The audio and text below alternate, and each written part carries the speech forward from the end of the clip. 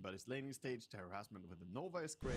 The eye that he got is super nice. The shield prevents any physical damage, but then you have maybe the sleeper thing that, in my opinion, makes him good against heroes like Puck or against Ember, like Nigma Galaxy drafted, is that you have that insta-disable. The Sinister Gaze is fantastic setup against the Puck, so you could maybe either set up or follow up, and that is a very powerful tool. Oh, speaking of Sinister Gazes, we've now got a Medusa. I was literally just about to say, is Lich related to Medusa because he forces you to look into his eyes and stuns you, paralyzes you, holds you in place. And Medusa just gets straight up picked afterwards as well. You put Medusa behind the Lich, Lich just pulls them towards Medusa. Yeah. And then they get stoned. That's the strat, Gareth. Turn them into an art gallery of statues. Yeah. I mean, they do have Doom on the enemy team, so the Medusa is pretty common. It is maybe the best carry in the game against Doom, along with like Wraith King, I guess, because she doesn't really care if she gets doomed. And you and I have cast so many games of Doom versus Medusa in our days, and Doom players, for whatever reason, will still press Doom on Medusa. I don't know what's up with that, but, you know, I don't think they should. It's the eyes. It's the eyes. Yeah, you see Medusa, you look her in the eyes, and you're like, oh god, no. she's getting the Doom. Yeah. I'm casting my ulti on her. The funniest thing is when they cast ulti on her after she already used her ulti. At that point, it's just like, okay, it doesn't really do anything. It stops her from throwing more Mystic Snakes, I guess. But yeah, the draft so far coming out from Huligani, pretty strong ultis, and now with that targeted hatred from Doom and Hoodwink burst damage as well, looks pretty potent for pickoffs. But Enjoy, they're setting themselves up to be the stronger late gamers. Just have to watch out for a counter. They ban out the anti-mage, of course. And Myrta can actually be a pretty serious threat to Medusa since she doesn't get attacked. Her ultimate is great. Yeah, you can just stand there and whittle the Medusa down in a team fight, actually focus into her quite nicely. I like the Centaur ban. Medusa can't. Do not want to handle with that. That is too much nonsense. Yeah. And it's a pretty strong timing as well from Enjoy. You know, Medusa, Manta Butterfly, you know, minute 25 around that period is looking to steamroll down some towers. If you've got a Lich protecting him, a Clock and Ember Spirit able to cause a bit of chaos, you know, all they need is this hero that can jump and give vision to allow the Medusa to do what she wants. Yeah, unfortunately for Enjoy on their offlane, they're not going to be able to have a favorable matchup most likely, as they have to reveal their offlaner and going to get possibly counterpicked. It could be a carry Doom as well. Yeah. I'm not sure we've seen Snowy do it, but that's definitely a possibility. Yeah, it's not really Snowy's style, but with how frequent it is in the current meta, I'm sure that he could bust it out if the Right. need is there. Especially I'm if there's an excited- axe pick or something, right? You're like, oh yeah. Yeah, yeah, that's very possible. I'm excited to see Corrupted again, though. I think Corrupted has also looked really amazing on Hooligani, so seeing him on Doom, see if he can lock onto that Ember and get the good target before the team fight really starts would Yeah. be very interesting. Just thinking about some old, counters to Medusa. We used to have Ursa, diffuser blade carriers, like Phantom Lancer have kind of gone out the window recently, and we often just look for these hyper damage dealing carries. Are we looking at like a Terror Blade for Snowy, or like is there a Spectre that comes in here to try and out tempo the Medusa, go late game against her? I feel like he could morph here, honestly. It depends a lot on what the last pick is, but Snowy is a good Morphling player. I could totally see him picking it up here. It's a hero that Medusa struggle a bit against because he's so mobile, jumping around. Turning into Medusa can be a serious play as well in late game.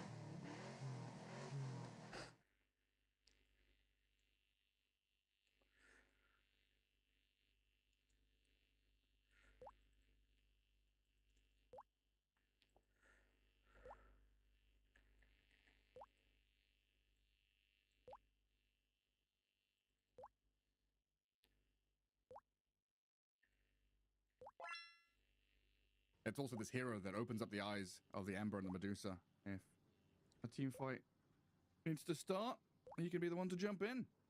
Mars can at any given point unstun people from the bushwhack. He just needs to commit an ulti. Not a big cost at all. I mean, it's kind of a five-head thing, right? You gotta, if your Ember gets caught or something, you could actually break it immediately. Obviously, you would like to catch an enemy hero in that ulti as well, but it's an interesting thing to keep in the back of your mind. So we see the Mars clock lane. We've got a Treant and we want some kind of range carry. Is there a punish here against Mars clock? I mean, I think it could be Mars Lich and Clockwork Medusa lane, but... I'll put melee range. That makes more sense. Yeah, I think either kind of works, but I do like the Clockwork with Medusa a lot here. They're going to go for Lifestealer. A hero that has not seen too much play. Very good against Ember, typically. It's hard as an Ember to do too much Lifestealer. Either he rages or he just infests. It's hard to lock onto him. Curious about the item build, though, because Lifestealer has very much been a Radiance buyer. And in this meta, Radiance for strength carries in particular has been very good. But I'm not sure how that's going to fare against the Medusa in terms of timings. Radiance is pretty good because it gives you evasion, so at least you avoid getting hit a little bit and you can be better at just running up and man fighting. The problem is the butterfly will come in pretty early on the Medusa, and at that point, if you're sitting with the Radiance, you don't want to buy an MKB second item. You got to buy, like, some Sanchinyasha or something else, maybe even... So is there any world in which we think about the old school Armlet Deso kind of stuff, or is that just too old hat now?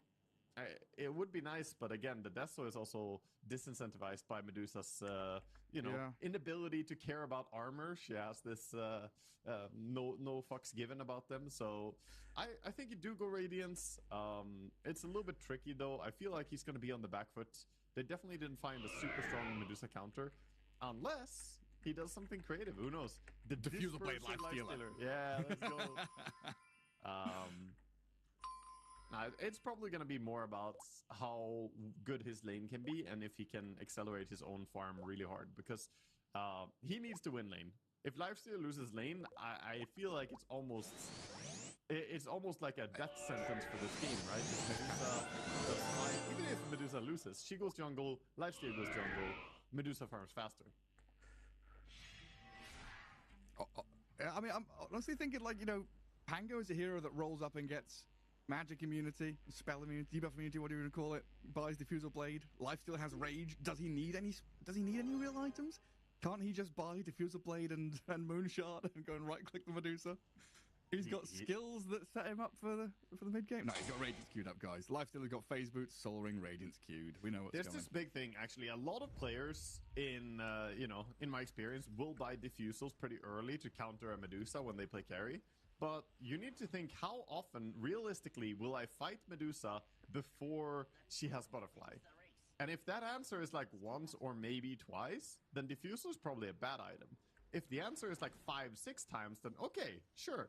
You can go diffusal and go do it, but most likely Medusa will tuck away, sit somewhere safe, and you won't be able to reach her, and you just invest it into a diffu, and you look like a sucker when she comes out with Banta style and Butterfly. It's I've seen this movie too many times. Yeah, I've looked like a sucker many times in my life. I guess it also fits in with the way that Radiant will be looking at taking these fights. Sweet and Strong is just going to cog up the Lifestealer, put him back in the prison. Cheeky. Gets caged back up with his little wizard friend. 3 bounty runes there, thanks to Sweet and Strong, going the way of the Dire. And Joy off to a good start.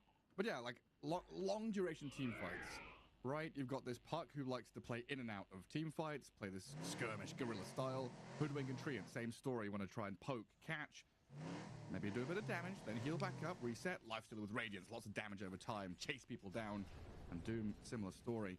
So having Radiance there, staying alive and just doing damage is going to be the name of the game. Yeah, they also have good infest targets. One good thing about Lifesteal in this game is the fact that they have Puck, and they have Doom, they have Treant. All these heroes are very good vehicles for the Lifesteal to get into and then just gank someone or get out of a team fight. And Treant already having all these trees cut down by the Mars. Trying to play that left-hand side of the lane and even dragging Wave around. Trying to connect it back up where the clockwork is, because Sweet and Strong is doing some lane manipulation. That does leave the Mars in a straight 1v1 against Lifestealer, though. Yeah, a matchup where Lifesteal should be getting decent farm. But yeah, we see a lot of pruning already on both lanes. As the top lane, so many trees have been cut already against, of course, the Hoodwink. Don't want to let her have easy bushwhacks. Well, the players think the old event's going on, huh? The tree cutting Timbersaw event? How many trees can we cut down? No, it's Dark Carnival time. Clownfall has come. Clownfall is here. The natural transition. And some clowny cosmetics at that as well. Yeah, I was kind of hoping, when you mentioned the Morphling pick, I was kind of hoping for it just to have that Automaton morph. Oh yeah. Looks pretty silly. I think my favorite really is cool the sets. Monkey King, though. The Bonobo Monkey King set. Bonobo Clown. Little guy. Some great ones out there. I think I'm gasping for the IO one. I really want the Scryo set. Scryo. Yeah. Madame Scryo. That's a good one, honestly. Some good stuff. Well, laning stage going pretty well for this Ember Spirit so far. 12-2 against the Pucks, 10-3. Mirage still going to be able to get the Water Rune, but has to pick it up before the bottle arrives. So Squadix doing a good job putting pressure on in that mid lane. Well, down at bottom, Respect playing behind Dire's tier 1 tower. Being very annoying, sneakily sniping couriers. I mean, you see the movement speed from a Treant with the boots of speed, plus the Nature's Skies just runs in there. Very hard to keep track of where he is as well. So unfortunately, Courier will die. Mr. Morale tries to keep his creep wave from going under a tower, but gets punched a lot by Treant Protector meanwhile. Still a pretty chill laning stage across the board. Mars maybe a couple of last hits behind where he wants to be. Oh, he doesn't get the spear back. Snowy is raged up. Trying to get some cheeky pushback play on the tower, but it's not going to work this time.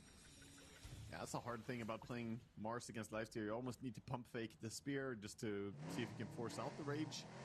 But as long as Snowy is wide awake and had enough caffeine in him, then he should be fine. How does it work now? Can you rage out of Yules before spear hits you? Yes. Yeah, you can. Okay. So he's always going to be okay if the Mars gets this Yules up and running as well, right? Yeah. So then Mars probably just going to be trying to focus the Puck, if that's the direction he goes. Yeah, rage you can get off. There are some abilities that you can't get out, like the Yule's trick into Puck is pretty good because you don't have time to phase shift. Phase shift doesn't work. It's a little bit inconsistent. Some abilities are a bit more instant than others. I feel like Rage and Phase Shift are both pretty instant abilities, but Phase Shift is not able to be cast. Well, this is Animal Farm. All abilities are born equal, but some are more equal than others. Definitely. Yeah. Well, I remember sitting and doing so much testing like 10 years ago when OD was popular at World Devourer. We used to have OD, Marana, Lifestealer, 3 very popular heroes, Nyx Assassin as well, trying to figure out like when does Carapace proc, when does Arrow land, does it have to be on top of them when they come out the OD Astral? So many funny things that you have to try and figure out. Like you learn by doing. I think that's one of the things I love about Dota is I don't want to read wikis and troll through a paragraph of text. I do. I fail, but I do. Yeah, I think one of my favorite examples of those old combos was old Cloud9 when they played. They used to do the Naga Siren Mirana combo where you song and then send the arrow, and then you unsleep right as the arrow is on top of a hero, and they couldn't do anything. Even if you have BKB, you just got stunned immediately. Very nice combo. Impossible to get out of. 5 minutes in, not even an attempt at a first blood. We've had a couple of these games in the qualifier where it's been very tight in laning stage. All the carries very difficult to kill, and everyone looking for a bit of a later timing. But as we approach, minute 6, minute 7, things start to get a little bit itchy. As we will dive under this top tier 1. Rain getting chased by Corrupted, but Sweden Strong is also going to rotate and TP up here as a 3v3 emerges. Trying to force something to happen, but no real guaranteed catch. So Corrupted walks away from the clockwork, has to evacuate the lane, while the Lich battles with the Hoodwink further to the left-hand side. Yeah, maybe a minor mistake there by Respect getting too close, showing himself under a tower vision.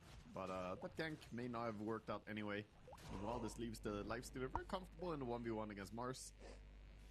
Mars at least has built some CS for himself. He's actually ahead of the Doom at least.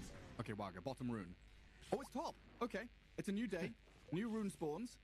Yesterday, I think we have 80% of our runes spawn bottom, so it's a nice, fresh experience. And Mirage is going to be very happy with it. Gets himself a regen rune as well. Very nice to be able to stay on the map. Obviously, the harassment from Ember over and over going in with the Slide Fist, the burning from the Flame Guard can be hard to sustain through. But now he should be able to stay on the map and maybe even think about contesting the Wisdom as 30 seconds until the Wisdom spawn. So far, no real move being made for it by anyone, except for maybe Treant. Respect is kind of walking in. Oh, come on, Lifestealer. Get back in there. We had a beautiful moment where we had 3 heroes all at the exact same last hit value. Medusa and Ember are still keeping creep value pretty close, but it was all 37 to 6 at exactly the same time. Aesthetically pleasing. 7 minutes about to hit, though. Wisdom Shrine time. Respect looking to contest it, but immediately met with some firm resistance out of Mr. Morale. Even Ember Spirit rotating, not quite getting the latch on. Can't get the chains on this Treant, but they'll secure the Wisdom Shrine. Man, Treant Protector, what a hero. So annoying. Runs away, completely fine. And that's Ember rotating. Of course, he was able to get back to mid lane again and back to farming, but that's TP used by a mid laner. Quite a bit of resources spent, so if he doesn't get the next rune, he doesn't really have any resources to go and gank anyone. No, getting a little bit behind the puck in net worth as well. Only about 100 right now, but yeah, could get a little worse, like you say, if he doesn't get his hands on the active rune. Hoodwink already prepping to defend it. He's going to go back and stack camps on the left-hand side, which have already been built up. And then could contest the rune a little bit later. There's a lot of bank actually being built across the map. Like Lich is stacking camps in the middle of that northern jungle. Corrupted is still farming on the left-hand side. Everyone pretty happy just to get into their gold. Stacks being made and prepared, and we did get the rune over on Puck again. So regen into shield rune. Very happy Mirage here with tons of sustainability coming in his way. And he is getting a full level advantage on the Puck right now. Level 8 versus level 7. Pretty flat level 7. Looking good for him. Under no threat as well with that shield rune. At the same time, enjoy. They have Violent completely free farming on Medusa. Top of the net worth. You gotta feel pretty good about this if you're Dire.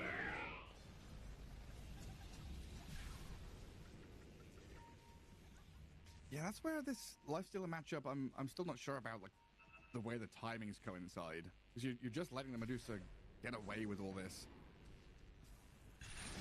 It's back. Did. Hog missed. Pulled back into the Medusa, but not able to grasp onto him. Still rocket flare and right clicks flying, but he's going to pop a heal and stay alive. And very good damage done though, with the creep wave pushing in on the tower. Doom not having any HP.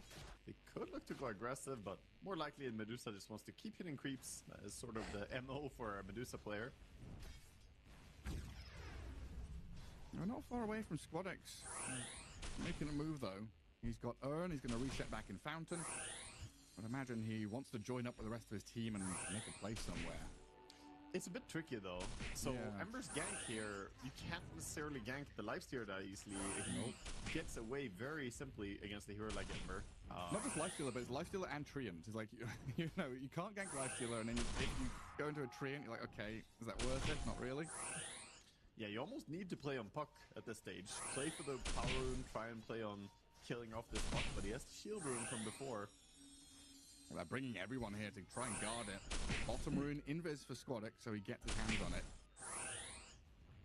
That took 3 heroes to rotate and protect it though. Mars left the lane, Clock and Lich both come across.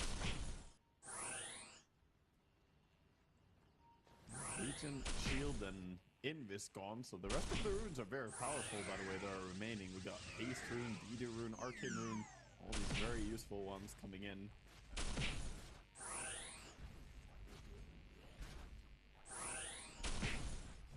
Lifestealer. Moving out a lot, but Snowy should be completely fine here. Yeah, literally just walks away. Still about 600 net worth behind the Medusa though. He's got a bit of catching up to do. Closing in on that relic timing though. That is a long journey towards that initial item. And of course he starts accelerating much faster once it's completed with the full radiance. Yeah, at least the lifesteal did win this lane, and you can see even with that, the net worth gap is starting to build between him and Medusa, because Medusa just farms incredibly fast. And I have to say, this is a very, very slow game. 0 kills, 11 minutes in, and I think nobody's happier about that than Violent. This is just absolutely perfect for Medusa. Yeah, super chill. Just leisurely farming through jungle. Sweetly Strong doing a good job bodyguarding the Mars, so Mr. Morale can farm pretty freely, even in the face of the Lifestealer and the Treant. Doom, Puck, and Hoodwink all clearing out the stacks though. So they built up a fair amount of gold that's then going to flow into Corrupted and Mirage. So we're closing in on Puck's Witchblade. And this Doom already has the phase boots and drums completed. I would like to see some more urgency coming out from Huligani here. See them maybe go for an infest gank, do something. I understand wanting to get your Radiance timing, but ultimately they're all kind of just mode farm right now.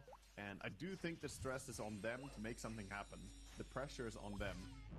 Meanwhile, Enjoy, they're just in a very good spot right now, so keep controlling the rune. They get one of those power runes, like I mentioned, the DD rune. That's a big one.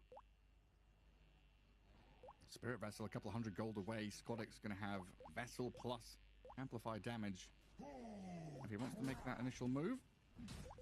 But yeah, I think you're right. Violent, very happy, just sat back in that northern jungle. We're getting now to a point where she's, what, 1,100 ahead of the Lifestealer? It feels only moments ago I was saying there's a 600 gap, and now there's 500 more. It's getting pretty insane. I mean, you just going from lane to jungle, back again. Yeah, you couldn't ask for a cleaner game as Medusa. You have 7k net worth at 12 minutes. Mantastal is only 500 gold away right now. So he's going to have a, what, 14 minutes Mantastal? Normally you expect 15, 30. So he's almost a full, you know, almost 2 minutes ahead of the expected timing. Which means that the butterfly timing could be almost 2 minutes ahead as well. So maybe a pre-minute 20 butterfly is possible here, which is super scary. It's still just kind of insane that we're 13 minutes in and there's some heroes that aren't level 6 yet as well. Clockwork and Treant, level 5. Kind of thinking, well, do we need our ultimates if no fights are happening? Are we actually sad about this? Not really. I mean, this is what happens when you don't get any kills. Supports actually rely on the kill experience quite a bit to get their levels. So the fact that nobody's dying anywhere, how long will this 0 be kept, Gareth? We already had one of these games in this qualifier. But that wasn't this long. It was 13:09, right? Or something. Yeah, yeah. In my head, it was we're like, already broken the record. It was like the tail end of 12 or the early part of 13. Yeah, we're past that now. In the 14th minute of gameplay, no first blood. Can we drag it to 20? Can we see how far we can take this? I think they can make it for 15, but this is going to be the pivotal moment here. Maybe a power rune on 14 minutes. Doesn't look like anyone's dying though. Again, players are pretty safe. Sayosh, maybe Arena. Okay, never mind. Sweden Strong has a hook shot. They found the hoodwink. 14 minutes, 7 seconds. The first blood is spilled. Mr. Morale kills off Sayosh. Down you go. Sit down. 14:07 is a horrible speedrun split for first blood in Dota. That's not setting records there, but respect. We'll sneak in using some of this space created by his fellow support to take up the enemy experience. Yeah, the gold split on first blood is 14 seconds, 7 milliseconds, not 14 minutes. So we're 60 times slower than that. They've just got the time code wrong, yeah? They weren't sure if it was hours, minutes, or what. Well, there you go. Yeah. 1-0. Dire leading with the Medusa on their side, so even more comfortable for them, even happier for Violent, as they are sitting pretty, not really losing any major health on their towers either. There hasn't been a concerted push to take objectives, so the map isn't getting smaller for anybody. It really is just waiting room radiance, which is now. Yeah, they have to explode onto the map with this Radiance. They need to do stuff right now, break this status quo, because I think they're rapidly losing the game on Hooligani. I do not think it's even close. I think this is very, very favored for Enjoy. I swear to God, if Lifestealer farms one more camp, I'm going to scream. Stop killing frogs, go and kill heroes. Yeah, we need to see activity. Already smoking up. Smoke breaks. They know that, Doom is there. They've got ward coverage on that left side of the top tier 1. They were trying to go fishing for Corrupted. He's going to tuck himself behind tower. Good choice by Enjoy to not fully dive it, though. I mean, they can look for kills, but diving behind tier 1 might be one way to feed away to the opponents. They're really looking at this Doom, though. He was under ward for so long. The hook shot is not far away. Well, they really want it, but looks like Corrupted has got the full read. Who knows, something's coming. Especially when Ember Spirit comes and cuts the wave. So they move Medusa all the way to the right-hand side of the map. Now actually planting herself in front of the Lifestealer. Usually a move we see from heroes like Tidehunter. I'm going to plant my body in front of the enemy carry or mid, make sure they can't just continually farm and push lane. Medusa, for a moment, says, okay, I'm here, and then back to farming jungle. Yeah, bit disappointed they haven't created any ancient stacks for him to clear up again here, but he's getting pretty massive. 2.1k gold, 16 minutes in. The Eagle Swan is very close. At least they're pushing with the catapult wave down bottom. So activity from Hooligani. Puck is moving over past the Blink and the Witchblade, so they can at least start taking down some of these outer towers. But there we go. Step 1, Gareth. Step 1 of many. Many. Need to get our 10k steps in as this Lifestealer. Yeah, start the bottom lane, head towards mid, then to top. Enjoy in the meantime, though. Dewarding the Radiant Ancients. Still trying to pressure this Radiant top tier 1. The Hoodwink and the Doom with the puck. Looks like they want to try and make a defense happen. But a hook shot into the grasp. Corrupted, loses a quarter of his health, but an immediate snap reaction going to come in here to kill off the Lich. Mirage makes sure that dive gets cut short. Yeah, that Blink puck is so good at punishing squishy supports, and Lich showing himself gets taken down very quickly. Not even able to use your Chain Frost. So, good successful defense of the tower, and they have the living armor to repair the tower, but I don't care about protecting your own towers. You need to take enemy towers right now. Hooligani. They're still on the defense, still farming with the lifesteal, working on an armlet. They need to go forth and vanquish instead of sitting back and languishing in this jungle farming. Sayosh is going to get slain by Violent as the Medusa gets involved. A kill to her name. 1-0-0. 235 last hits, though. And she'll come in and take out that top tier 1. Respect, in the meantime, has been speared back and killed off by Squadix in that mid lane. Yeah, there's probably been 4 kills in this game. The one of them happening from the Medusa, the most, passive hero out of them all, is not what you want to have happen. And my prediction before seems to be coming true, most likely. She is already about to finish up Claymore or Talisman of Evasion. Maybe we won't crack the 20-minute mark, but at least an early 20 or 21-minute butterfly timing is still fantastic. Yeah, usually I've got like, 25-minute Medusa, that's when she's ready to go. It's Hassa a bit faster now.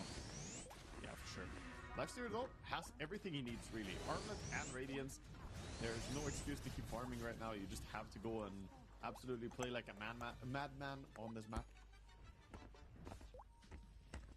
Was that the name of the Hon version of Lifestealer? Madman? Madman?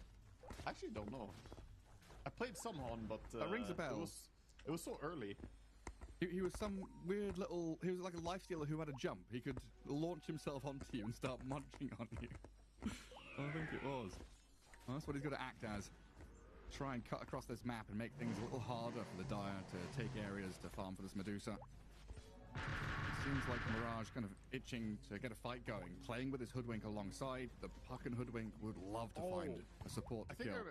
Wasn't Lifesteal Predator? Predator, that's it.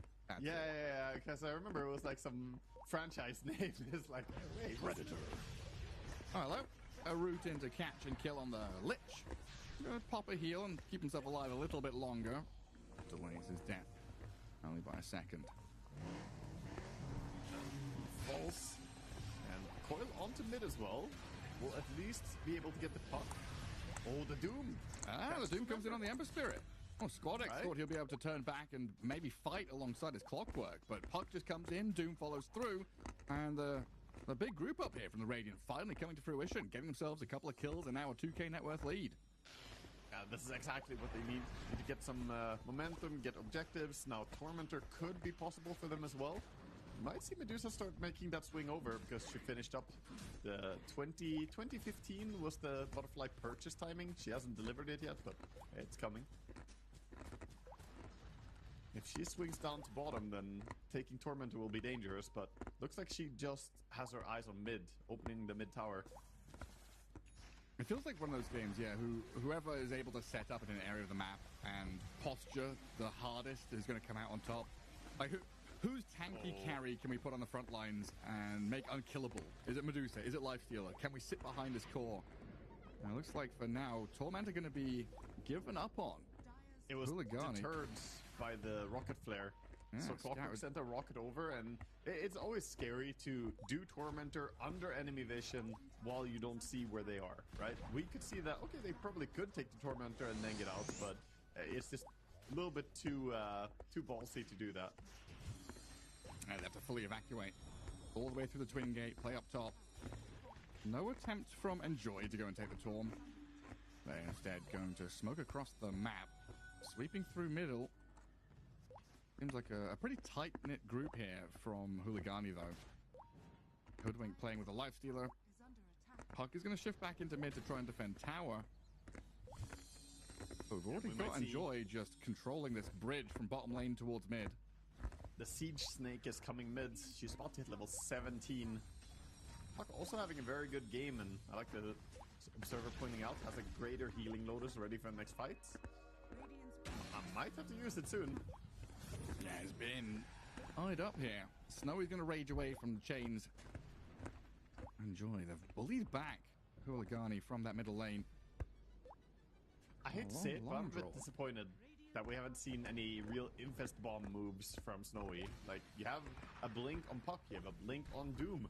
I wish we would have seen some, combination plays. Just group up as two, Infest, hop someone, and kill something.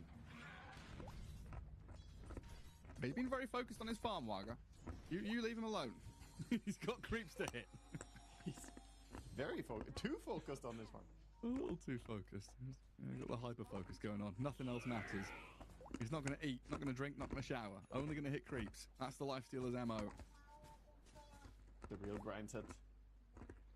Oh, Hooligani get to play two lanes. Shove out mid, farm top jungle, push out top with a Hoodwink. Whereas Enjoy, very grouped up here, really wanting to steamroll through with his Medusa. Gathering up what farm they can as they maneuver themselves down that bottom lane. Still not going for a Torm. Instead, hunting in the trees, expecting someone to be lurking in the shadows there. Maybe a Treant behind them. Yeah. They're not sure where the Treant is, but they see him now on the other side of the map, so that should give them pretty good information that this is a safe Torm to take. These Tormentors get spooky, don't they? The supports just can't stand there. Yeah. It hurts quite badly, but at least they buffed the region afterwards now, so it's pretty nice to linger. I like that Medusa instinctively lingers a little bit, but you don't get any mana, buddy. There's no heal for you. Get out of here, Snake. Doesn't do anything. Feels like she got scammed right there. Oh, that's rough. Should have turned Medusa into an automaton. Yeah. You know, what better way to do it? You know, HP is like drinking water, eating food, nourishing nutrients. The mana pool is like a robot. You know, Futurama. Just drink some alcohol, guzzle some oil. The healing Lotus is just a battery, really. Yeah. Just put in some fresh triple ace. Just There you go. recharge. That's the way to do it. 4-3. Still waiting to see Huligani pop off. Sayu is trying to activate his team, says, guys, let's go smoke. Smokes up the Doom and the Puck. BKB timing. That's the big thing here for them. Doom and Puck both have these BKBs to protect them against the Lich, Mars, Ember Spirit. And they're trying to make a move with Treant, giving vision and leading. They see Mr. Morale and they're going to jump straight on him. Waning Rift into orb damage brings him low. Still has a Yule's in hand to try and play around with. Overgrowth on the Clockwork in the back as Mirage already killed the Mars. Sweden Strong is getting blasted and sharp shotted down by Sayush. 2 kills off the back of that smoke maneuver. And the lead is building. Good quick reflexes by the Ember, though. Pops the BKB and TPs out. Squadix realizes there's no way to really fight. So at least that was Doom used, Overgrowth used, you know, Coil, a lot of big abilities being spent. And sure, it's kills, but it's still not slowing down Medusa. She is about to hit IO Skadi. I am beyond concerned. But from the bright side of things, you know, they have pretty good farm on all of Radiant's heroes. Lifesteal is only 2,300 gold behind the Medusa. It's not a massive gap, and he's getting pretty big. Yeah, and if they find some way to dogpile this Medusa and just, you know, 5v1, eventually kill her off, all of that net worth just goes down the drain. And they've got damage, they've got tools to potentially do it. Yeah. But this is definitely that phase of the game. Yeah, sorry. Just that phase of the game, right, where you're thinking, okay, we're ahead, this Lifesteal Radiance is working, but Medusa Skadi, that's going to put a stop to all this nonsense. It will be very strong for team fights, but there's a mentality that's very obvious here from Radiant where they're just building. Coiled, chain stunned. They knew he didn't have BKB. He'd used it previously, still on cooldown for 15 seconds when that fight broke out. Yeah, hopefully for them, their strat will work, because from Radiant's point of view, they're trying to build a big lead on the rest of the course, just becoming hard to deal with. And as we see Lifestealer munch on the Lich, Lifestealer is also a hero that requires a lot of single target damage to actually kill, and Medusa doesn't actually bring him down that quickly. Sure, Lifestealer probably doesn't bring down the Medusa either, but if the two of them stay alive, kill the other team, you know, eventually maybe Medusa gets outnumbered. There can be only one. Only one big tanky carry. Lifestealer wants to be that one. He's queuing up the MKB, so obviously he's starting to address the Medusa issue. Roche definitely one of the focal points now for the teams. Oh, respect. It's a catch on Sweden Strong. Snowy comes in. Respect thankfully finishes it. Violent stepped across here to try and guard his Clockwork, and Mr. Morale's here as well. Mars at half HP already. A rough spot for him to be in. Doesn't really want to go aggressively, even though Respect had shown himself and spent the Overgrowth a little frivolously. And now we've got Snowy just running straight into the midst of things, forcing a Frost Shield over onto Violent, and forcing the Dire to tighten up their ranks, which means Mr. Morale right next to Squadix. That's a 2-man coil thanks to this. Mirage, he's going to blow up the Mars, and out comes Snowy looking for this Squadix Ember Spirit now. Rain spent the Chain Frost, but it does very little as they just get steamrolled. One by one, and Joy heroes are dying. They've ignored the Medusa and killed everybody else. Now what, Violent? Medusa's got to run. I think they're doing a great job at just avoiding Medusa, but at the same time, could say that this is maybe Enjoy's mistake to not utilize this turret. They run away from the Medusa, don't rely on her ulti, and a very late ulti that did nothing from Medusa there. And big wins coming in from Huligani, taking the Wisdom as well and still chasing. I think Clockwork is dead too. It looks like, yeah, Mirage just keeps on going for it. Another orb to high ground. Ooh. Yeah, he's diving under tier 3. It's risky business, and we're going to get a Lotus eaten up by the Clockwork to stay alive. refills his battery. It's gonna live, but not an easy time here for the rest of the squad. DD rune available up top as well, so Puck is gonna go and scout it and be very happy to find some damage buff. But yeah, that whole situation, we were thinking, okay, if this is, you know, a relatively even game or a mild lead for the Radiant, the Dire team have got a pretty good shout heading into these team fights. But if it's only the Medusa holding, you know, all eggs in this Violet basket, really, the Ember Spirit and the Mars starting to really drag behind in net worth compared to the rest of the cores, and the Dire supports are both very poor. It very much is all in on Violent. So Corrupted tipping him. And he needs damage at this point. The problem is he has this big survivability, sure, from the Eye of Skadi, the Manta, and the Butterfly, but he just got ignored a lot and needs to get to a point where he cannot be ignored. Needs to be a serious damage threat so they can just sit next to him and allow Violent to kill everything. Problem is, they're doing a great job of dancing around him, and now with some armor buffs coming in, the Shivas on Doom, maybe they can keep going for this playstyle.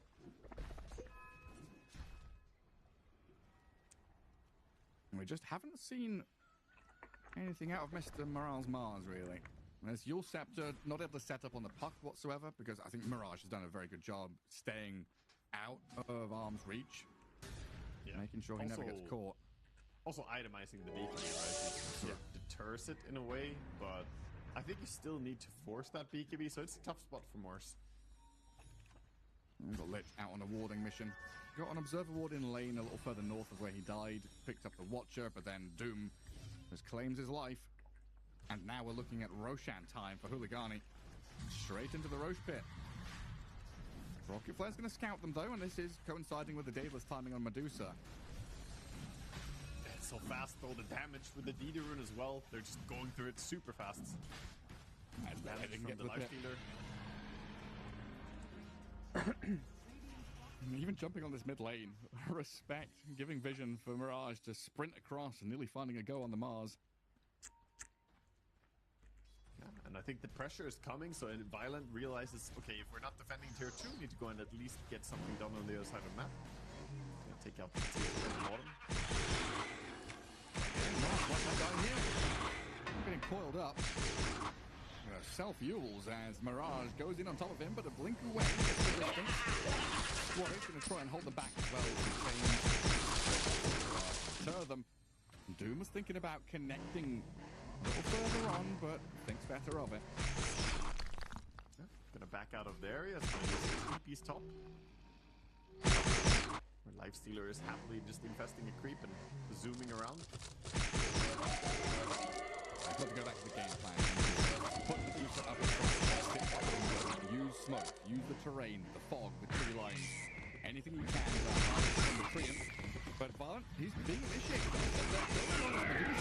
They've started out with Snowy here and a jump at the back to try and give vision on the ledge. Violent, mana and Overgrowth coming in.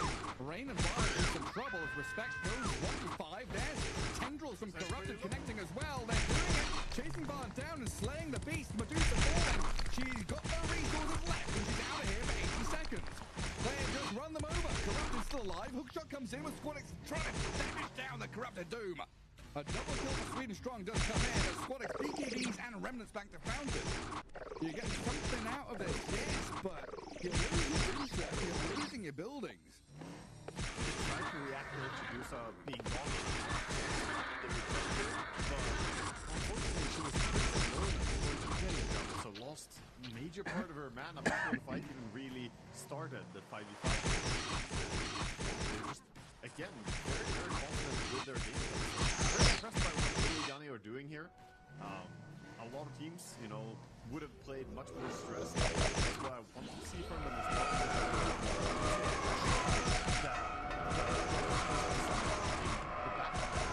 the rest of the 4 players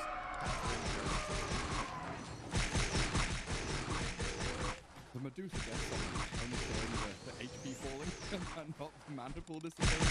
Pretty funny. They did way more damage than the board shows. They spent a long time. First off, going in with the Tendrils. Yeah, this look at all this damage coming into her when she doesn't have anything nearby. And Yeah, it's like her entire mantle is gone, her mantle is gone, so she can't jumps her. Stop her. Really cool. It starts with an infected soldier, and we've also got the devoured soldier as well, so double congregations of the deep. They don't have a fight on their team, but they're doing ravages. It's still the bear, but with Speaking of building, the Lifesteer's almost finished building an Eye of Skadi right now. Massive soon. He can now replace Skadi when he wants to. And now I'd imagine the Dire thinking, what do we do now? We've not been able to put Medusa. We've not been able to hide out here. Who are they saying you've got to change the way we're playing, or whose job role has suddenly shifted? All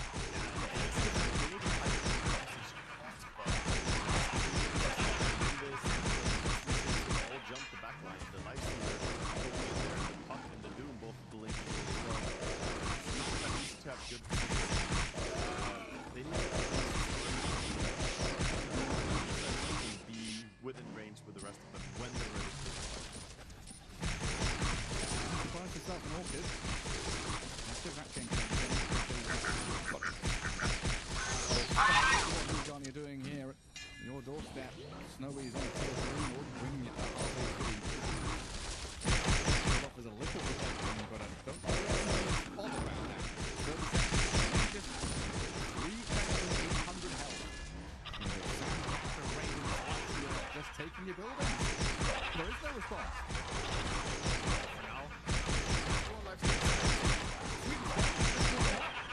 Tendrils jump from this Doombringer, kill him off. Chainfrost's going to get disappointed. Jaunt out from the park. Like, okay, back. 5 minutes left. I think just step back necessarily, let himself regen. But I'd imagine they go back again. It's a bit weird. They didn't have Ember to do split pushing, but yeah. Orchid, Spear, Lifestealer taking some damage, but he's going to rage and break free of his build around the entire team. Melee barracks at 90 feet, so he's not going to stack for that. Going back into one more hit, and now we can easily keep making plays. Arcane run down the bottom's pretty good. Yeah, they're going to fix the lanes. And Arcane Room, this puck is a big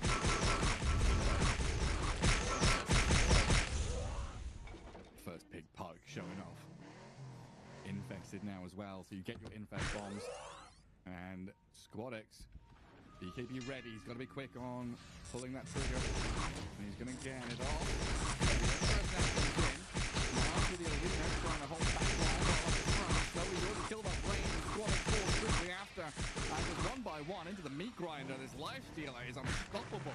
Walks over you. It's crazy this game. It looks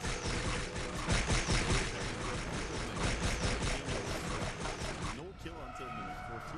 They're heroes that are very, very nice once they get to do something. Every single team fight have been very on targets, have been in very important positioning, every single step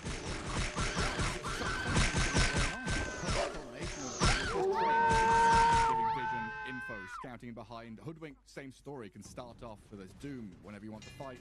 Puck has had a perfect game, coming out their mid lane. And I guess that early portion of passivity, giving Snowy time to get the Radiance, and then scale and scale and scale. If they're able to play this perfectly, and it worked out for them. Not just Radiance, I mean, basically on the farm, the armlet as well as the Sanjiasha, and sure, Medusa got really big, but if they never win a team fight on Dire, then it doesn't really matter. And at this stage, I wish they would have gone for a Rapier Desperation instead of the Bloodthorn that they went for. Maybe they could have found a line to put up the fight, but it feels like his damage on this is good. But at this stage, 30,000 you need to get desperate. I don't know if you realize this is 30,000 predictions right now. Crazy fun. Medusa might not realize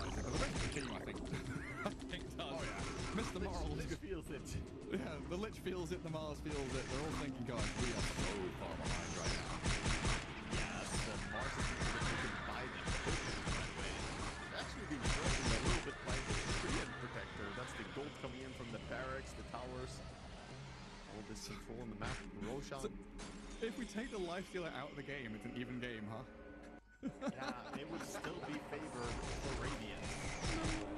Net worth, like, it's crazy. Oh, that's what Dota Plus really cares about. The net worth difference. Pretty serious. That's a lot of golds. And some big talents as well. The level 25 talent for Lifestealer and Puck to come in. The rage duration. I love this talent. I always mention it, but Lifestealer rage duration a while back didn't do anything at all, and it was still a higher win rate talent than the other talents. That's one of my favorites in the game in Dota ever. There was like a year or something where this talent didn't do anything at all, and it still had a higher win rate because conceptually players who took it had a better understanding of the game, and thus won more than players who actually took a level 25 talent. No way. Yeah. Oh, it's so good. A silly thing. It's more than last time. You're the fourth match back from the game. It didn't do something for so long. Like, you know, it should be very easy to verify. Do you feel like you're getting 1 second more? It was even 1.5 seconds, I think, back then. Yeah. But, well, I mean, it was 0 seconds, but it tended to be 1.5, I think. It's funny when numbers pretend to be other numbers. You know? Like Doom, his 0 armor, or his -1 armor pretends to be 0 for a long time. Everyone's like, oh, he's got 0. No, he's got -1.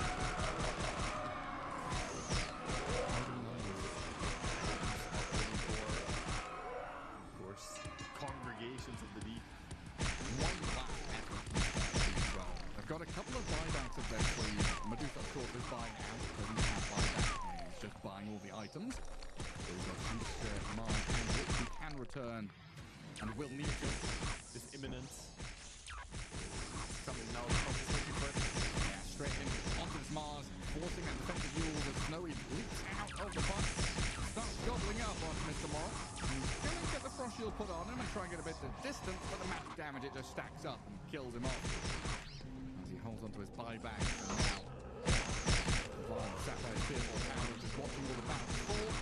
So now the situation with Mega Creeps coming towards his dire base in 3 seconds. She's on you, and unfortunately, doesn't have enough gold on Medusa to get straight here. So goes for the DKD instead. Do something right here. Stand and deliver. Snowy just steps up, whacks into this Medusa, trying to burn through the mana while the backline is pierced. Mirage is there dealing with rain, and Violet has the BKB up. Mana pool already gone. Full staff. A little close to the fountain, but it's a foregone conclusion. The Radiant are losing nothing. HP pool, mana pool, morale and everything full here. As Hooligani, they've got this AoE thing going. Violet forced back into this fountain. A jump into Mirage again. He's zoning away as the throne has been taken down. Snowy calls a GG. Hooligani come out victorious. Also GG after winning. Very strong play coming out here in game number 1. Not a single death on Mirage, not a single death on Snowy, and honestly, it's superb keep fighting that the entire game. Just kept getting these pickups, and I just waited for Enjoy to show up, to do something, but it felt like they had all their eggs in the Medusa basket, but then they never used that basket. They forgot it at home, man. They dropped it. It got stolen by Yogi Bear or something. Went off the picnic in the forest. It just didn't happen, did it? Yeah, I mean, tomorrow, they did decent at laning stage though. They got themselves away from this lifestealer lane with decent network on the Mars early on. The Underscope is doing pretty well against this lifestealer lane, as expected, but never really transitioning to these lanes. Like you said though, you can't get into the lifestealer lane. You can't really go into this Doom lane because Corrupted was AFK jungle lane. So he could only go to the Puck, who is a difficult player to get. And yeah, really rough for 2 guys to talk to get anything going, because if you've got no kill deal, once they're 6 level 5, you can ult anywhere. Lifestealer pick was probably a better pick than I first realized for them here. Just the fact that it made Squadix games so difficult. Ember Spirit really hates ganking into these built-in heroes. Jumping out for Lifestealer are really, really hard for him to get down. You need to take such a long fight, and ultimately it allowed Hooligani to be very safe in the early game. And then they eventually just started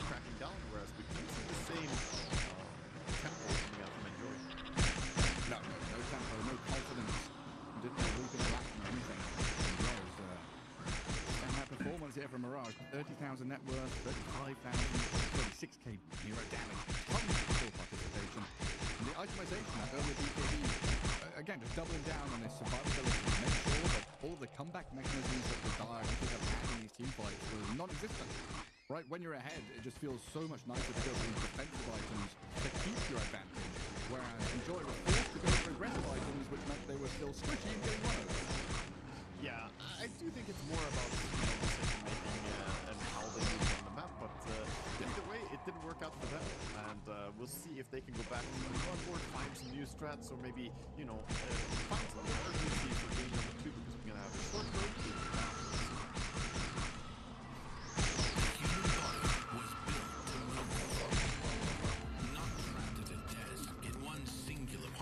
For 12 hours a day. It's time your chair evolved. This is Secret Lab Titan Fever.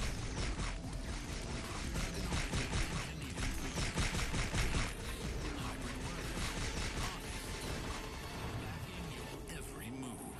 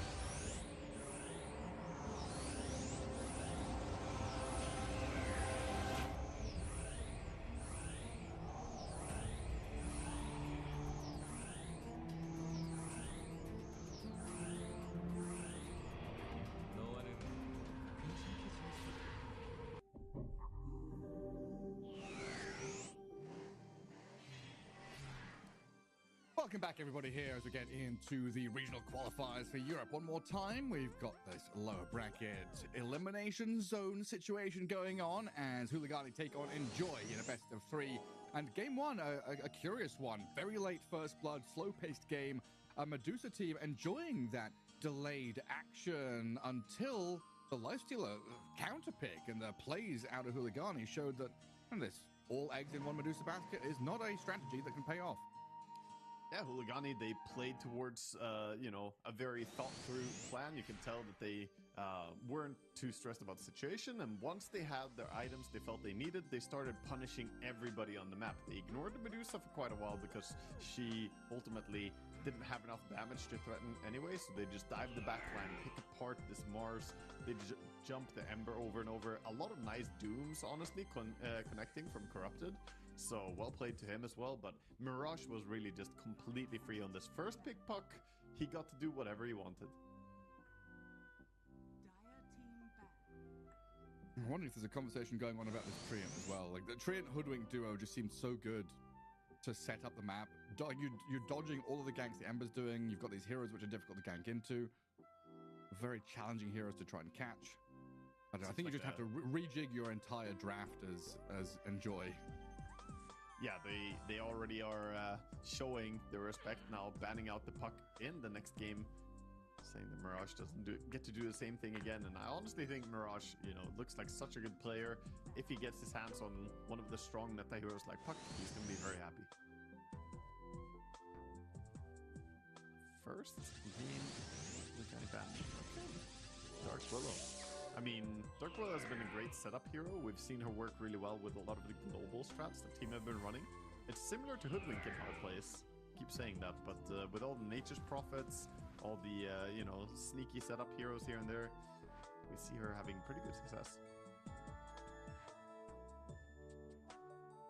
Yeah, especially in the right hands. Like these Brambles, against the Treant in particular, it feels pretty good to be able to set up on him with a number of spells that go through the trees.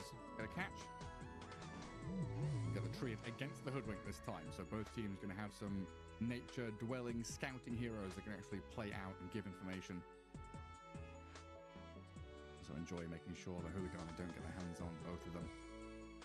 Yeah, I think having the Treant opener feels fantastic here for Huligani. They come in from one win and now already set up with probably the strongest support in the game, I would say, right now. Treant Protector, even though he's so powerful, there is some priority on other heroes being banned out. The Rubik ban and Dark Willow ban is interesting to me. Just like they intentionally tried to leave the field pretty open so that Treant would slip through.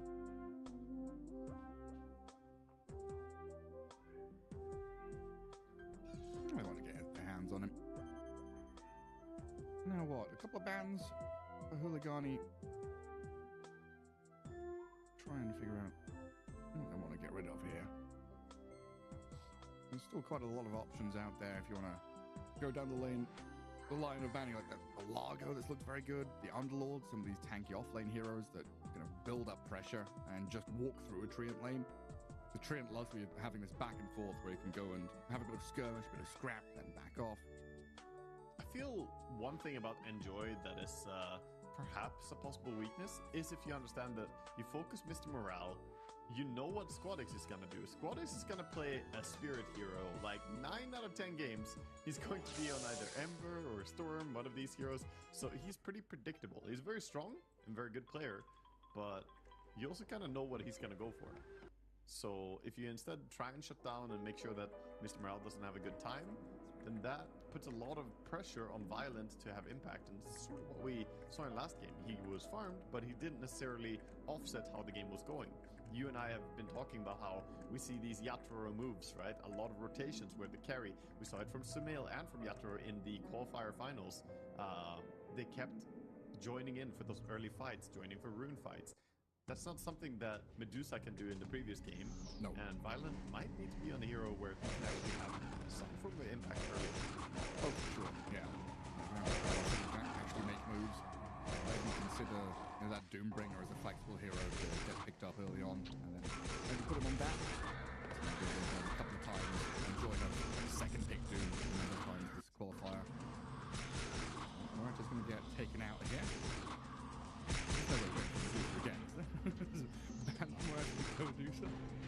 I mean, I don't think they do it this early at least, but with the Treant picked up at some point, Manta carry is very likely to be the case. I do think it's quite likely that they will go for a last pick for Violent this game, because they have the ultimate last pick. And I guess if they're going that direction with, the turret here for Violent, the SF is still out there, and Medusa's available. You've also got the option of Centaur to be that guy who buys the action scepter, picks the carry up in the car.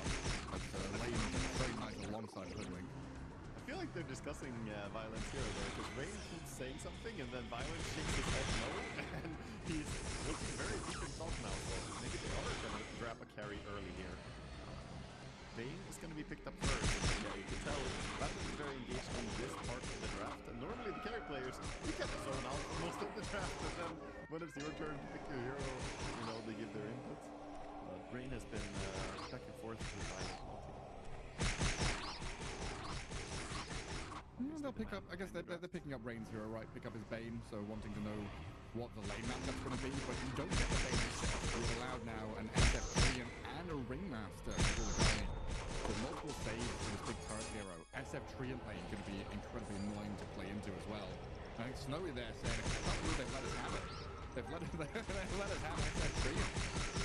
Yeah, and Ringmaster against Bane. That's one of the big things as well. When you pick Bane, sure it's a great hero if paired with SF, and he's generally very good at saving, or ripping or drifting or shooting, but now the grip part is going to be taken away by the save of Ringmaster. So once Ringmaster gets a blink, he can catch it super easily. Great spot there for Enjoy, I think, draft. I think Enjoy it. Being turned around on here. Little dagger stabbed in their back. By the player cams as well, they do not look super confident about this spot right now, so they're thinking about a way to make this turn around. Obviously, drafting Dota is so popular. Especially when Undying's already been banned. Right? The way that most of these SF lanes we've seen has been very much like Undying Hoodwink as the lane to do it. Underlord to do that either. Bristleback can really grab for them. Is that a hero that can lane into an SF? Or is this... This can't be the mid, can't be the carry, it's got to be the offlane, right? It should be. Bristleback is a lot of damage. They can get to a point where they just dive. And, would you see? It is some Spirit Hero. It is. Yeah, like I said, it's always going to be the forehead of Squadix is going to be the Storm Spirit this game. It's nice to get a hero that can get onto Ringmaster. I think in the Enigma series, we spoke how Snail needed to go on the Bane, he needed to jump the backline. Here it's going to be similar where Storm has the responsibility of jumping the Ringmaster to prevent him from stopping Bane's speed. So any way they can get vision on him is going to be really big, finding where the Ringmaster is hiding. Spirit, pretty good grab here. Change the Storm. Gap close, try and find Bane. Like you said, going to get on top of them. It's happening. Best like nice. Yeah. That's a nice pick as well coming out from Guligani. I do favor Storm a little bit overall, just in what he brings to the table, but Ember can play it's a good hero.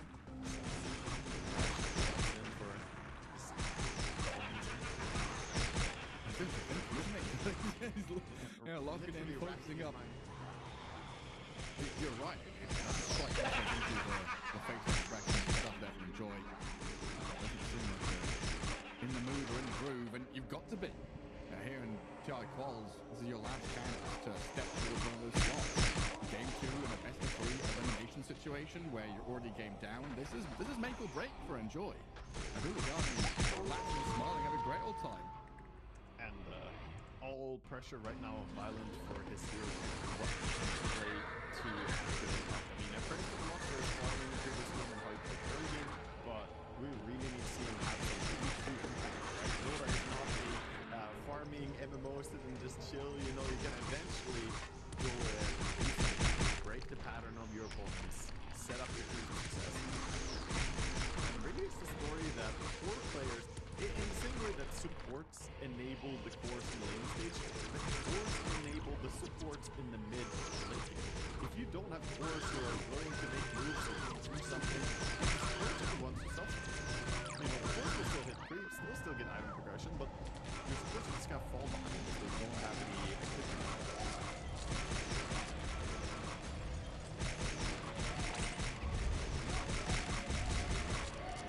As well, what hero suits him best here. The TP and lifesteal ban out from Huligani. I think Endo still are not made up on to show theirs. I reckon Violet's gonna backhand smack. He's gonna try as smack as can. They're gonna trust me, boys. Trust me, boys, we'll do it. First, we gotta see this man's hero corrupted. What's it gonna be? Done. It's possible. It's very possible. Sambil. Yeah. That's the hero I said like 8 picks ago. It's super good. It's the classic combo as well. If it's not banned out, late game, you can always put the SS part. It works really well from the Aghanims. And overall, they're pretty amazing on Huligani. I really like this. Super strong combos, nice boom stage, and the team fight is amazing. Late game scaling is nothing to complain about as well. It feels like, obviously there's a 5th pick to come, but it feels like you've seen and enjoyed drafting the 5-man draft to beat it. Right? It feels like they've gone through this process to actually getting all the heroes that they need, pre-countering stuff. It's been beautifully set up by Huligani. Violet, well, his pick's going to be the 10th. Oh, yeah, I mean, I can see it here. I actually think it's a pretty good hero for this team. So this is going to be an exciting one for me because obviously I'm not Kess favorite, but yeah, I think this brings what we were talking about. Needs activity, needs game impact, and with Storm and Kess, these cores are definitely looking to get active in the early mid game, and yeah, Huligani looking at this and trying to read how the game is going.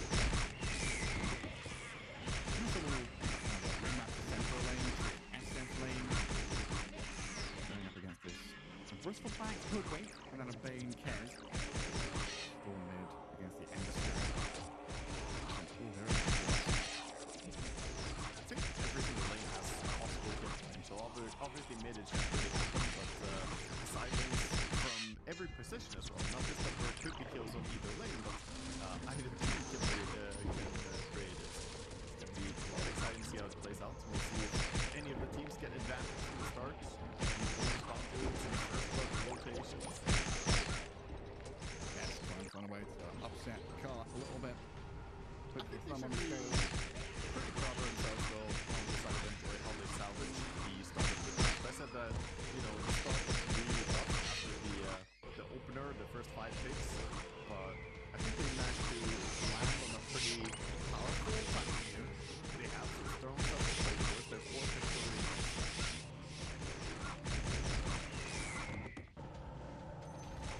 And there is a lot resting on the shoulders of Mirage down in mid lane. He is the tempo setter.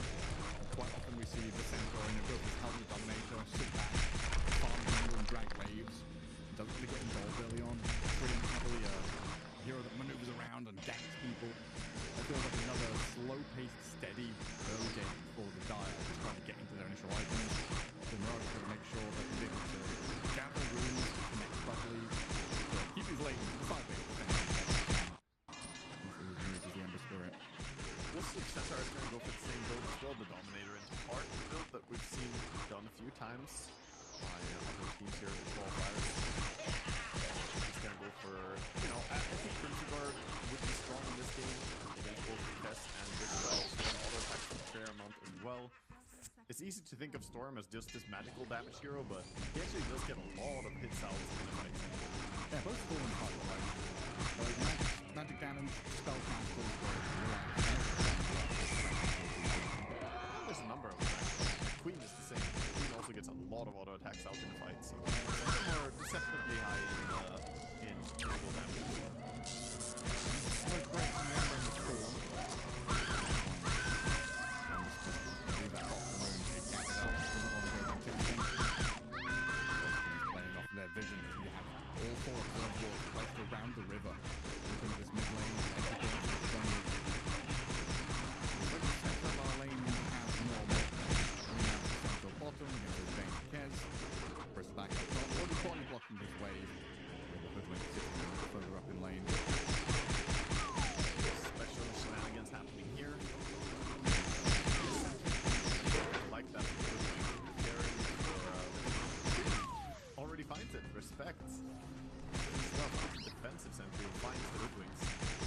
You know, it's probably going to sound really weird, but it warms my heart to see people body blocking creep waves again. It's like a nature's healing coming in. You know, we go through so many things in life, hardships and difficult times, patches where some heroes just suck. But seeing people body block creep waves, it brings happiness to you. It's like, oh yeah. So, If I could have one day of playing where nobody is doing pulling the creep wave for one tower, then I would feel like Dota is here. Because then Dota is still on the deathbed. okay. I mean, I understand that it's a necessary move, and I do it myself. Bane dies. The daggers are thrown, blood grenade shot and corrected, slapped into the big center. Bane already down in the bottom lane. It's honestly just a mistake as well. Bane's a very strong lane hero, so is Kess, but he overplayed against Ringmaster. Those impalement parts, he has so many of them. Recharges, auto attack damage. Yeah, he got a bit like body block by his own creep wave and things got in the way. Not ideal. Let's try and pull small cap at least.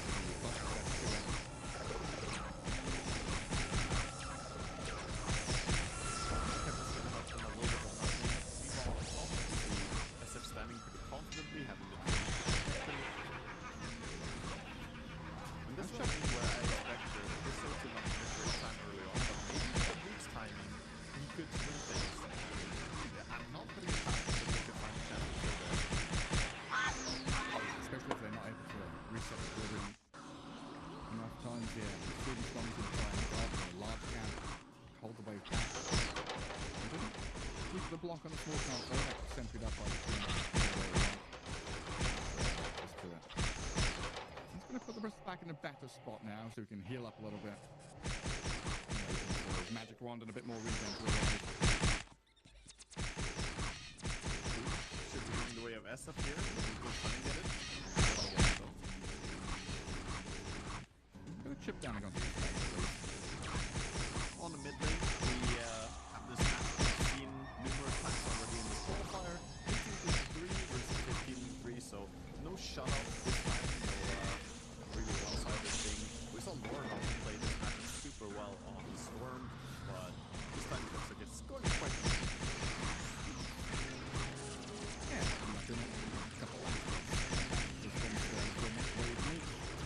Down the bottom ring after being gap closed by this Ken. Rain setting up for a kill on the ring this time. They have to turn to get caught out of position. It can be difficult with a backline hero like Master to stay safe with Kess. He has all the abilities to one skill build.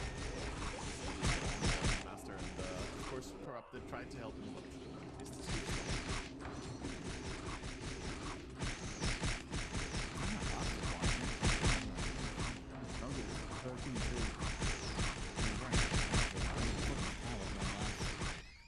With that early kill on bait, I think we'll be able to gather up all the last hit. Storm Spirit also getting daggered and stuff up in the middle lane. There's one charge is going to go fire, 50 health remaining. But it's going to be a long walk back to base. The Dire, they connect on both water lanes here. Right now, I need to walk base. I mean, this is very frustrating for Squadix. Not only do you get forced base, but you also have double for the Ember, so he's going to be very, very happy. They support left that.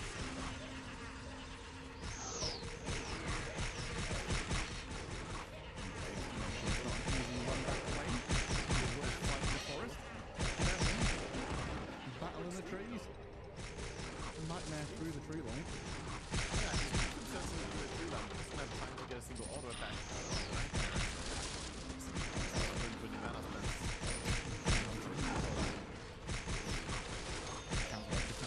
Stacking up some damage with time on this centaur. See if I can roll that off though. He's got the Helm Line roll, doubling the protection. 9 control away from that Helm Dominator. Just a matter of time before Corruption can hold his own in this lane. Start routing waves with the Helm Grin. There's an awkward thing about the combo of Bane and safe is that if the test ever goes for auto attack on someone, you can't sleep him anymore. Blue stays for 7 seconds, and then when they come to the 9 seconds,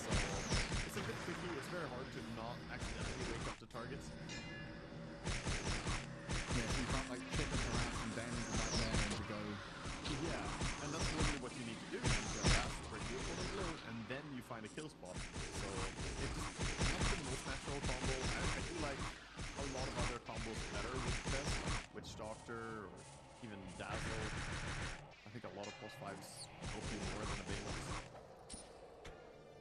The Bane on that. Sort of dog sits in the room. The Ember just has some damage at the top. Squad getting HP bottle. Getting harassed outplay as the Ember Spirit has everything pumped into it. Rotation from the Ringmaster, Rune handed over, and now moving up towards top where 40 seconds out from Wisdom Shrine. Mirage is going to steal a medium camp here. Sweden Strong needs to come across and strike the gap. Builds up the bank, just to have him holding away. He gets 2 of the creeps. But the rest of it all gathered up by Ember. At least he sat close, so he got some experience from it. It's not that terrible.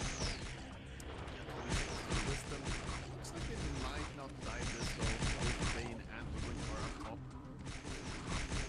Pretty dangerous one. So instead they TP, protect their own Wisdom.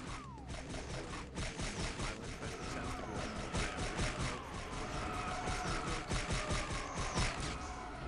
Stone Spirit, another wolf activation. Trying to contest the Wisdom Shrine. He's going to get bushwhacked. Blood grenaded. Is this there? Big reveal on him, but Mirage with amplified damage room, 2-man chains, and the TP out cleared the safe. Nightmare there on the Mirage. He's got 15 wand and a Revenant. And he's not going to go for it. Can't keep eyes on Sweden Strong hoodwink, so instead zips back towards the blade to protect against that wave. Still some good damage dealt by him. He'll be back to mid. Invades. Steals some medium camp of his own. Scottish is like, oh, you did it? I'll do it. I'll take your medium cap. A little bit of a smaller one. Open it. I'll level a place under a sentry there. And Scottish. It was outside of his regular vision, but he turns around and gets it. Attempt to deny it there. Yeah, it was kind of telegraphed that he was walking towards it. Wait, hang on a second. He saw us place it. Still gonna get picked up though. There's Rain on the Bane.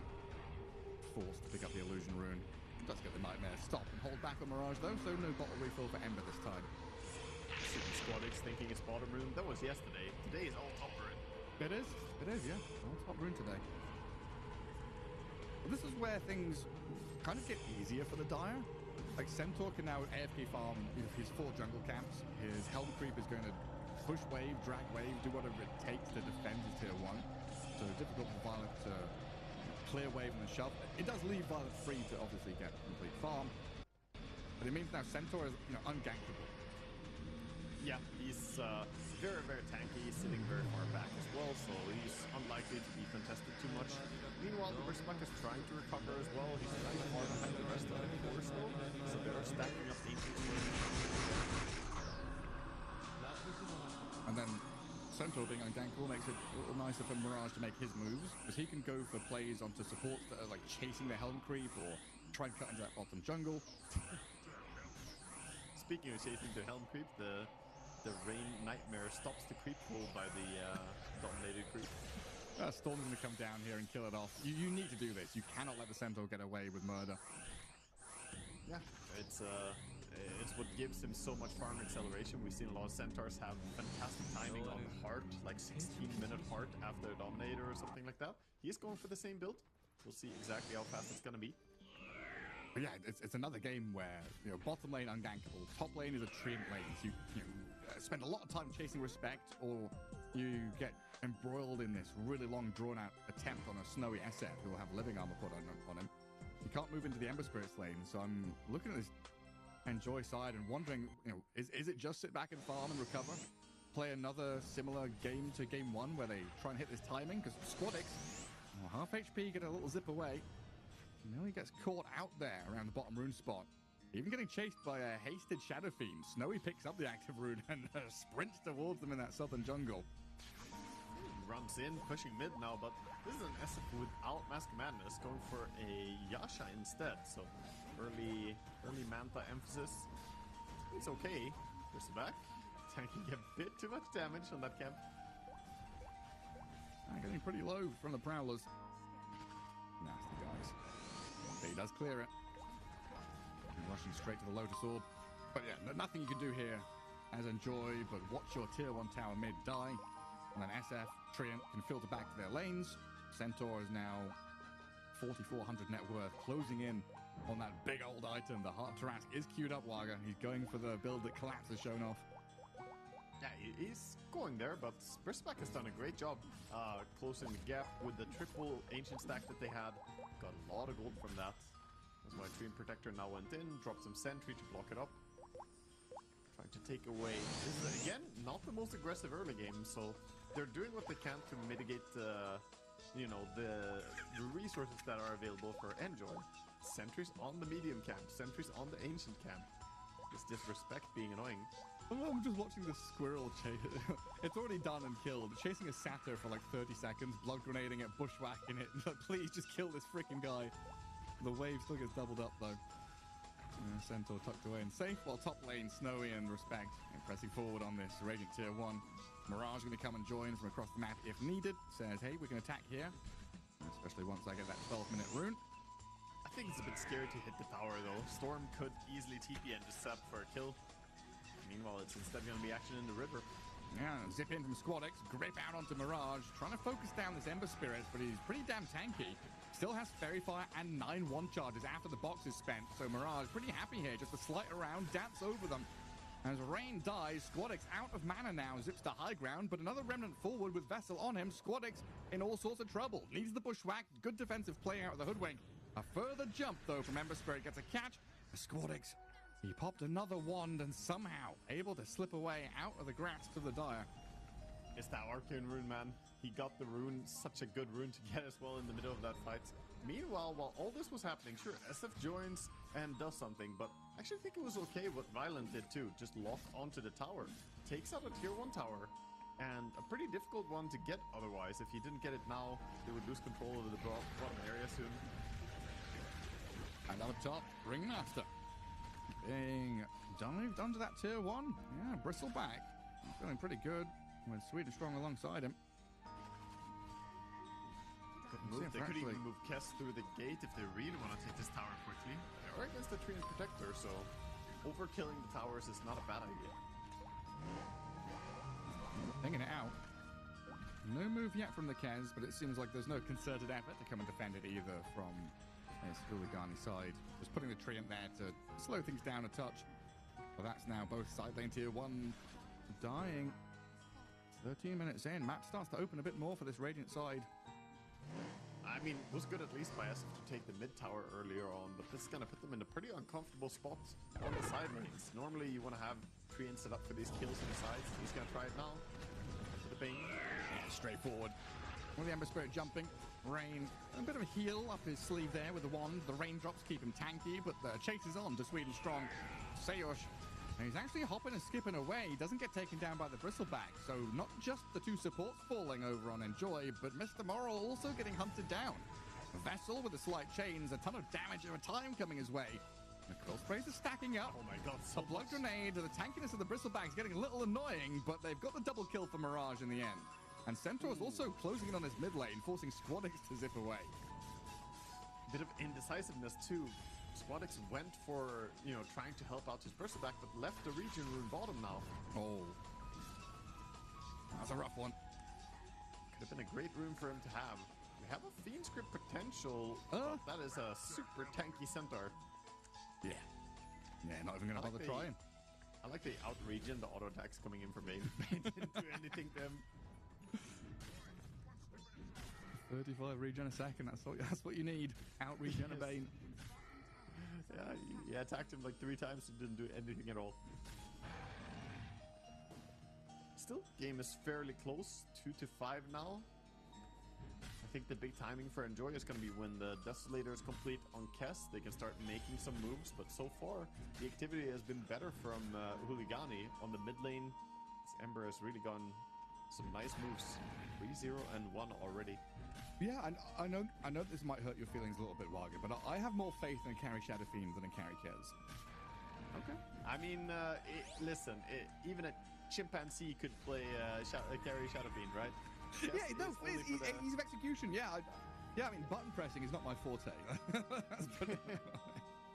No, honestly, I kind of agree. It takes a lot of games and a lot of practice before you get really comfortable in Kess, and Violent is only silver tier Kess. That doesn't inspire confidence in me. I haven't seen him play it that much before. And what are you? Well, I mean, I'm Grandmaster too. Grandmaster! Okay, fair enough. You got I like should 2,000 games on it. I should have known. I've been Grandmaster for 800 games, I guess, already. That's wild. Anyway, I do think that he's doing fine mechanically so far. Violent, his farming is obviously good. He's a very, very solid carry player. But he's got himself into a bit of a pickle here. Oh, the 3 and Dota missed. Yeah, they've still got the dust on him. And Violent, I don't know if he can get back to high ground or just try and slay Sayush. Echo slashes back for the Wheel of Wonder in here, controlling up the Kez. Nightmare save. Try and get him out of danger, but Mirage is keeping tabs with a double remnant over the top and the damage over time ticking from those impalement arts. And kill the Kez in the long run. Grandmaster would have lived. By not being there. Yeah, he kind of walked into a lot of players there. Even the Centaur ulti, so a lot of resources at least were expended for him. Quite a few of the Remnant charges, the Ringmaster.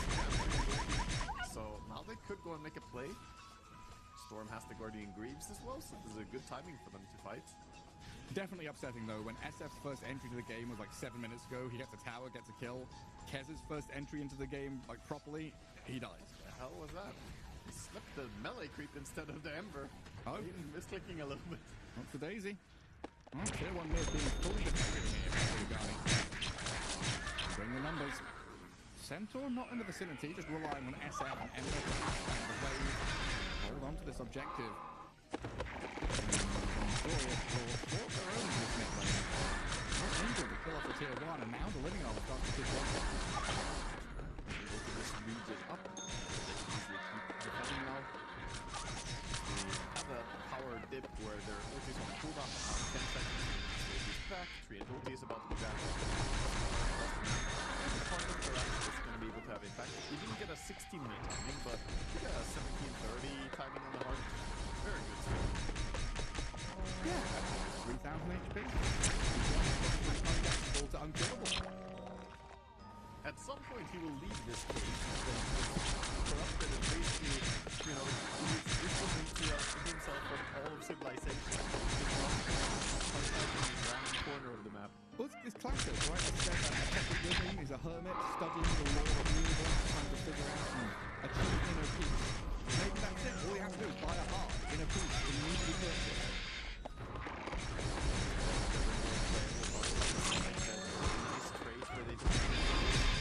Good stuff right there. Yeah, of course. Don't get envious of the fancy vendors. No, well, I was also thinking about the living life. All you people that to live your life. This Sentinel's got a brain, all you need is a heart. That's right. All I ask of my team is brain and a heart. No, and, you know, usually you and get no paid. mouse. And no mouse one.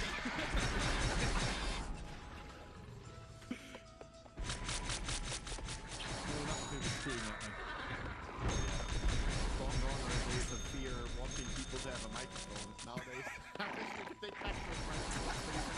Those $5 mics that Oh, Mr. Morrill. 2,000 HP brought down to half as he tries to deal with his tier 1 mid lane. He's brought back to 70% of his health thanks to the living armor.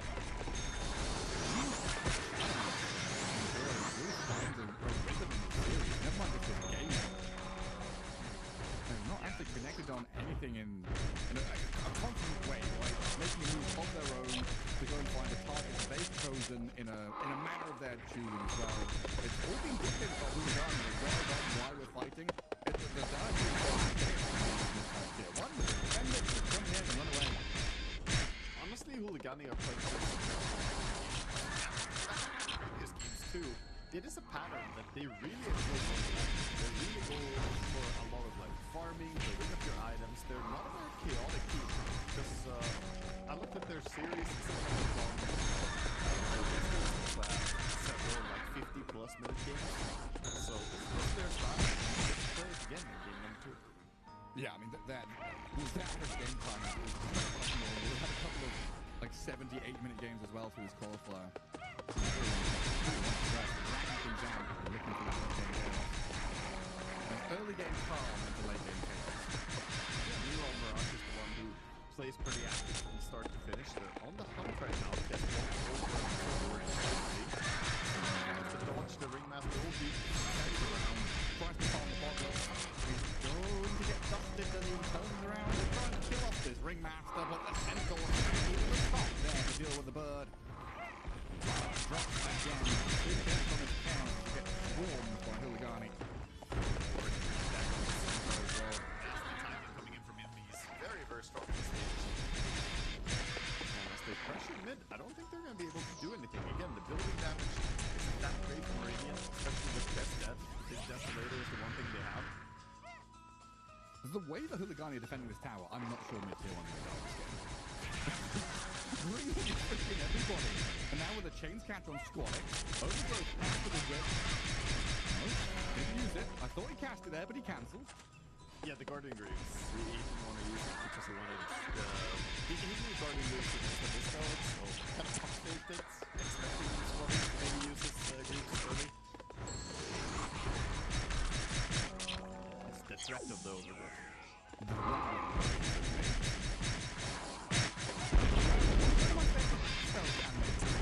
It's up there. It's funny called Ragnarok and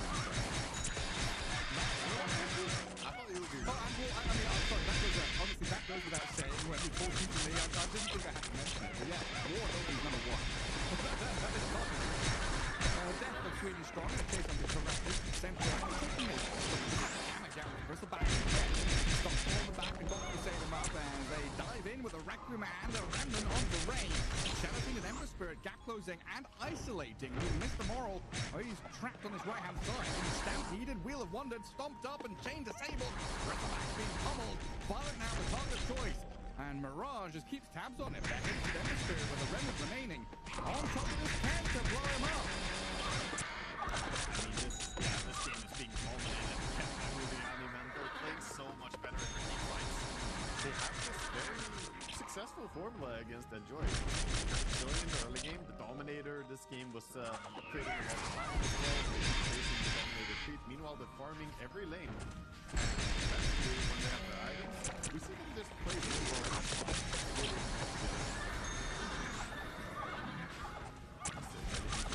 See a recap of what happened with the fight, but started out with a 1 pick off and then looked pretty good at first. The Centaur takes insane damage because of the minus armor. Deso plus the Viscous Goo is putting him at minus like 12 armor.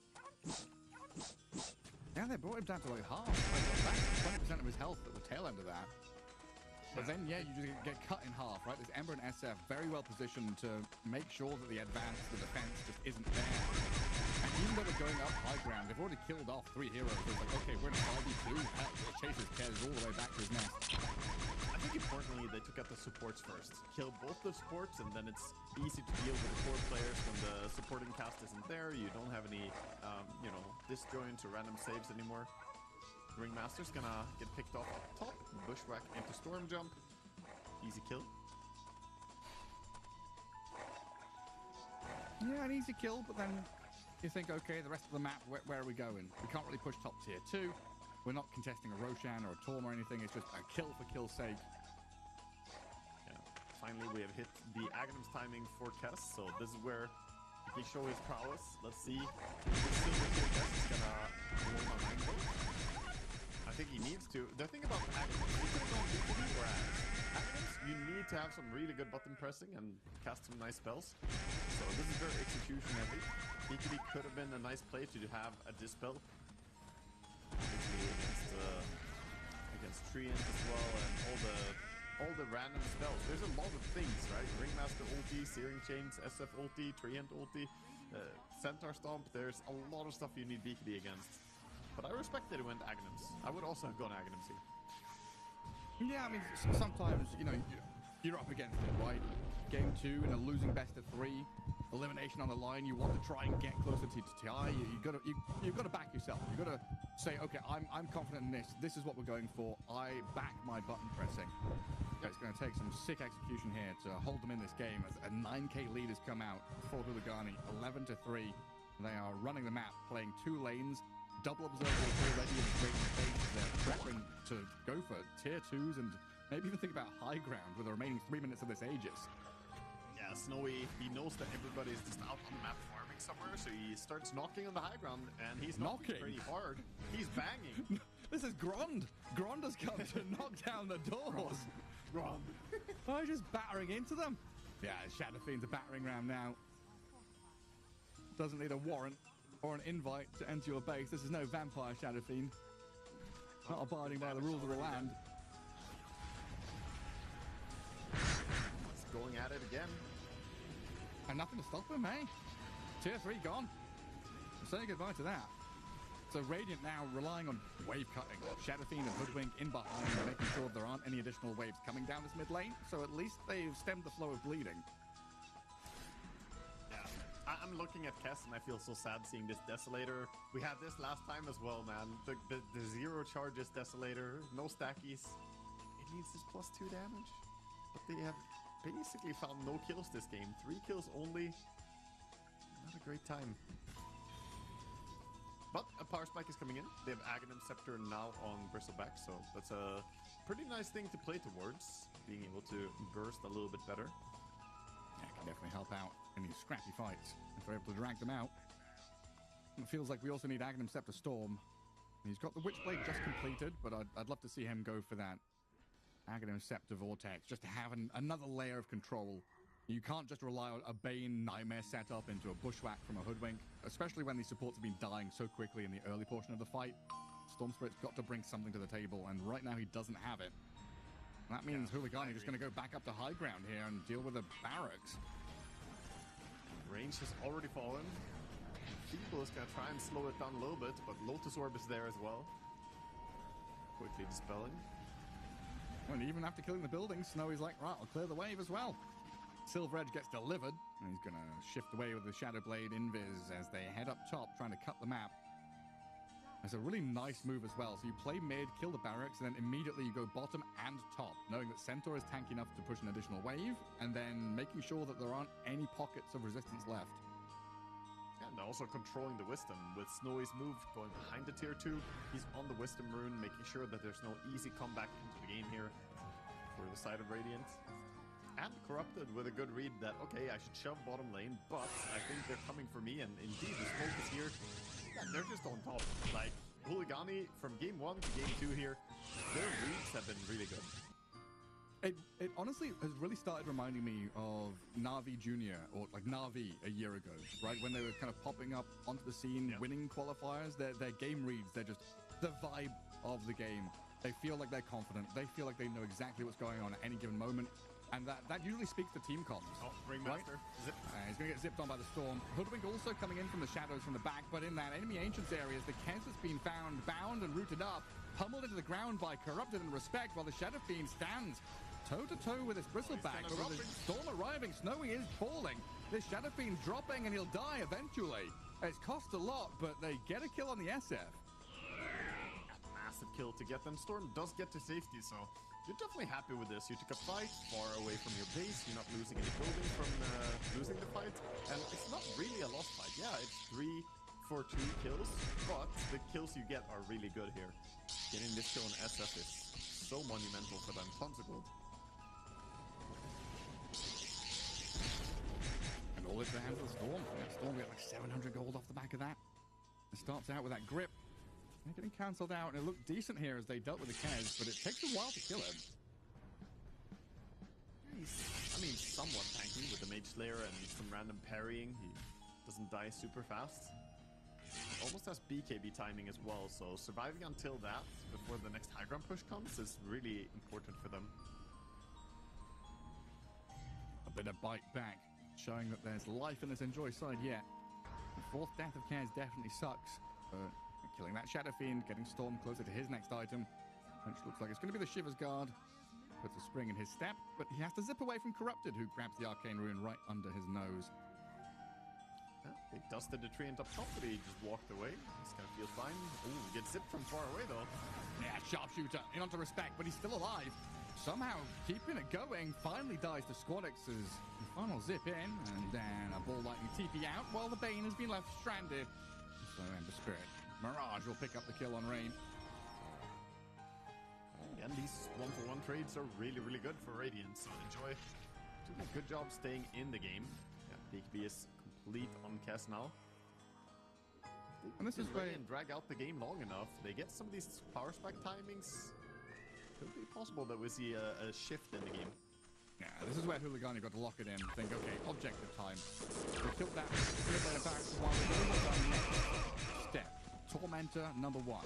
20 seconds till fast spawn Roshan. That's probably going to be number 2. So, setting up the map and the game around that Roshan pin. At this point, need to just shove the lanes. Again, something Radiant have been doing a pretty good job at doing, just pushing out the lanes, even though they're behind. It's never easy to do, but you see Hoodwink and Kess and Storm as well, always working on getting the lanes out. Now, top pit Roshan. Let's see if we're able to get out there with some observer wards. And currently, it's Hooligani gathering up in this mid lane. They have kept the tier 1 pretty much full HP. 31 minutes in this game. A tremendous job playing out this mid lane and even smoke pivoting now. Try and find a gank before they attempt Roche. Kept it. It's dropped pretty low, but they keep working it back up again with this 3-in protector. Very annoying stuff. Which direction do they go? They go north towards where the Bane is sat. Rain has gone for a long migration, but he's going to go under dire vision in a second. Yeah, he's in vision. Not the biggest kill ever, so we don't see them immediately going crazy about it. If they saw Storm or a Kess up there, they would be much more speedy about getting over there. He's already TP'd out. Yeah, Snowy chasing, but won't be able to find him. Gonna realize pretty quickly that's all gone, but they'll know about the high ground observer ward. And they can just reposition to get back towards this Radiant Triangle. Have we found a better word yet? I've been trying to not call it the triangle, but sometimes it still slips out. I mean, yeah, it's kind of weird. I want to say ancients, but you know. The outpost area, ancients area. Yeah, I think outpost is probably just the most logical. But it's triangle, man. It's been triangle for, you know, a decade, maybe more. It's always going to be triangle to me. Yeah, so now it's not a triangle between 3 jungle camps. Now it's a triangle of 2 jungle camps plus outpost. It's an isosceles triangle now. It's a new triangle, yeah. We used to have a beautiful equilateral triangle. Now it's all gone isosceles. Oh, here's the Roshan. Amplified damage on this. Ember Spirit, they're in the pit, and there's no contest coming. Enjoy, very much stuck, pushing out the lanes and trying to gather up what gold they can. Yeah, they're at least shoving all the way to tier 2 down bottom, trying to delay this, but I think they might go with urgency now. This high ground push could be coming in. And the Silver Edge, we haven't talked about too much, but Silver Edge on SF that he's had for a while could be very problematic as well for the Bristleback next fight. Oh, big time. SF's here. I do love how Snowy has approached this game. He sometimes just randomly runs up to the high ground faster than you would expect. Look at all the damage he's doing before any reaction is there. Yeah, like, he's already taken it to half. Before they've even smoked, he's already got the tower to half health. And now you've expended Glyph already. So you've Glyph and you've lost the tier 3 tower. So we're just going to step back. We've got the high ground advantage. So Storm Spread strong, trying to find a cap and Mirage. Corrupted guessed incorrectly, looking for where the Hoodwink was lurking in the trees. They don't catch him with slight change either. Strong, very fortunate there to slip away and grab an Invis rune. And he's holding the center ulti. I think Corrupted didn't really want to ulti just right to the Hoodwink. He wants to hold it for more important points in the fight. Maybe disjointing the Bristleback off some of his teammates or himself.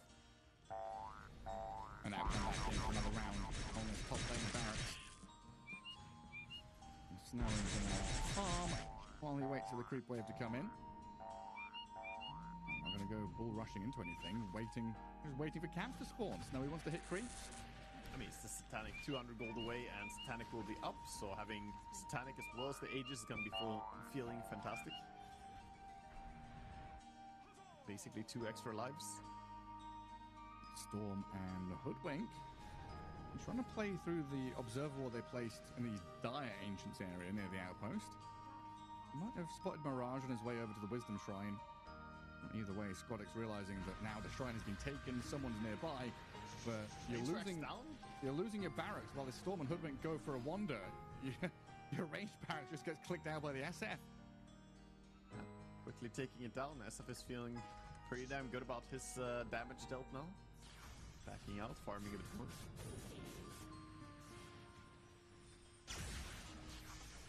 It's so awkward. They have to make something happen. The Kess desperately wants to finish a full Daedalus, but he's 900 gold away. If he had Daedalus, maybe they had a damage to burst something now. They're just going straight on the Bristleback. Blink Stomp into Wheel of Wonder. The damage through this Shadow Fiend with a Silver Edge break. They've killed off the Bristleback. And now the barracks fall simply after.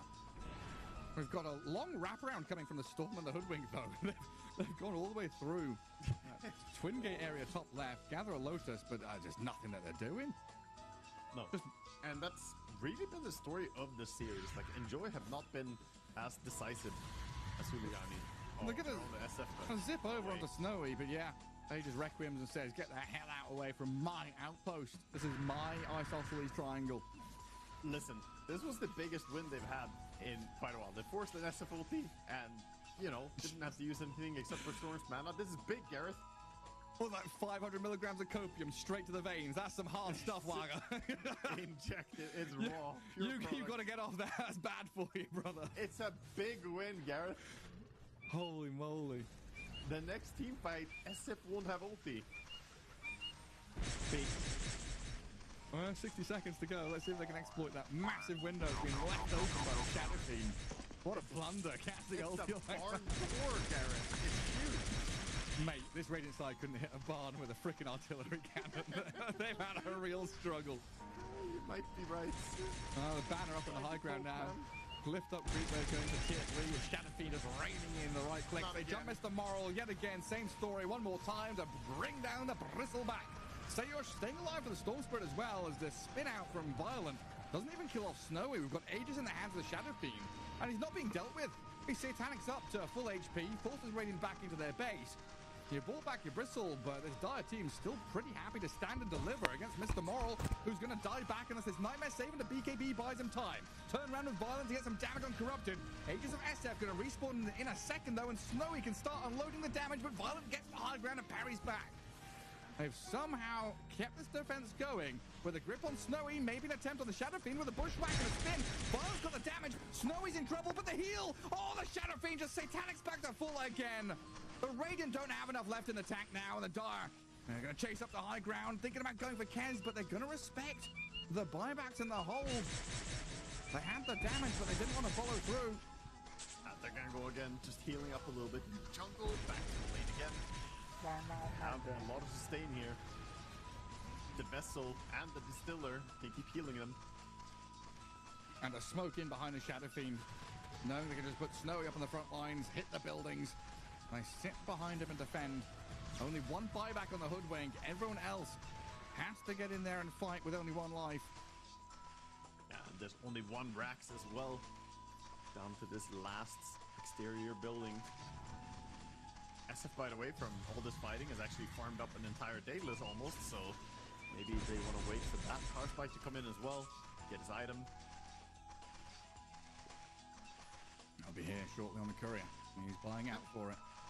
To Violent's credit, he did play that fight pretty well, by the way. I was watching his perspective pretty closely, but unfortunately they are, 20,000 gold behind. They're in a situation where fancy moves and footwork is not gonna guarantee a win. And they've shown that they can kill the SF with the fancy footwork, with the buybacks. They can take down Snowy, even with his Satanic, but we're now dealing with a Centaur, Aghanim Scepter. They've got Cart ready. They'll stampede and get away. Sayosh does get blown up, though, as Violent in the midst of battle BKBs and tries to get on this SF. But they've got so much control, and now the cart comes in, so Snowy stands tall in the vehicle being driven into the middle of the Radiant. They have lost their cares. Hoodwink will buy back and try and hold back this Dire side, but Mr. Moral being dived by Mirage. The Vessel on him, the slight, the change, the damage, not quite enough to kill the Bristle, but he'll take Swim Strong instead.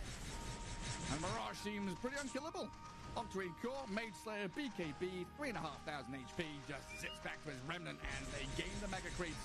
Storm zipping in and out again, but 3 heroes down against the 4 alive of Huligani. Tier 4's in trouble, and the game coming to a close. Storm will try. Mr. Moral will put his body in harm's way, but they know it's over. GG called. GG gets called, and Centaur is leaving with this SF. He's pulling him away to a different place. Going for the creeps, of course. A little bit of extra stat padding before the game ends. What a performance by by Huligani. I thought this would be somewhat close matchup. I thought these teams were, you know, probably on about the same level, but Huligani is so prepared for this matchup, it seems, and Enjoy, their playstyle just really click against them. I don't know what went wrong in these two games even. No. It just felt like they were not able to make a single successful move in 2 games. No, they felt asleep at the wheel. Draft seemed okay, but unable to connect really on any ganks, any big moves. No confidence, no decisive maneuvers at all. And a situation where we have an open qualifier team knock out one of the invited teams as well as we say goodbye to Enjoy. Yeah.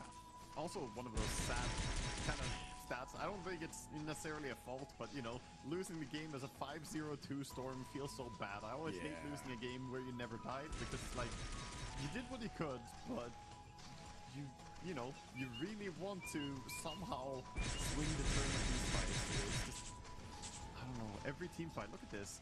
Look at how clean Huligani take it. They pick off the support, then they bait them in, they overcommit, and then the Bristol is completely 1v5. Then somehow they stay a little bit too long as well and get punished on the cast as well. It's just rough. Enjoy didn't really look as sharp as Huligani today. No, I mean, very often it's very easy to praise aggression or bold moves and stuff, but honestly, Huligani is showing incredible patience, holding spells for the right time, holding positionings and not showing heroes to come out of the fog when they're not necessarily required. Just allowing Snowy, right? You said it several times. He's feeling confident enough to play ahead of the curve, get up to a high ground, hit buildings, play in front of his team, really trusting and respecting the rest of his squad, knowing that they will have his back every step of the way. Yeah, no, the team play was on point for sure. Huligani, they look very coordinated, and that's what we need, seeing them move forward here, because we have been saying that any team that advances, there's already some big hitters waiting for you. Virtus Pro and Big My Galaxy are waiting. It would be Virtus Pro that they would have the best if they win their next series as well here, which is going to be against the winner of Navi versus Mouse coming up next. Wow. I mean, some of these numbers being put up. Shadow Fiend doesn't have the greatest kill participation we've seen in this tournament. You know, some people getting 97% kill participation. Net worth, cool. GPM, great. Building damage. That's what we're looking at for Snowy here. 28,000 building damage. Just plants himself on high ground and hits the tier 3s every single time he has a chance. Yeah, they could very comfortably just say that, okay, you take care of buildings, and he did. And I praised him for it, because I think the decisive manner that he cracked high ground both those times on mid and top showed confidence, and you need to play with speed and confidence if you want to win this. You absolutely do, but there we go. Huligani marching forward in that lower bracket, a step closer. Now, one series between them and that series with VP later on down the line for a qualification slot. We'll find out who they're going to be playing up against, though, as Natus Vincere against Maus, our next best of 3 series coming up right after this break. The human body was built to move, not trapped at a desk in one singular posture for 12 hours a day. It's time your chair evolved. This is Secret Lab Titan Evo. Ergonomically engineered for you, gamers, hybrid workers, artists, backing your every move.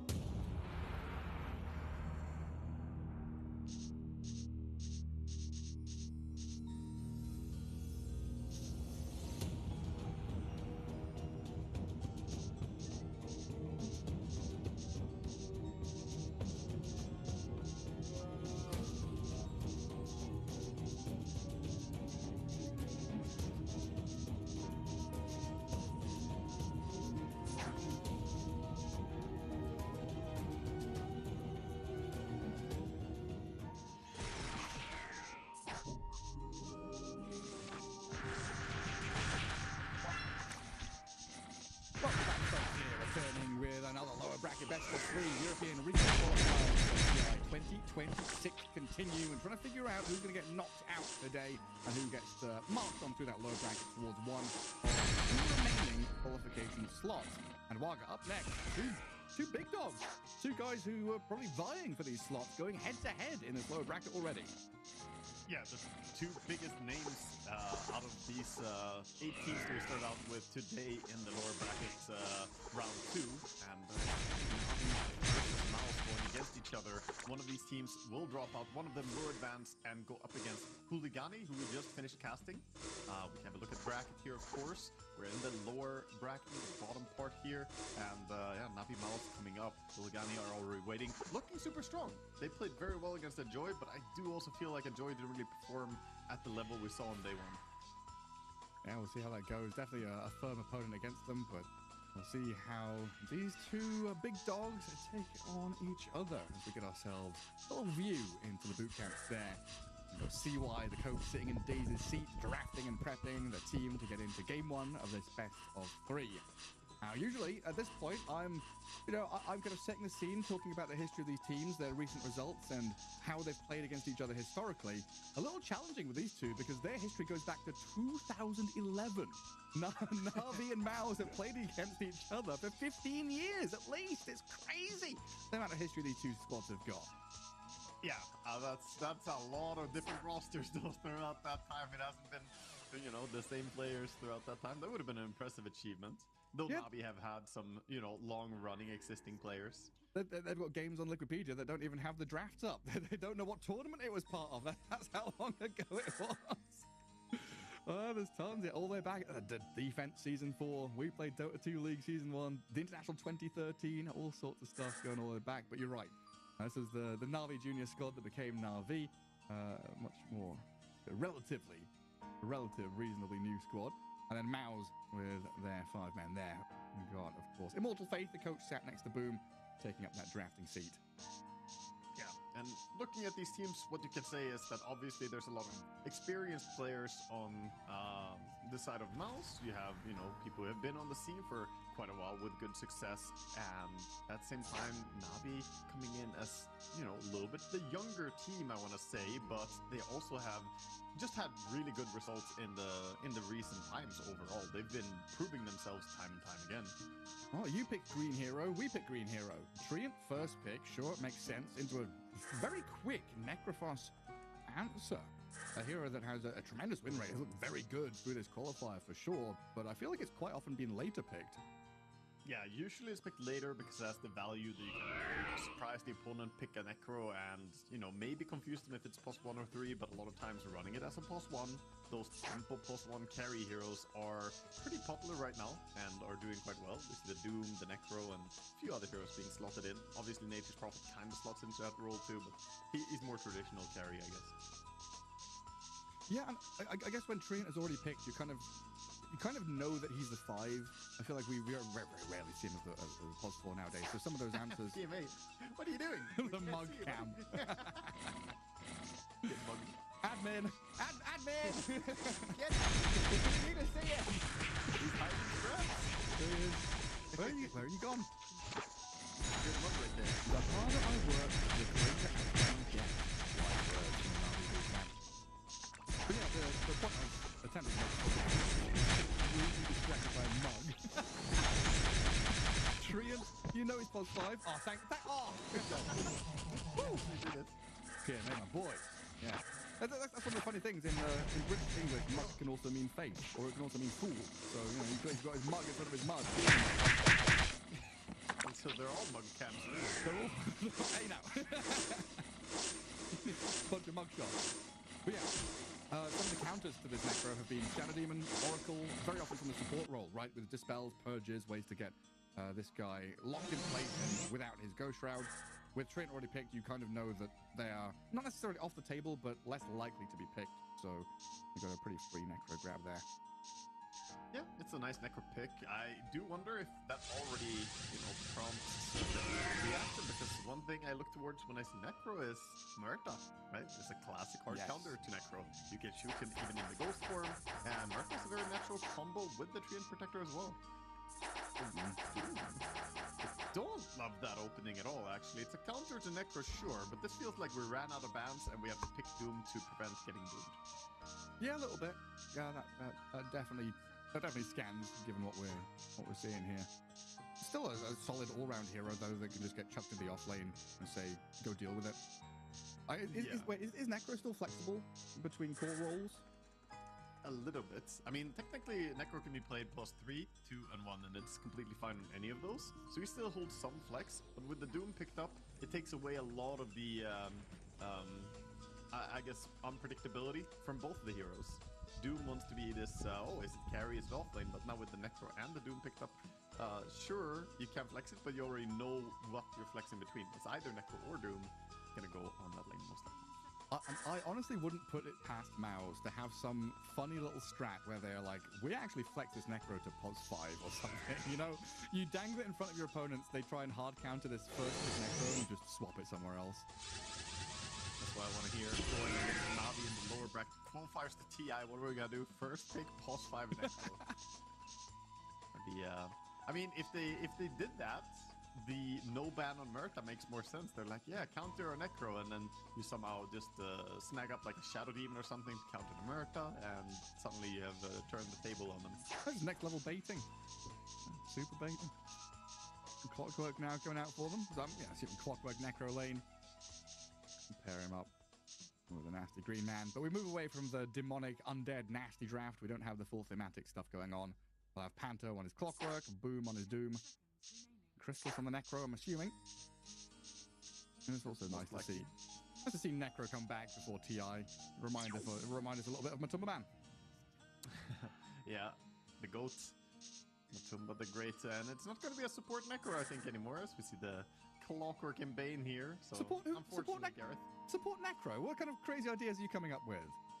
Yeah, sorry. I must be out of my mind. He's getting to you, Arga. No one's talking about support Necro. Heat isn't getting to me, man. I'm aerodynamic as hell right now. I'm completely fine. I have countered it in real life. You have. Well, Invoker now for Na'Vi. So carry Wind Ranger with a Treant. Techie's heading into that off lane with somebody else, and then Invoker into the mid. So they've got Shackle Shot, Blast Off, and I guess Overgrowth later on to set up for some strikes and maybe a Cataclysm in this game. I think most importantly, you've got tons of control. You've got Tornado, EMP, Old Snap against this Necro.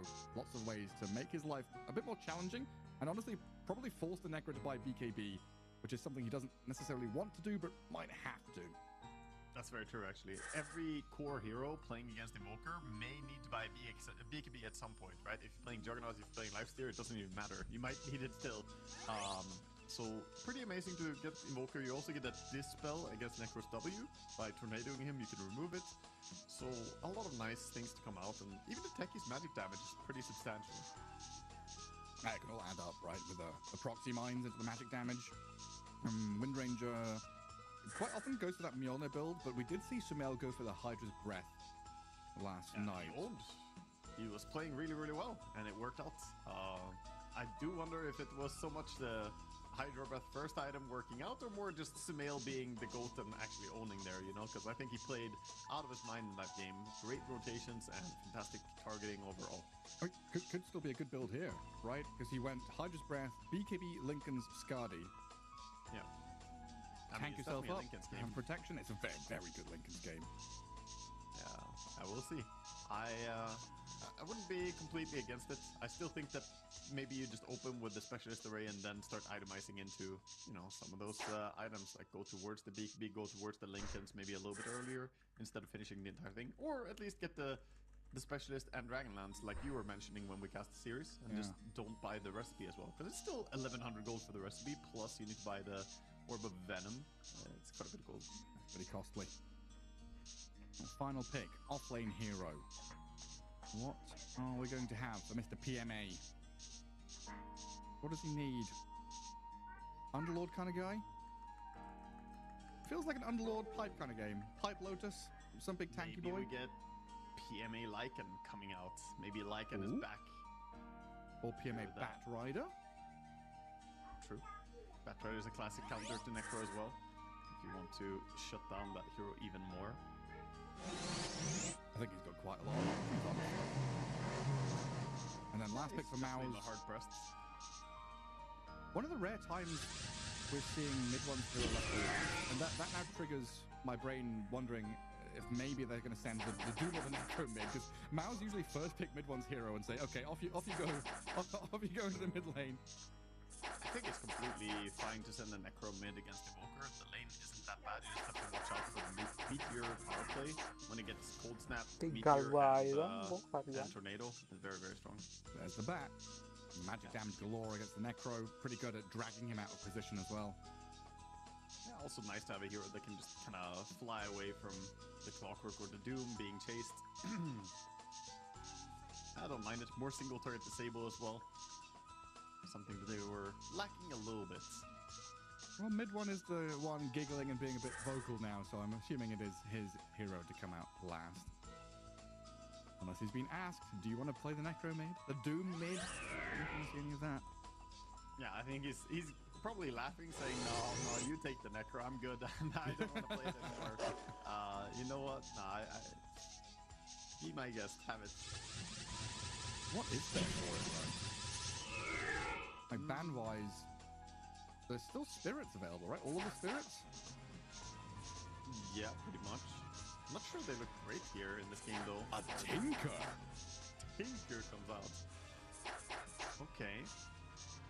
I've talked to, some Tinker specialists saying that Tinker is actually not bad in this patch, but I have yet to see it. First pick of the tournament. I've yet to see it be, impactful on pro games right now. His shard is still disgusting. But outside of that, I think Tinker is a little bit complicated. Yeah, I mean, what in particular here is an ultimate last pick? Usually, this kind of gotcha or the feel-good pick. Is this the tempo, global map pressure from Tinker and Necro, wave pushing, snowball? What's the... Yeah, I mean, it kind of does that. I think it can fix the side lanes while they just push with Necro, right? If they want to 4-man Dota push towers, and then Tinker can be the one fixing side lanes and shoving them out, that's something valuable he brings. And later on, the laser is pretty good against Wind Ranger, being able to stop her auto attacks. She's a very auto attack driven carry, as I guess most carries are, but quite often she doesn't even have a BKB going, and you just laser her, she's fine. Or she's ignorable. Not fine, you get lasered. She's very sad, very upset. Yeah, she's not fine. She's not fine, you're fine. It's still risky though. Into this Bat Rider, techies who can catch you, Invoker can run around invis and hunt you down.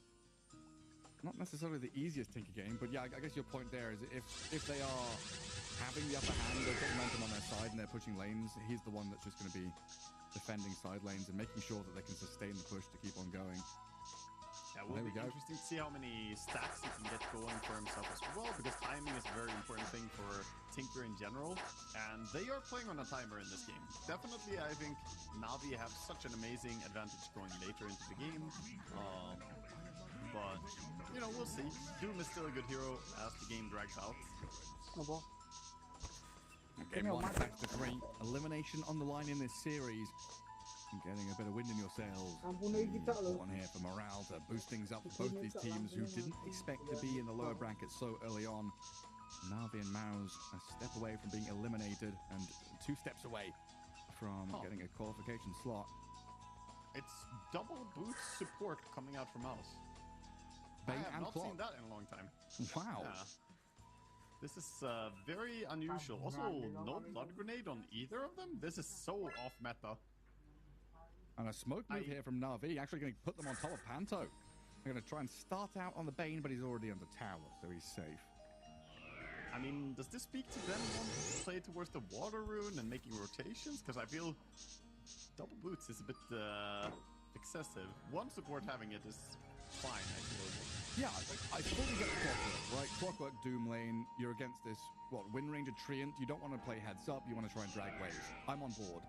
The Bane, he's already a hero that deals with lane shenanigans. He's not against a guy that's going to be, wave dragging the techies bat lane, right? They're going to be playing heads up. I'm not sure.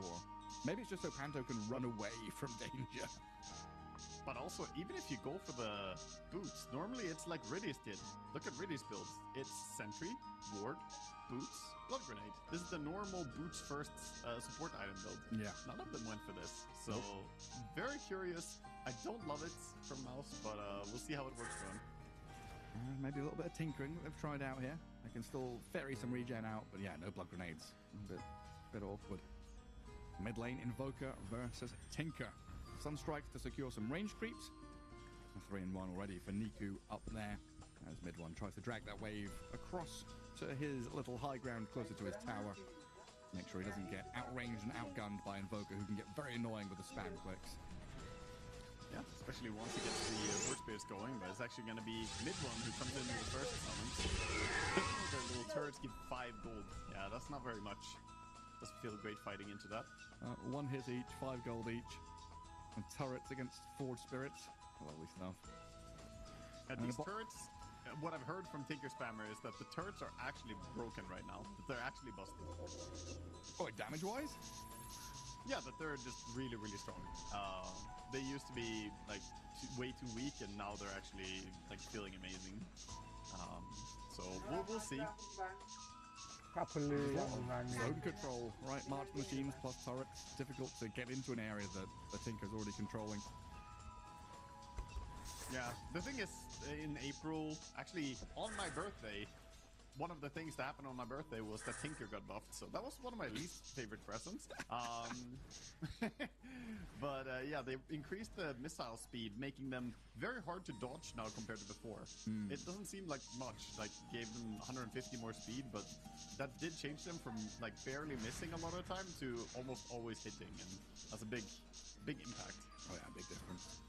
It's always funny, there's little changes that have like dramatic effects on the game. Like changing the health on a range creep by like 10 or something means, oh, Lena's Dragon Slave no longer straight up kills the range creep with 1 spell. Changes that hero, changes the way that, you know, Snapfire would want to try and blast down a creep wave. All these little changes make a big difference. Look at him. Look. Boom, boom, boom. They just shoot. It's a lot of damage. Man, Niku down to like 1/3 of his health. Difficult stuff. As bottom lane, continually in front of the Doom's tower, so it seems Boom going to be able to gather up some last hits as he's down in the dumps at 6 and 4 currently. Both offlaners struggling getting onto their creep waves as both these side lanes doing a good job dragging back into small camps and maintaining creep equilibrium. Yeah, look at Niku. He's actually struggling so badly. Has to run all the way back to try and maybe tango up. But this lane is being controlled very nicely by mid one. And top lane, full zone. PMA sent back. Techies trying to step forward, but they've got full access to large camp to pull. This is a lane, or top lane is a lane that should be swinging back though in a bit.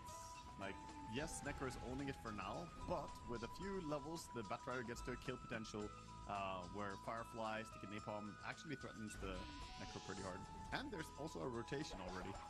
This gate move by Riddies. And Yamich does get 2 Courier Snipes, and I think he's got a pretty good idea here that the Treant has made a move. Clockwork is... Yeah. Yamich has fully scouted this out, I think. So Necro and Bane both sat by their tier 1. Not stepping out, not wanting to die. That gives Batrider time to get his last hits going. Yeah, from bottom of the table now up to top. 18 and 2 for PMA. He's suddenly accelerating quickly towards his drums. Getting decent farm, a little bit from the health and rotation as well, but you see again Niku just struggling to trade against mid one. As he tried to go for the rune, he got pushed back by the deploy turrets, so mid one used to like shove him away from the rune. Nice little details. A little knockback, yeah. That's funny stuff. Old concussive grenade basically. Feels kind of illegal. Oh, the Sunstrike not gonna land. Boom's Doom gonna wander away from Riddies and got the juice. Feels kind of illegal that Treant was left, or allowed to leave the lane for a good minute, leaving Got the Juice alone. He was in front of Dire tier 1 and just didn't take any damage. He got the Juice 1v2 this lane. On top, Daze and PMA, they're onto Panto. First blood, it's there for Daze Techies. And the Diving Chrysalis as well. Creep Wave is on him, 4 stacks of Napalm. Trying to get on top of this Necro, but he's got 21 Fairy Fire and Lotus. So he's kind of baiting him in. Days on the kill, but they force him to do some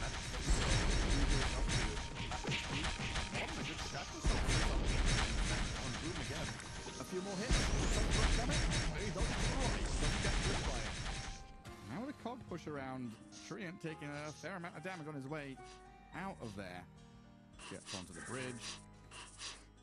We're going to cut off the gap. All the way base on Doom, but that's pretty sad time to walk base because the creeps are going to die on the tower while he's not here. Yeah, Yamich went hunting for the Treant kill, but he's going to miss out on that experience as well. Boots and Windlace, not even enough to catch up the tree who walks through the trees. Rithys even thinks about going up top as well. Great for Na'Vi. You can just leave Windranger alone down here. Yeah, she's already been helped quite a bit, but there's a lot of creeps down bottom, so if you leave her completely alone, she might get dove. There's actually Ensnare on the Doom. He's going to chuck it at her. Quite. Another one shackle shot is enough there to hold them back. Top lane, meanwhile, that's the Rithys rotation in onto Crystallis. A ton of napalm stacked up on this Necro. Cogs trying to push around PMA with a Nightmare save, and Crystallis is dead. And trying to stay alive with the help of his two supports. PMA running from the Death Pulse. What is it, level 2? Fine. He's fine. He's completely fine. Regens quite a bit over the time they runs away here. But yeah, this is why Batrider is quite commonly used against Necro. It can really counter him in lane. You have a lot of healing on Necro and you rely on Ghost Shroud to survive, but ultimately you just take more magic damage and you get melted. I had to run over. Burnt alive. 2 kills to the good. Na'Vi with a 1k lead. Feeling pretty good in both these side lanes. And I guess Invoker at 41 and 10, even though he'd been bullied a bit by mid one early on, more than recovered. And he's feeling pretty confident about things now. Especially since they've shut this Doom down so much. Yeah, Doom is definitely delayed quite a bit in his farm, and they're trying to get him one more time onto him now. You know, the combos coming in need a little bit more damage, and they don't quite have it, with Yamich and Pantho both sprinting in here with their boots. They get close enough to protect the Doom and got the juice. But he's going to get run down, tries to go for the focus fire, kills the Doom on his way out, but is going to give a double kill over to Pantho. Bit unfortunate, I think. They probably thought they had Sunstrike coming in, but Invoker tried for a solo kill on mid lane onto the Tinker. Didn't get the kill. He was pretty close, but he used all his spells on mid lane. So no Sunstrike means that kill bottom backfires, and now losing Wind is a costly affair. Yeah, real rough stuff. They are keeping vision on mid one at least, so they know that he's over here stacking and farming camps. Rithys is going to be right on top of that Tinker, but there's sentry placed already that sees him coming.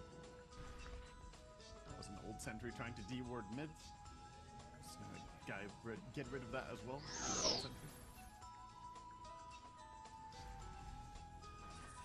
Looks like Crystallis evacuating that top lane, saying, I don't want to lane into back anymore. Windranger's not bottom, she's not showing. Got the juice, is actually twin beated up here to get some damage on the 1.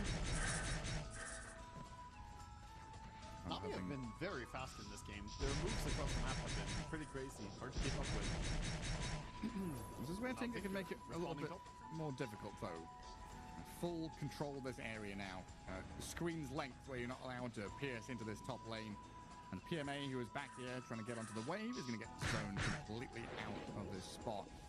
Firefly into TP's great for him, but we've also got Boom Doom over and got the juice. He's chucked the ulti at her and will chase her down. Blast off from Daze, tries to buy a bit of time. The Doom is not going to kill her. 100 health remaining. Blast off there. Very nice save. Optimistic from the Doom, but I think you're still pretty okay with it. Sure, you didn't get kill on Windranger, but you take all her HP away, force her to go base, heal up, TP out. Meanwhile, Doom just goes bottom, already ahead of her, and just farms out this lane. I'm a big advocate for actually using your big spells, right? Like, you don't want to hold it. He could have not risked the ulti there, but I respect the play. Yeah, I mean, there was a solid chance that he just solo kills the Windranger if Daze wasn't there. No. What's the potential? We do also have that situation with the living armor against the Doom. As we've said in previous games, you've got this damage block. You know, don't care about the heal or anything, but just being able to block some of this Doom damage is pretty handy. Yeah, I did the math on it last time. It was like 300 and something, 350 HP that you can block on max levels. That's been amazing. Quite a bit of survivability you can add. With all the noise in the side lanes, Nico has just sat here mid, blasting down creep waves, putting this tier 1 tower at 200 health, and actually forcing Mouse to keep coming back to defend this mid-lane objective. And Rogue is standing as the turret in the mid lane, launching some strikes whenever needed. And you were saying you prefer Na'Vi heading late game? I would say so, yeah. Like, obviously there's some big strengths on Dire as well. Tinker can become a real cancer to deal with in this game, and of course Doom is good for removing one hero. But I think Navi's lineup just appeals more to me as the game drags out. I think Batrider will counter out the Tinker quite well. I think that the Wind Ranger will be the only traditional carry hero in the game. Like, actually, regular scaling right clicker. So what's the timing for Mouse then? If it hasn't been laning stage, isn't going to be late game, they must be aiming for mid game. Sure. Yeah. I feel like for Nectar, it's going to be the Radiance Shard travels when you get that. That's like the holy trinity for Nectar. That you can start going wherever you want, doing everything. And I'm more interested in seeing exactly what item build we're going to see coming out from mid-run on his Tinker. Looks like Kaya into Blink for now, so very standard stuff. You can always have a different power spike depending on whether you go for Aghanim's or not on Tinker. I think Ags in general is pretty damn strong now. It gives you a lot of different bonuses. We've got a Nightmare set up on PMA top. Yamich and Mid-One both here. As they grip up the Batrider, chuck the Doom on him. A backstab coming in from the Ragnarok, really dealing with Crystallis, but he's got the sight down on Daze to find that kill, and Rivy's been zoned by the Doom fully. PMA did get away from the grip of the Doom, but with a blood grenade and a chase forward, they're going to cut him off on the bridge, and Cog push around with the blood grenade and brain sap. They get a killing spree over on Panto. It felt like Na'Vi was starting to respond decently, but they didn't bring all the numbers. It's harder for them to bring everybody, right? The Tinker has such an easy time getting over there, and Tinker also had a very easy time getting rid of the Wind Ranger. She popped the focus fire, trying to hit him, and he literally just pressed his laser, and then he's fine. Yeah, fantastic fight for them. And we see level 7 Panto. Not caring too much about this.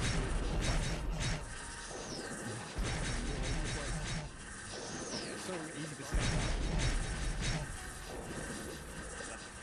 Team script getting cancelled fairly nicely. It was a nice play by Daze, honestly. He got 3 hero blast off, but his team just kind of on the run.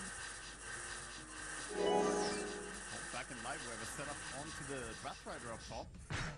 Don't have a great lockdown, but they do have a lot of damage. You can't quite catch up to him, and in fact, he goes for the lasso, turns back and kills off Panto.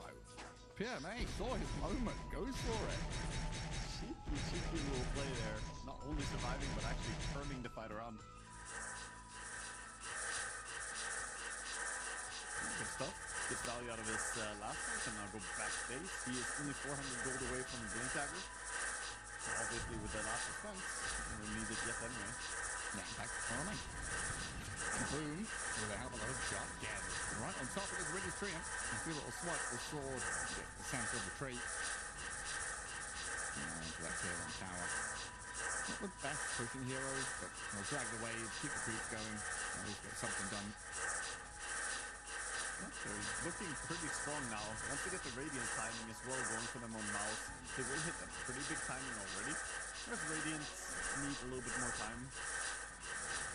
Yeah, because that Nectar timing you're talking about, the Radiant travel shard, he becomes Henry the Hoover. He just goes around the map, clearing out so many jungle camps. He's got to be one of the fastest farmers in the game when he gets to that point. It's crazy. Yeah, he definitely can be. At least if we're measuring only heroes who don't have illusions. That's kind of like cheating. You can farm the entire map with that. Yeah, he definitely relies on the travels for the movement speed and mobility. Niku making a little home for himself in the top jungle. He built that tier 1 mid quite a while ago, and now he's using the fruits of his labour. A bit of map space he's created for himself to stand and make sure that there's no chance to get into this jungle as the Dire team. As that Radiance being brought out, Ether Lens on the Bane, some item timing is being hit here by Mouse. That's a super super early Ether Lens. Holy crap, the Bane is farmed. I mean, that's an early Ether Lens with a maxed out Brain Sap, Fiend Script available. Do some serious work. This is all because he didn't buy Blood Grenade at the start. The brown boots build was. I mean, it worked out to their credit. Huh? Very off decently. A blast off up at top though. With the focus fire, trying to chase him onto Crystallis. He'll give the Reaper scythe, but Day stays alive. Barely kept up through the side. Cogs push back though. The answer and response from Mouse is to bring people up top. Grip the Bane on the tower, but he's gonna get distance now. The Fireflies off to the east. Mouse under there, tier 1, trying to get through the ice wall. No chase really to be had as Niku just TP's out under the ghost wall. Sentry came down, but it wasn't fast enough. Unfortunately, can't really grab more, but still a good kill. They got the Necro, take over the area for a second, but then the massive response comes in. And that was almost enough that Necro survived, by the way, but only because of Daze kind of misclicking one of his mines. He tried to be as fast as possible. You always want to get those triple mines down super quick. So he placed one a little bit, unfortunately, but it worked out anyway.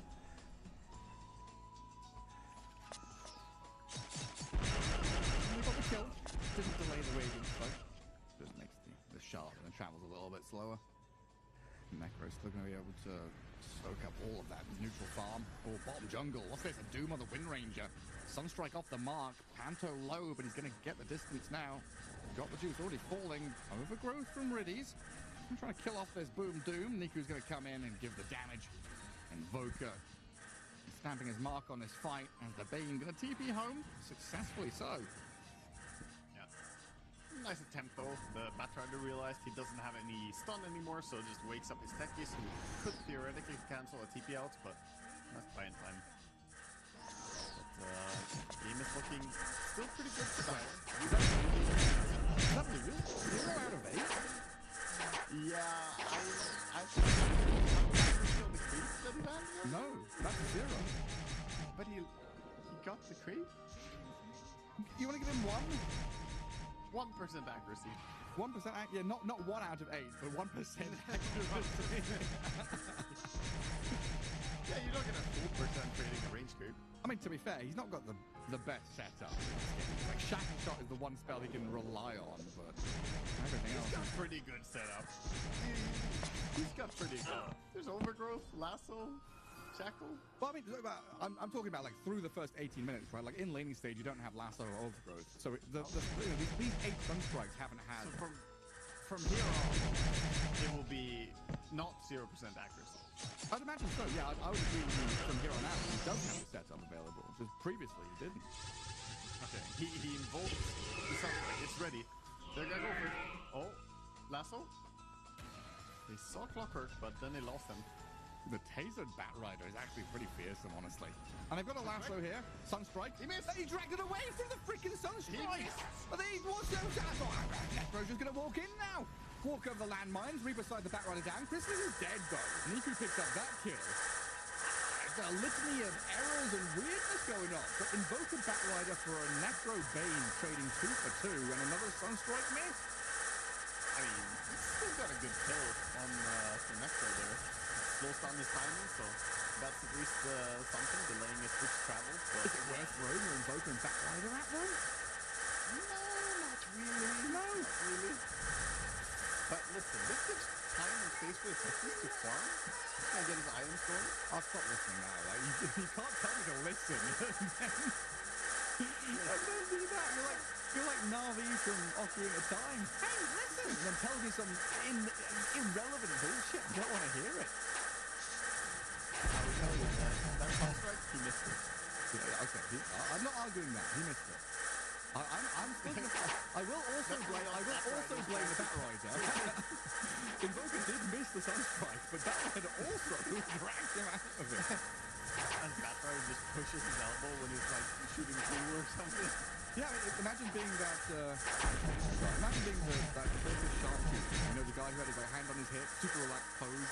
Imagine he gets, but he would miss if someone shoved the freaking target out of the way. Would he though? I don't know. I trust that man. He will land the shot. Yeah. He would take his other hand out of his pocket and then he would land the shot. Unlocking a little bit more than 25% of his power. Anyway, 211. I want to point out that while other heroes have been randomly dying, Tinker has been growing to a massive, nasty tumor on this game and has 12,200 net worth. He has the BKB, he has the shard, and this combination is disgusting. The shard and the turret. This is when you start seeing some serious impact on it. He's going for Agnes up next, which will give the turret even faster attack animation as well. Things are gonna get nasty. It's kind of cringe that Tinker has 2 displacement tools. Yeah, you can push you to the side and push you back again. Pull you in, he's got a fishing rod. He decided if you're being let loose or being reeled back in. At least the turret doesn't push you much. It gives a Tinker a little bit more so you can hop around with it. So like, Mike has got concussive grenade, Tinker needs something as well. The mobility creep in Dota is getting real. We gave Ursa's Earth Shock a little hop, skip, and a jump. And that was a step too far. That's what broke everything. That was the start, yeah. That was the beginning of the downfall. Now we have Zeus hopping around with the Super Mario jump. And pro players not even skilling it. Can't believe my eyes. Oh, no, you can't. I heard a hook drop somewhere. Hey, Dave's being chased down by Yao. Oh, Mid-1 tries to go for the push tech on himself, but he has Blink ready now. There's a Blink Warp Flare. Rearm things up and laser him down with another zap out. Mid-1 on a killing spree, picks up the techies. Keen on keen violence. Techies, Tinker, Tinker Clockwork versus Techies. They're punishing the traitor, right? It's only the one. You're meant to be on our team. You're meant to be with us. Riddy's taking a fair bit of damage. Yeah, that's the days. Riddy's going to get sliced by Boom, so we lose a couple of supports on different sides of the map. There's a panic overgrowth. He has Purge on Doom, so with 3-second cooldown on a Dispel, you're not really gonna do anything. It's just wasted his ability. It's all getting a bit frantic now. Yeah, it is. Invoker's picked up the Shard, the free Radiance, easy. Or extremely discounted Radiance at least. Can start playing that split push game, put a bit of pressure on Tinker and Necro, who are very farm focused. You could see Invoker maybe sniping one of them out if he's got a bit of backup. Pretty dangerous though. They saw him walking up here, and you could have Tinker TPing in if Clockwork gets onto him. Before BKB, the Invoker is not safe. You get repeatedly pulled back by the Tinker Warp Flare, and you just die. It feels like Na'Vi kind of waiting for this Mjolnir and Wind Ranger. We've got this Maelstrom BKB, but still doesn't feel super competent heading to these fights to stick it out and get the damage going.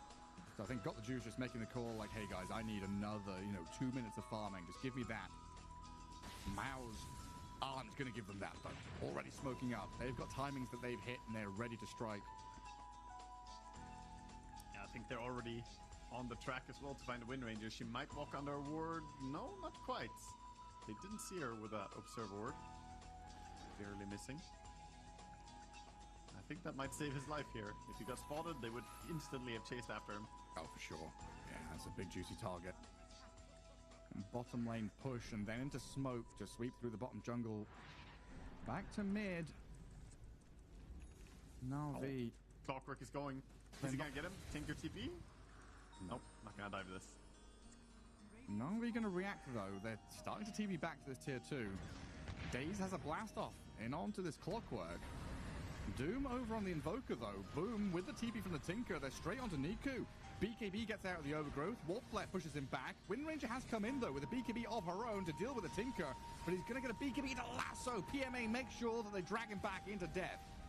Boom. And Doom as well. Double kill dominating. Killed off Riddies, but then he's found by PMA and got the juice. Yeah, with the awkward spot, there was no creep, I believe, for Crystallis to TP2 to join mid.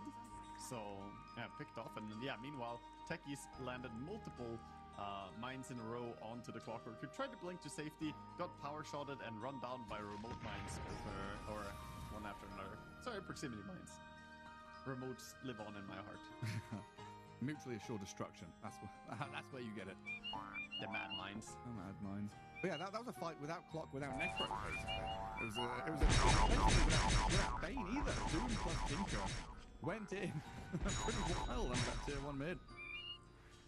Yeah. And as the game hasn't been super hectic already, we've progressed pretty far in itemizations. We have BKB on the Doom, of course, BKB on the Tinker. Both of them used it before, but we're about to have BKB on Chrysalis as well. So triple BKB for Dire. Meanwhile on Radiant, the Invoker is about to finish up his. Wind Ranger, of course, had hers already, and Batrider is very close to his. So soon, within like 400 gold for some players, we have 6 BKBs. A lasso and a meatball dropped right on Boom's head, and this Sunstrike will land to kill the Doom. Is that the first one that's landed? I'm not sure. I think he landed one earlier, right? We'll pull up the accuracy stat later on. I've lost track now. But yeah, we got a very good kill there. 30 seconds with no Doom. And Na'Vi's starting to swarm this middle lane. They've got the juice leading out. Nobody here from Slow Mouse. up the Bane. As Bane feels a chill, he turns around and runs the other way, and he lives. Chill down your spine. You know someone's watching. Yeah, someone's in this room. He successfully passed his perception check right there. And he did. Hair standing on end. Chill down your spine. Ears are burning. Techies, though, get flared, and that's a lot of rockets. Turrets. It's a lot of machinery. Industrial Revolution killing off the techies there. Mines, turrets, cogs, all the good stuff. While Niku comes out and trades, killing Yamich with a nice little combo. It seems like always these teams are getting simultaneous pick-offs going on. Support dies here, support dies there. That shows how evenly matched they are. Net worth-wise, kill-wise, game state, everything very even. But we are heading into that mid-game where mounds of these items could start building up the death ball, playing that fast-paced bulldozer style to run down towers. They need to do it. They've not killed any tier 1s yet. Actually opening up this map is pretty important for Maus, and Na'Vi's job right now is just to defend tier 1s. The Nassau is coming. Jump on Chrysalis, gone off the BKB though. Quick enough, finger on the trigger, still losing HP quickly, but into the Ghost Shroud with a heal of the Death Pulse. Chrysalis takes a step back with a Nightmare save as well. PMA and Got the Juice pop their own BKBs. As we have this back and forth, Mao is going to get launched at by Daze, who blasts off in towards Chrysalis, but doesn't have any follow-through behind him. And now with the Tinker arriving, full zone control. Chrysalis knows he's got the backup of his squad. Tornado's going to delay the go on Daze, though, as the Reaper Scythe doesn't land. Nightmare save, though, buys time for Chrysalis to stay alive, and in comes mid one, blasting into Niku, blowing up the Invoker. Tinker's low, keeps it out, says he can come back in a second, but I believe all of Na'Vi should be running now. You don't want to fight round 2 where Tinker comes in with a bunch of mana. And so many little things happening, so many little saves, so much back and forth, BKBs being pressed at exactly the right time, so much damage being dealt, but only one hero falling. Just testament to both of these teams towing that line between madness and insanity and greatness. Oh, he's trying to for Na'Vi, the mines, they blow up, but it looks like Maus, they've got through the worst part of it. Riddy's in the tree line, just trying to run and hide, going to get found by the turrets and the cogs, pushing him from side to side. Got the juice, though, with PMA arriving onto Panto. Quickly dispatching with the Bane. No, the Bane saves himself with a Nightmare, and a hookshot comes in. The Shackle shot, where is it? Got the juice, trying to deal with mid one. BKB'd up Tinker, though. Sunstrike coming. It lands and kills him. There we go, Niku. A tornado onto this Necro. The Invoker trying to go for more. Ice Wall to slow the advance. BKB in a few seconds for the Invoker. If he just waits it out, he could go for another attempt here with a blast off onto the Clockwork. Daze sets it up for him. Chrysalis chasing the Invoker while Panto burns in the back. Niku picks up that kill. And Necro, Chrysalis, this is a pretty deep dive. Niku stayed alive through it all, and Riddies is blinking in aggressively, looking for this counterplay onto the Necrophos. Chrysalis in all sorts of trouble. BKB. He's got that shard pulse and a BKB to play with. Jumps back in towards Niku and a scythe in a second. Maybe he can do this. Chrysalis trying his hardest, but he'll die, even though he finds Riddies on the way out. Yeah, his dying hands got the grip on that tree and pulled it with him into the grave. But great takedown there and very impressive defense of the tower by Na'Vi. They do not want to give up this bottom tower, fighting tooth and nail. Some really impressive stuff actually coming out. The Sunstrike barely clipping onto a Tinker there was extremely clutch. If he didn't die, they would have lost bottom for sure. These fight recaps are insane. 1,500 gold for the Invoker, 5555 in the experience. He's laughing in Thai. Yeah, he is. I mean, it straight up doesn't look like an early game team fight, right? It doesn't look like a 30-minute team fight should. It's bizarre the amount of sustainability on both these teams. You have the heals coming out from the Treant Protector as well as Tinker. Now with the Aghanims, the March healing, the Necro healing. And it's a game where BKBs are nice, but they're not, you know, unpierceable. We've got so many ways to go through them. It's actually kind of insane. Yeah, both teams have numerous ways. You know, you have the Doom, the Fiend Script, the hook shots, you have the Lasso, you have the Overgrowth. There's so many things. Even the Sunstrike, you know, just piercing through with the damage. So there's a lot of interesting things where you have to consider exactly when you should pop the BKB. Net worth difference. Basically nothing at this point, but that's Na'Vi working their way back from a deficit. They were 3,000 gold behind for quite a while, 4,000 for a little while, and now all the way back. Yeah, balance the scales. I was going to say, net worth difference keeps bouncing. You know, the less than 1k sign jumping from one side to the other in that little period. Literally nothing in it. It's going to come down to these mid-game team fights to try and get Maus back into the driving seat. And Na'Vi starting to feel more and more confident heading late game. Getting a catch on Yamich here. Sunstrike not going to land. I think Niku was trying to go for the preemptive, always going to hookshot away. Sunstrike in front of him, but Yamich held on for it. A little bit longer. Bardays, he's gone deep here with a catch on the Doom. BKB had a little clear in his inventory as well, so it wasn't really under that much threat. Holding the area as well on the side of Radiant, still controlling the Roche. Looking for bottom, a setup again. Lasso till last second. Jump lasso onto Chrysalis. He's going to get off the Shroud and BKB, but you force his hand there. That's awkward, and he needs ways to get out of these sticky situations, so he buys on Manta Style next. Not bad when you're a Radiance carrier, of course. This is also going to give him a way to cancel Blink Daggers. There's already 2 Blink Daggers, and we might see more being purchased. Wind Rangers typically go for one eventually. Might see one on Invoker.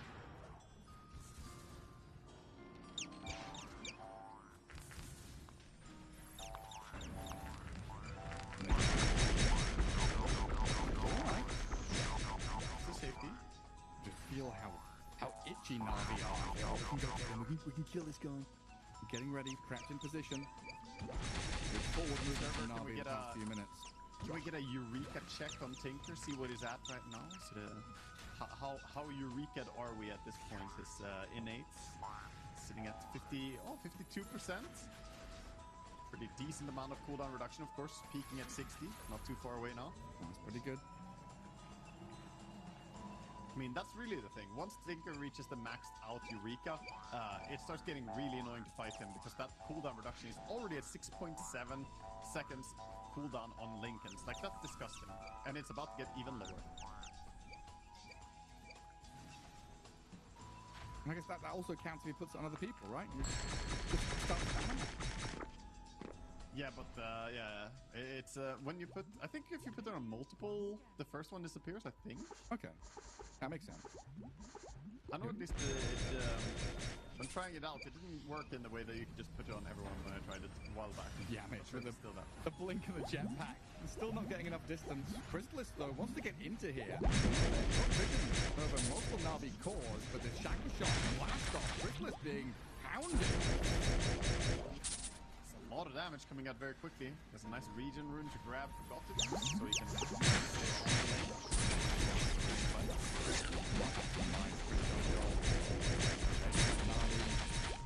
get through their fingers.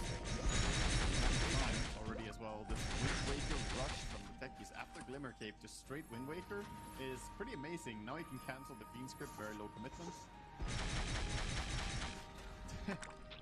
Just bothering him.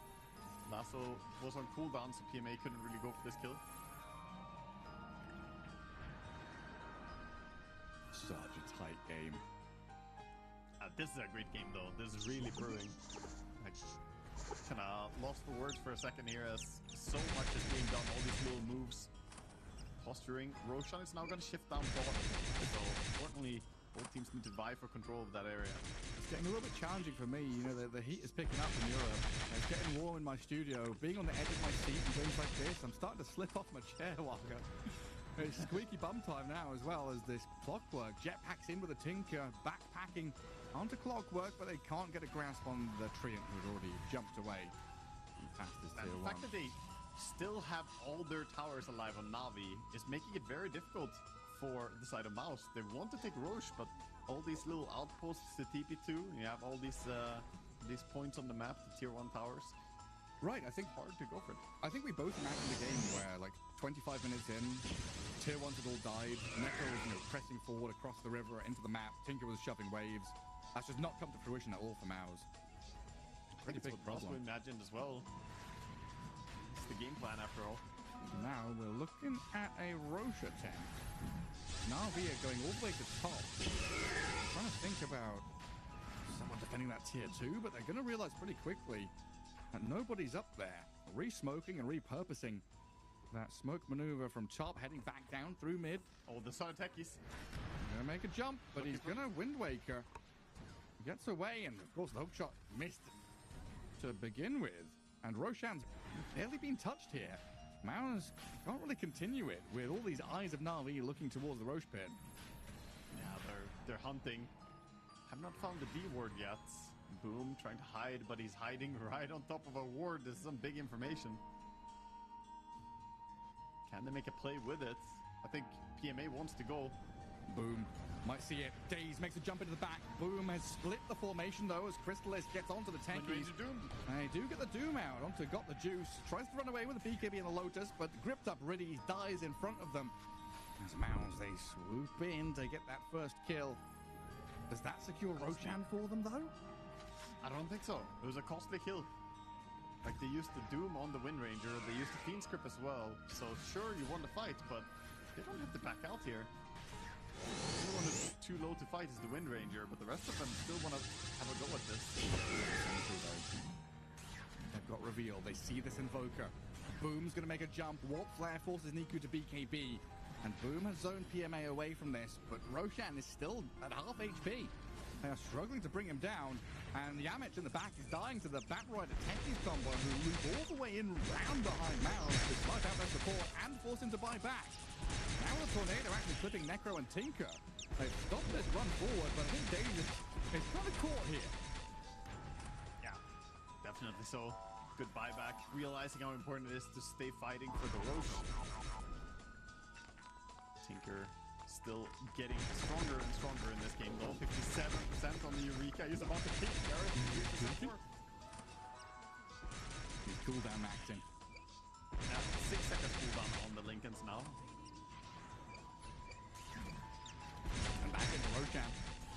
So Invoker pushes out top wave. Mao's trying to deal with it, but it's a lasso play. PMA gripped up, held in his place. Yamix, that's a dieback out of the Clockwork, though, as mid-one trying to stand in Crystallis to kill off the Treant. Mars of the Machine zoning Na'Vi away, and Crystallis just diving straight towards Cause in the back.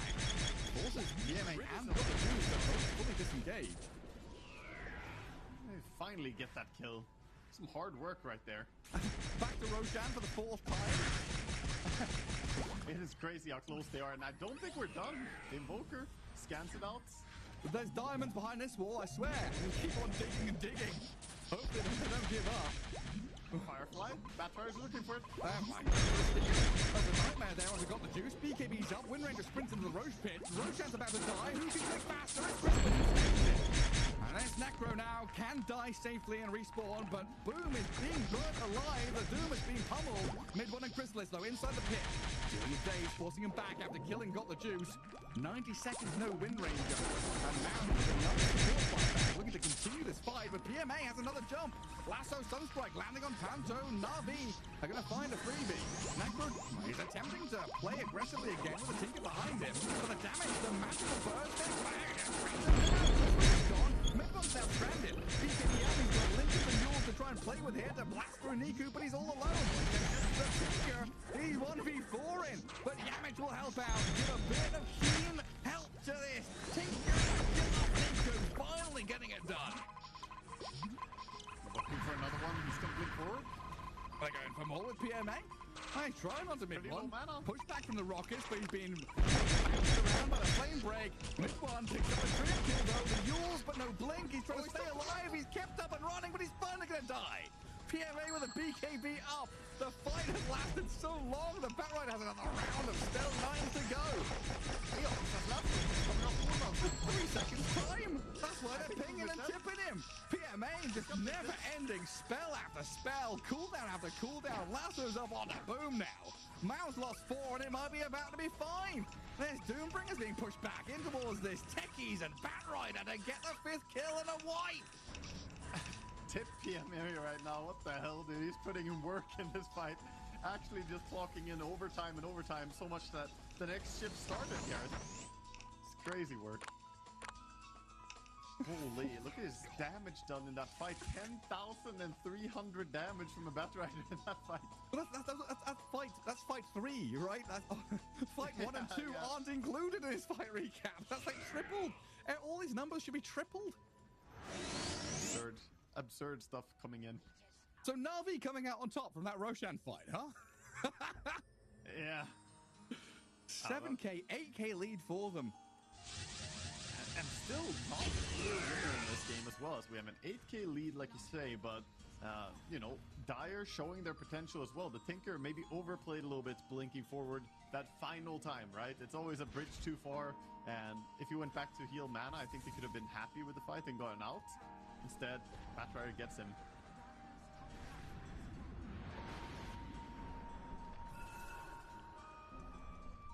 That's some big timings as well coming in, I believe. Did we actually... Oh, he changed his mind on the Invoker. He previously had the Aghanim Scepter in the quick buy, but opted to get away from it. Went with Octarine Core instead.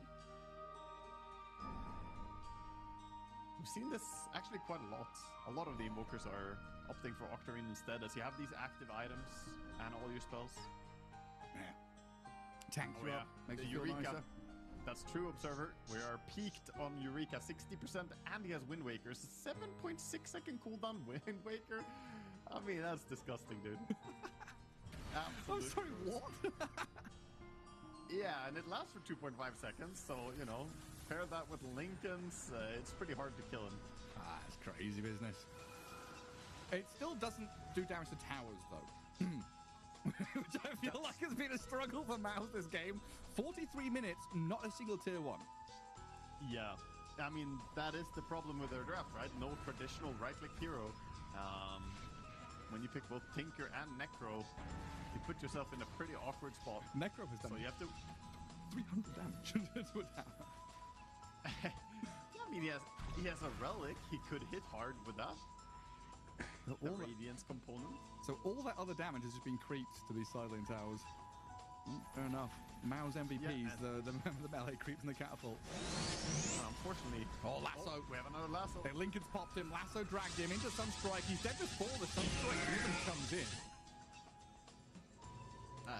Fast burst damage coming out, and they mass TP down bottom as well. They're looking for more.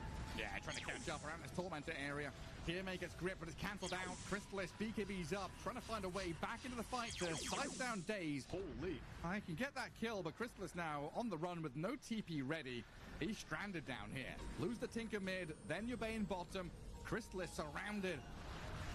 He's going to try and Death Pulse his way out of this one, and maybe get a kill on the exit, but it's just not happening with the positioning of Na'Vi. They get a double kill on Got the Juice. Now fully in the driving seats, they grab the game by his horns, and Na'Vi looking like the favorites now, heading into late game. I mean, we always knew they were going to feel pretty good, because now they have the Daedalus, Panic, the Wind Ranger is just this continuous source of damage. And even if Tinker is discussing late game, you do not kill buildings like you mentioned. Look at what happens the moment Na'Vi win a team fight. Straight towards buildings, even through backdoor protection, she takes down the tier 2 tower. There's a clear difference in how you can build on the lead. Honestly, if not able to get buildings any of the times they want to fight in this game, I think the game would have been, you know, over long ago. I think it would have at least been close. They would have had way more chances. You're able to actually Tinker as he's meant. As the heroes intended. But instead, it's now Big coming in, burning out in the barracks without so much as a whimper from Maus. They've gone back through the hole in the wall. Yeah, this is looking hard now. You have to get out the map somehow, and it's not that easy to do. And look at the little tree and the eye in the forest, the scouted Doom coming out. They know about this Lincolns too. They've been good about breaking it before. They're gonna do it again. Yeah. He's hurting back to break it. He gets off his BKB, but they've got enough physical damage to bring into him. It Tinker doesn't matter. trying to protect him here. Wind Waker's off to the right-hand side. And he'll blink away safely as well. That's Doom now dead for a minute and a half. A long time on the sideline. And this Doom didn't really go for a scaling build as well. On top of all the, you know, the hype we have for Navi being stronger late game. Doom not going for the Midas Octarine style, instead being going for fighting items. They really don't have a whole lot going for them other than the Tinker. No. So a lot of pressure on mid one. A ton of pressure.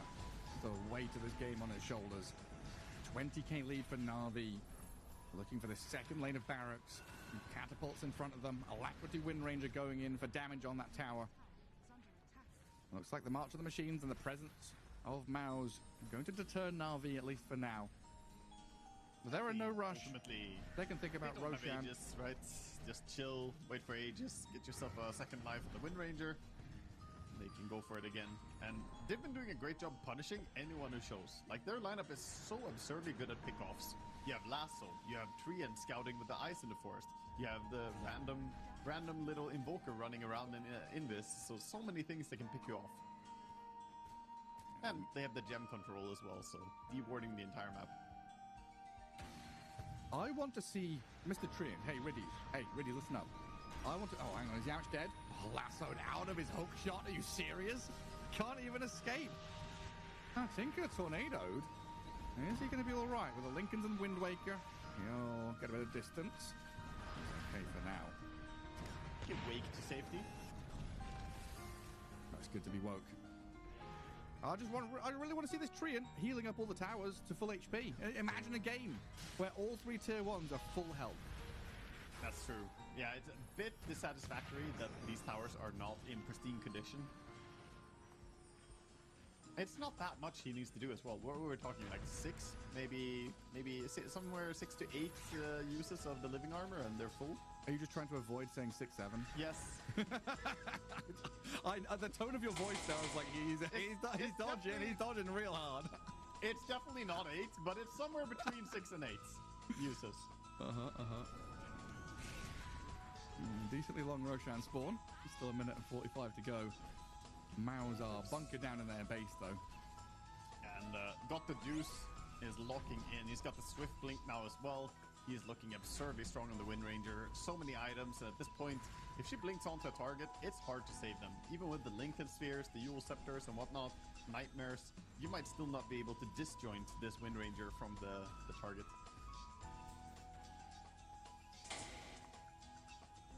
Wanga, I'm kind of scared. Yeah? What are we scared? Well, it's my job. Okay, we've got to pause. Good. It's it's my job to, you know, notice things and call things out as they're happening. And there's so many things in this next team fight that I'm already trying to prepare myself for. The Lincolns and the Wind Wakers. But there's so many things on the screen. I don't have enough words. If a player uses a spell, you call it out. Next team fight. But they all happen at the same time. How am I meant to do my job? I mean, these teams are too good. These players would have done it. These Garrett. players are too I can't skilled. work under these conditions.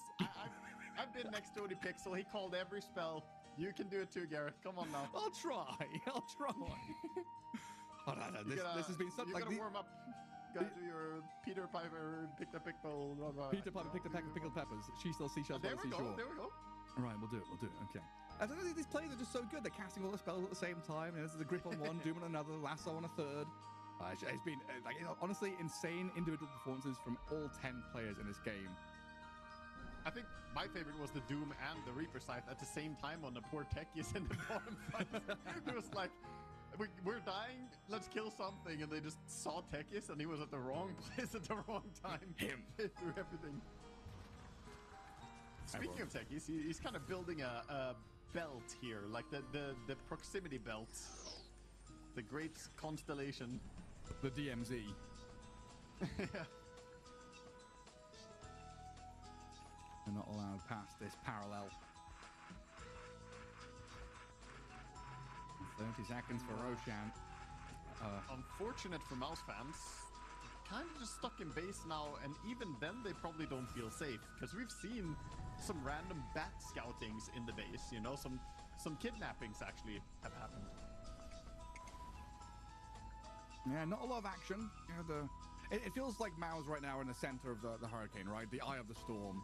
There's been a flurry of action, wind speed's picked up, now it's that dead calm, but you know that in a matter of moments, the chaos is about to kick up again, and you're going to have to batten down the hatches, you're going to have to board up all the windows. This dire base needs protecting. The range stops around you, and that's when you should be scared. All the birds fly away, and you're like, where are they going? that's always one of the first indications. When the insects and the birds leave, you're like, oh shit, it's about to go down.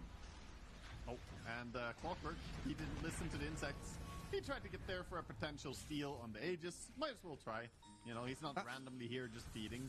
That's the trouble. That's the trouble, right? We've got Treant here, who is one with nature, building all of the trees so the birds and the insects can live there in harmony and give that early warning system. Tinker and Clockwork, Industrial Revolution, burning trees down. They're the Uruk-hai, destroying all the lovely natural landscape to build their nasty machinery. They don't have... You saying that the Ents are going to win this one? I think they are. They're going to march on Isengard. There are 2 towers, 2 tier 3s left in this dire base. They must be brought down. The Ents are going to war. ETA 2 to 3 business days. The moot is over.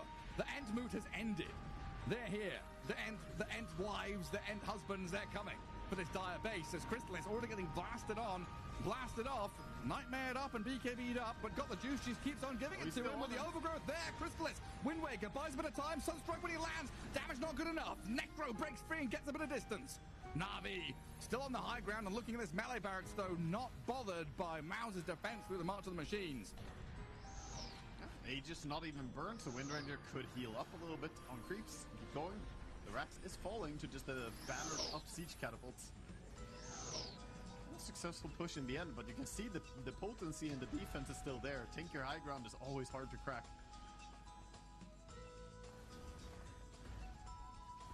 Why didn't the Batrider just fly the ring to Mordor? Just Firefly. Just fly over. What's the argument against the birds and the hawks doing it? It would take too long to get a message to them, or they didn't know, they didn't care. It would be too boring. I think that was too boring. Actually, no. There's some in-law reason, like they didn't want to get involved because they're too snooty or something. It's some cope. That's all I hear. I've heard the argument. It sounds like, you know, a little oopsie doopsie. It's like the lion doesn't concern itself. The eagles don't concern themselves with the rings of men. Yeah. But then they're there the moment it's done, dude. I don't get it. Inconsistent. Well, it just took them too long. They started their journey. It took too long to fly there. But Batrider would have gone there. Look at him. Wait, I don't think the Eagles in Lord of the Rings had freaking bongo boots and hurricane pike. You know, PMA is straight over the top of this Clockwork. They've got Boom's Doom getting a grab in the back on this Invoker. Wind Waker buys a bit of time for Niku, but the Reaper's Scythe is going to come in. Where is he? Oh, he's back to base. Niku, he's dying in Fountain. A Wind Ranger trying to go into this dire base. As Niku, he's ticking over. They've got to catch and got the juice, but he's been healed back up to half. Yamish makes a move onto him, but the Cataclysm comes in, and the double lasso on the Crystallis, and boom, drags them back into the death zone. They're being burnt down. Got the juice. Wind Waker again. Buys some time for him to maybe survive, but he's also got Aegis as a backup plan. Safety net is there. First life. And Maus, they've double bought back to try and hold their high ground here, but still losing out tremendously as Niku goes in for another round of spells on the Crystallis and mid-one. Tornado to hold them back. Got the juice and PMA, they're on Boom, he's dead in the mid lane, dead for 2 minutes now, and got the juice, chases Yamish down. A Clockwork, not much left in the tank. The Hurricane Pike forward from the Wind Ranger allows the gap close, and Maus now in a 3v5 to try and hold on to these tier 4 towers. A lot to do for mid one and Crystallis. the Wind Ranger, she's too strong at this point. You don't have a right to carry, you cannot deal with her. She has so much, even BKB is off cooldown again. Titanic is soon back. Trying to fend her off, but really the Necro is just wandering around like a sort of annoying flashlight, shining at people, but not really doing much else. The proverbial laser pointer. Just zapping people. But there's the two-man lasso again. Into the Cataclysm. Na'Vi have done it to him. Fire from Necro's going to come out, but mid one is going to win back to try and find safety now as they grip up this PMX back. There's so many ways to disengage and break free. Niku, Lotus, and BKB'd up. Dealing with Chrysalis as PMA pushes mid one and Panto back towards Fountain. Reaper Side's going to land on the Batrider though. Getting Chrysalis a kill and maybe restoring health. No, he's dead. 2 minutes on the sidelines. Gone for a while and mid one being burst down. Got the juice, going to chase him all the way in to kill him off. One hero remains for Mouse. It is mid one's Tinker. A 1v5 as Na'Vi have the flurry of buybacks to finish off the mega creeps and look for the tier 4. There's no way to stop this. He tries, but he's just gonna get held in place, disabled. Link is only gonna save you so much. Blast off is so quick, just jumping straight on that Tinker, blowing him up. And there we go, 43 to 31, 48k lead for Na'Vi. When Mouse were picking up the pace in those first 20 minutes, it looked good, but they fell short. That hurdle, just too much to jump over. It's so funny to see the players' reaction afterwards, so different. Like, Niku super animated, got the juice, flies out of his chair, and then you have PMA, who had a crazy game, maybe the craziest game out of them all, and he just calmly, like, scratches his head a little bit, like, wow, that was something, as he absolutely owned in this one on Batrider. Impressive stuff from Na'Vi. Super performance. Yeah, this is that fight, right, where the Batrider just lasted forever, basically. It was the dragged-out bottom Roche fight. He ends up killing so many, 10,000 damage dealt in one fight, minute 39 as Batrider. I mean, this was as long as the Lord of the Rings Extended Edition, this fight. We had three books, 50 freaking chapters, tons going on as we had a back and forth over the period of 4 minutes around this Roshan pit. Tinker tries to stand his ground as well and fight, and this is where Tinker gets a little bit overzealous. He blinks forward, gets some kill. This was a nice play, but here the next blink is the one that I think is a bit overcommitted. He looks for a bit more, and look at his mana pool. It's not very high, and he blinked. You could argue that that was a backwards blink, but not really. He knew that, you know, this is towards action. Yeah, towards the Roche pit, towards action in this situation. Yeah. Oh, PMA, yeah, had a great one. Getting on top of that Tinker, an incredible last pick for them. It was impressive stuff, though, for Mouse. I think they put themselves in a very hard spot with the draft. I mean, I do generally like the flex of putting some offlane heroes as a carry, playing these Necro +1s and so on. I really enjoy it, but I think opening with the Necro into the Doom, I think is too predictable. And adding the Tinker as a last pick, I think really shoehorns you into one horrible spot where you don't have building damage. And they basically lost to living armor. Like, straight up. They can't break the Riddies. No, you can't. And how do you defeat a guy with 2 gems and a refresher orb? It's undefeatable. Yeah, there's definitely the man of the hour, though. Holy crap. 90.7% kill participation. Hero damage, absurd for a hero who's an initiator. Yeah, doing 53,000 damage is some serious dish. She did more than the Wind Ranger, by the way. She did 46,000. 56 on the Invoker, slightly higher, but, you know, that's Invoker as well, with Cataclysm, mind you. Yeah, it's so much easier for him to do that stuff. Great from PMA on that Batrider. So many double lassos at the tail end of that game as well. So Na'Vi, they come in, take the game 1 victory, look pretty good against Mouse, who tried something a little funky there with the Necro first pick. We'll see how it develops, though. Game 2 coming away right after the break. The human body was built to move. Not trapped at a desk in one singular posture for 12 hours a day. It's time your chair evolved. This is Secret Lab Titan Evo. Ergonomically engineered for you, gamers, hybrid workers, artists, backing your every move.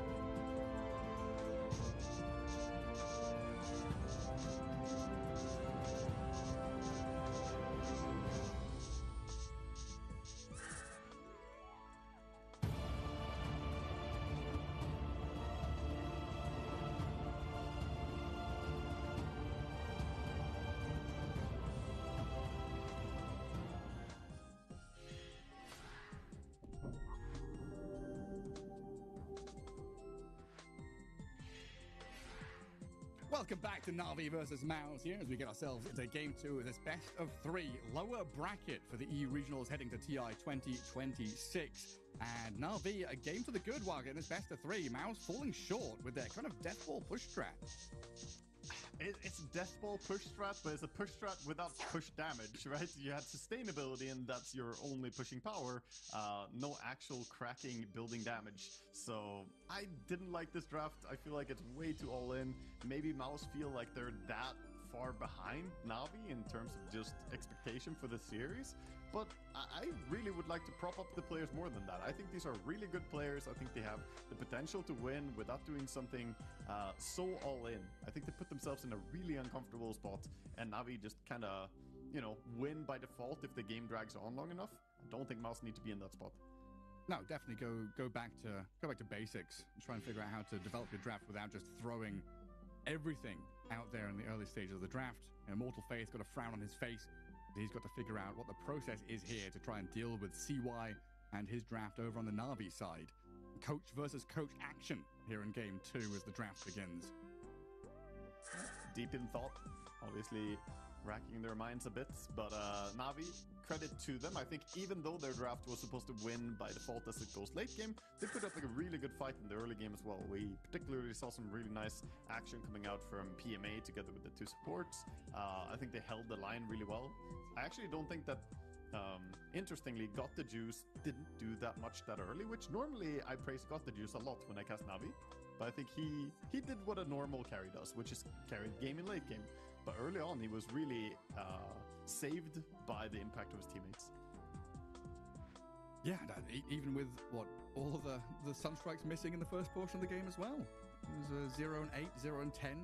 Niku had a difficult time connecting them, but then he gets his Aghanim Scepter, gets the Cataclysm going. All of a sudden, we've got these double lassos into Cata plays, which are easily landed.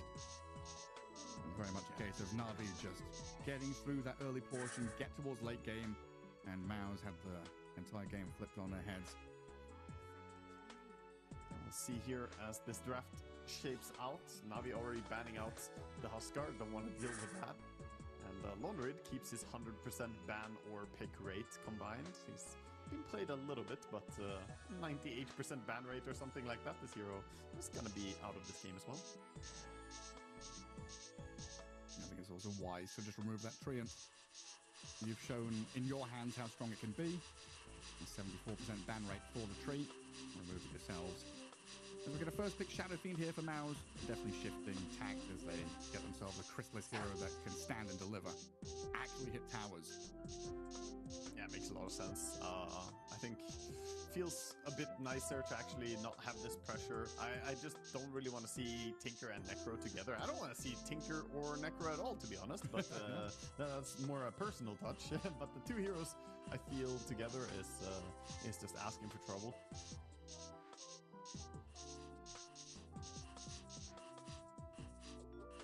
Now, the response to this SF has been a difficult one that a lot of teams have tried to find a way to, kill him, him and Drow, kill them in lane, get some Undying with a decay spam into a Hoodwink with a damage output. But it's felt like Undying off lane has fell short more often than not. So I'm not sure if I like that, beat SF in lane but then lose the game kind of situation. For now, they're just going to grab the Clockwork and make sure that there's no SF tree or SF clock combo. And they've got a way to get on top of the Shadow Fiend. Yeah, exactly. Kind of works nicely in both ways. You can sometimes just mess with Shadow Fiend's game, even in the mid-game. You hookshot onto him, drop the cogs, and then run away or fly away as Clockwork. And you kind of leave SF trapped for a little while. Can stun him even through the BKB as well. It's kind of nice. I think primarily this is just a block pick, like you mentioned. Take away the combination, but also leaving them with less options on mouse. Alright, ban out the Darkseer, which we've seen used as a tool against some of these ranged anti-carries. Not exceptional in the early lane stage, but definitely can put a bit of pressure with the right partnership and dives under tower with twin gate plays. And of course, just later on in the game, the punch in the wall, very annoying to deal with. A good shout to get rid of him. Darkseer is a hero that overall I think you need to respect against players who are good at comboing, and Navi is definitely one of those teams, right? They have a little semblance, in my opinion, to like old VP Polar. I'm talking many years ago. VP Polar used to run this Slardar vacuum combo all the time, and they just had clean execution with it. I get some of those vibes every now and then when I watch Navi and how they throw their spells. Last game was a mess, though. It was a mess because there were so many things happening from both teams, so spells did land and some spells did miss. Yeah, but they were good with their combos when they could land them. There's so many Wind Wakers and Lincoln Spheres and stuff being spammed. So a little bit challenging here and there. And then the PMA Batrider also being respect banned. And Shadow Fiend is a hero that can often find himself in front of his team, hitting an objective. If you're able to double the distance with a lasso drag back, it can make life challenging for the Shadow Fiend. Makes sense to give a lot of credit to PMA after previous games, well, banning out both the Darkseer and Batrider. Seeing what he did and how he held the game together, he was definitely looking super good. Calm and collected, Mr. PMA. Is it? Do we want to ban Bane? I mean, it feels like an okay ban, but it feels also like a bad ban. It's a fine ban, but you also have Clockwork, so you can just leave the Bane. And actually, Bane was banned by Mouse in first place. Right. But yeah, even if it wasn't, I think you could have still left it here because you have Clockwork, very good at canceling Bane and fighting against him and snag up Axe for themselves. I've seen Axe do well even against Shadow Fiend. I believe it was Davai Lama who played Axe against SF and actually crushed that lane. Praised him as the MVP after that game, but we'll see if we have reached that. Yeah, it feels like you've got a few options where you can play this Axe Clock as a lane and just play standoffish, drag wave back and be a little bit cheeky with your movement on the lane, or you can put this Clock 5 and have Axe on the Hoodwink where you're actually pressuring and doing damage with Battle Hunger plus the Bushlight Acorn shot being together. I'm really struggling to figure out what Panto's playing in this game. Do we go back to the Tusk? Do we have like what is the SF lane gonna do? It might be this. I don't. Yeah, it could be Largo. I feel like this is probably still this top 3 though. But definitely could be. It's pretty nice to have Largo in the lane because Largo actually does allow you to dispel the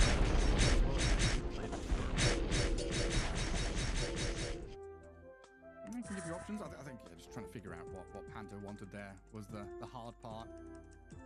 Yeah, I think it's similar. Playing Largo against Axe reminds me a bit of like Warlock versus Largo situation where like you rely so heavily on your spell spamming and you just get dispelled by like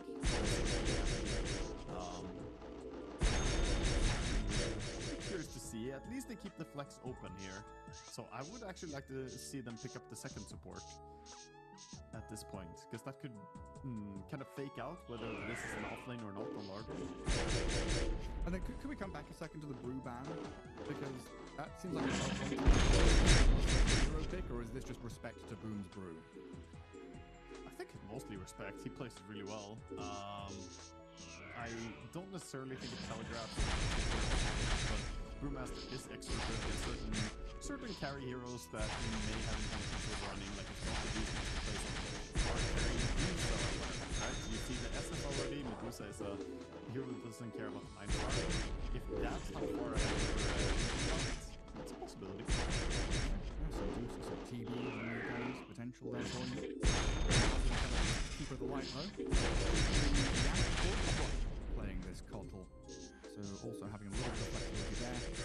Kind of assuming Yamich's hero though, just because it is comfort for him. So I think likely we've got our 1, 5, and 4 already picked. If it is the 5 and 4 though, one thing to be noted is that they don't have the best gank potential between their two supports. The Largo and the Keeper of Light don't really have an easy way to just run up and stun someone and kill them. Like Largo to some degree, but it's not that sharp. You need some guy who starts fights, like some or a Brew to get in there and do something, from Boom's hands in particular. And I guess they'll also be looking for some kind of mid-one Storm or Ember Spirit to get a bit of gap close and catch. Love that with a Kotl. TA anyway on the side of Navi, and a hero that, you know, I've spent a few thousand hours and overall it's not a bad TA game. I like TA against Largo. If this is offlane Largo, it gets hard countered by TA, so that's one of the main reasons they picked here. And that may force them to play the support Largo, which maybe they already wanted to, but at least it takes away that flex. And there's the Hoodwink with the axe. So kind of back to the 5 players with the TA. Hoodwink axe offer quite a lot of range damage here. So if the 5 Largo gets out of position, you can get blasted. Or they can just put all focus on the Shadow Fiend and maybe even go for one of these early attempts where, you know, you tri-lane, kill the SF once, and then go back to normal laning.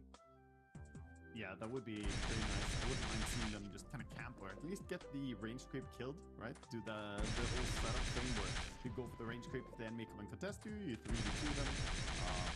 Could be a good opening to the game for Navi. As Tiny gets picked up. Yeah, so where's he going? Because I think we've seen a bit of everything out of this Tiny. Yeah, look, yeah, exactly. Mainly carry, but mid, offlane, and pulse 4 has seen all of it. I mean, carry is where he has looked the best overall, and that's also where he looks the best in pub games right now. So I am also leaning towards wanting to see carry Tiny. I think it's good against Axe, you know, later on getting blade mail. If it's carry SF and you get blade mail called, that's one of the things that can hurt SF as well. So maybe they have plans of going like mid SF but carry Tiny. It really comes down to what they are feeling on mouse. Why not pulse 4 SF? Why not bring back the Yapsor strap? Yes. Do you remember that? Yeah.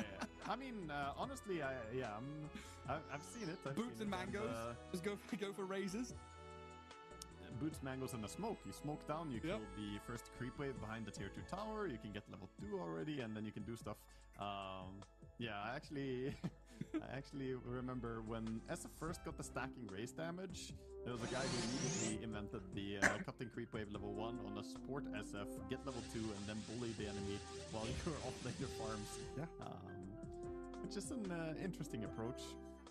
Well, whichever way you look at it, Mouse has a lot of flexibility with their heroes. They've got a lot of different ways to set up these guys in all the lanes, but they've got to pick their last guy first with the penultimate pick of the draft and taking their sweet time, heading into 10 seconds remaining, all the way through the reserve time to get themselves an Enigma for Boom. So Enigma Tiny lane, Kotl mid, and then Largo SF lane is how I see it. I really felt it in every fiber of my body that was going to be an Enigma coming in because I didn't see any other good options. The banouts, like normally we see Centaur here, Centaur with SF, but again Centaur just gets pretty bodied in a Clockwork TA lane, I think. So I like the Enigma pick a lot more. I think it's a sensible pick. Generally TA can kill Eidolons, but with good micro, it's hard for her to kill more than one, and she'll get harassed by the other ones. So should be a good lane coming out for Enigma. Yeah, now Niku, what do you want? Your Cairns and Ember have both been banned out. Do you want a Spirit Hero to be able to play forward into Hoodwink and Clockwork? Or just the Invoker again? Go for some Sunstrikes. Okay. I mean, he has Axe, he has Clockwork. Usually that's enough. You also have Bushwhack into that from Hoodwink. So looks pretty clean. And going against a mid one Tiny, I think Evoker is going to have a decent enough time. Last hitting can be hard on the first 2 creep waves, but after that the game shifts more and more Invoker favored. Oh, so they do put Yamich on the Kotl and mid one on the Tiny. I really thought it would be the Tiny Enigma lane, because that's such a powerful lane. Even against a TA, just to toss her back into Eidolons, you could fight and kill threat there. Keeper Light is better on that lane. You can do similar stuff just by blinding lighting towards the Eidolons, letting them do good damage, and then the blinding light mischance actually messes with TA a lot. So the problem with tossing back is that she might just turn around and kill the Eidolons or stand her ground and fight. The blinding light is taking away that option, sort of, with the mischance. And I guess Kotl is also one of those heroes that you've got to be, from the mid lane, quite a specialist on to keep that tempo going. And I know mid one has played it a bit, but maybe not fully in his comfort zone. But draft versus draft, Navi versus Mouse here in game 2 feels much more standard from Mouse. No more funny business. They've covered all their bases. Your checklist must look pretty good for them. yeah, it looks nice. Team fight is there, push power is there. Lanes are not as strong as we would love to see, but it's definitely acceptable. Largo to counter out the Axe, and then you have the Enigma, who should be doing well in this game as well. So, I definitely think they improved on their draft from the previous game. At the same time, I don't really mind what Navi are doing either. I think their draft is sensible. So good stuff. We get to see both teams with very playable drafts going into this game. We'll see how it goes. Game 2, it actually happens way more often than you would expect, right? That teams just put themselves in a spot where, like, it feels like the draft kind of decided the series, or even decided at least the one game in the series. And I'm not gonna say 100% that's what happened previous game. It wasn't all in. It could have worked, but it's a major component to Dota. That's why you can't just rely on your coaches to do the entire drafting for you. You need to work a lot together with your coaches. Yeah, I mean, everything in Dota is about expectations, right?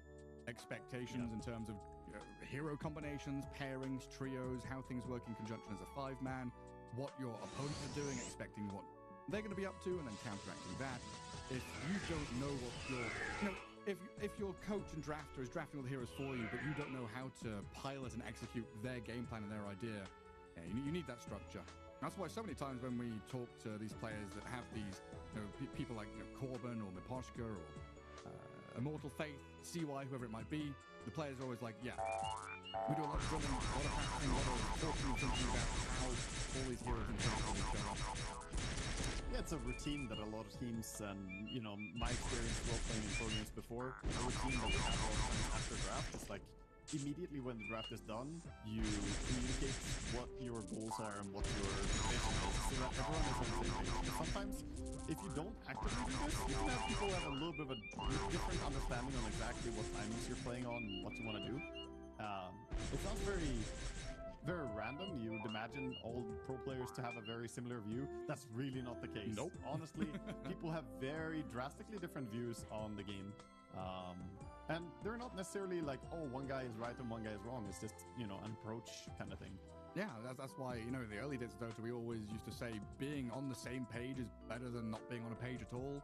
And if you've got all these disparate views and stuff, just having one loud voice and one dictator in the draft and in the game felt good back then, before we had all the coaching staff and stuff pick up the slack in that regard. But we also had a period where so you were one of those teams. Would you pause after a draft and have a little 5-minute chat before the game started? Hell yeah, that was meta, dude. That was meta back when I played. Yeah, we had to crack down on that. But it was awful for casters. The draft would end, the casters would sit there for 5 minutes, like, okay, we've got a pause now. For what reason? And you there to have a chat. Yeah, teams were just having a chat. Listen, they needed to understand what was going on. No, I mean, it was this weird thing where people started doing it, and then, since everyone else was doing it, if you don't do it, or if you don't take the time to actually think about it, it's like awkward. Or if, say the opponent paused, and you just sit there waiting to play, you waste your time. You should be actively talking. Game 2. And for 3, Navi are 1-0 up here. As we're down in the lower bracket, heading towards the International 2026. A loss from Mars will dump them out of this. Navi, a victory will push them on forward to face against Huligani. The laning stage so far starting out pretty decently for this Tiny at 3-1. Niku, same story, 3-0 thanks to his Sunstrike. He's doing a good job with the harassment as well, trying to keep the damage coming into the Tiny. Tiny's gonna be able to get the Forge Spirit though. That's a nice bonus last hit for him. Generally, you want to avoid having any Forge Spirits die. Such a big impact. Extra gold, experience can really swing the lane a bit. It definitely can. Yeah. That faster bit of regen, that quicker bottle. Scale. Just keeps the avalanche damage going onto Niku though, making life a little bit more challenging. Has to step back with the Quas and the Tangos, but he'll be fine. And then these side lanes, Enigma keeps the Eidolons going with Yamich behind him. They've got this Enigma 6 last hits. TA is up there at 9-1, got the juice. This is one of his signature heroes. When Navi Jr. burst onto the scene, got the juice was playing TA and Sven. Yeah, he's expanded his hero pool a lot since then, and become much more rounded as a carry player overall, but for sure, he plays a phenomenal TA. so far doing very well. And up top, actually, Daze got a little bit too close to the SF. Dead to the Largo. Oh, he popped the fairy fire, but still fell. Doing a little bit too much harassment. It's the hard part about playing Hoodwink. You can get carried away. All those auto attacks in the lane. You feel like you can shoot people forever, and suddenly you got licked, pulled back into the SF. That works pretty nicely as a combo. Get licked back into a frog stomp raise. And Daze feels the pain. They're going to give it back onto Panto up at top, though, forcing the frog all the way under his tier 1. Oh, down the bottom lane, the TA just trying to spam out these Eidolons, but it's a real challenge for Got the Juice when he's just being pushed around by Blinding Light. Twin gate play, though. Missed the Sunstrike up top, but we have a gate play by Riddies. Riddies has come across here. Push back onto Panto. Battle Hunger expires. Level 3 Axe trying to chase Chrysalis under tower with a blood grenade chucked at him. The focal point is the Shadow Fiend still. Cogs flying through, bouncing around. Chrysalis healed up, though, with a Lotus put on him. Magic Stick popped, and now the cell back up. The Rocket Flare will cancel it. The Battle Hunger comes in, but the double raises gets Chrysalis the kill. The third raise thrown out there as he turns back onto Daze. The little run around the tree, not going to pay off. The Shadow Fiend finally died, but Na'Vi had to pay so much just to kill the Shadow Fiend off. That was a very nice attempt as well coming out. Chrysalis, some nice juke shoes there coming in, and the Chakra Magic was a heads-up play, a little bit of extra mana. SF turns it around.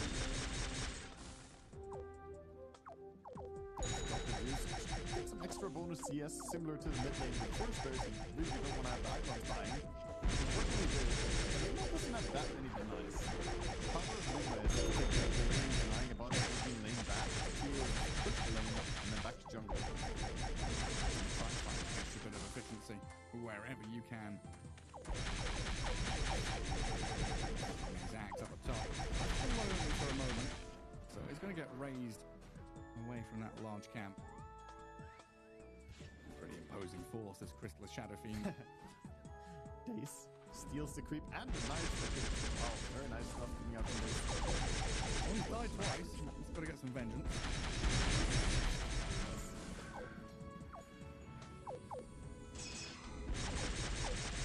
There's just non-stop blood loss down here as well. And Chakra Magic, boom, spamming them out. Constant pressure means Police War Camp is an absolute nightmare for Na'Vi. Yeah, he even farmed up the small camp, so not much options for him. And we might see a move from Panto. He's thinking about going through the gates. He's at least gonna go and check it. There's actually Riddies coming through the gate already. Well, Daze is looking at mid one in this mid lane. Niku with a blood grenade and Sunstrike. They've caught the Tiny with a good bushwhack. There you go. Giving it to mid one's Tiny. Always these little bit unexpected ganks, right? Showing up at the 5-10 mark, not showing up at the 6-minute mark. This is so often successful, honestly. The amount of times that you and I have seen ganks at 5-10 result in a kill, I swear it's one of the highest kill highest kill success rates out there. Yeah, it happens every time. Right, it's always that conversation about just trying to be ahead of the curve, trying to be that one step ahead in terms of aggression or greed or whatever it might be. And Riddies, he goes for the TP home. Under dire vision, got scouted out, got chased by the Largo and the Shadow Fiend, but protected the event. Axe continue farming and dragging waves into camps, so Axe very happy with the state of affairs. While down at bottom lane, Daze trying to scurry back into the tree line. Breaks away from Yamit and boom. Thanks to Riddies and got to use presence, they don't lose any lives. They saw Riddies and then they came back out saying, okay, we're only committing 2 heroes, let's chill, there's 3 enemies, and they're actually going to have a friend coming in from behind this. Mr. Largo himself, TA, pretty far up on the lane. But Clockwork sees the fog. Panto's way out here. Not in his natural habitat. He's going to lick off the blood grenade and walk back into the tree line, so he's going to be And then off camera, we actually had Tiny clear out the medium camp that had been stacked side. Mid one with a nice little move there. Just shifts in, counters up the I really enjoy what we're seeing from PMA, by the way, right now. Just cutting behind, farming in the dangerous area. I say dangerous, but in reality, this might sometimes be the safer area. Go and cut the creep wave. This is so far away for Tiny to make a backwards move and gank this. It's not a good feeling. say you do TP over there and kill him, then you're just stuck in no man's land. Yeah, also just a matter of finding him. PMA maybe trying to play Mecha Chameleon, just going to paint himself as a tree over in this dire side of the map. You can't see me. I'm invisible. I'm a neutral creep farming your jungle. Monkey King just sitting in a creep camp, chilling. Bottom tier 1, already claimed up though. There we go. 8 minutes into the game. Tier 1 tower dead. Okay, they're getting tired of the Zax finally moving up the Largo, setting up. Now they could think about TPing in Tiny. But Tiny doesn't have any mana to work with, really. I guess he has Soul Ring. Can make Crystallis. No, I don't know. Oh, they don't even see him. They want to go Oh, for the that's 8-minute rune. Yeah, they're just walking right past the axe, bypass PMA and go top rune spawn, but it has spawned bottom.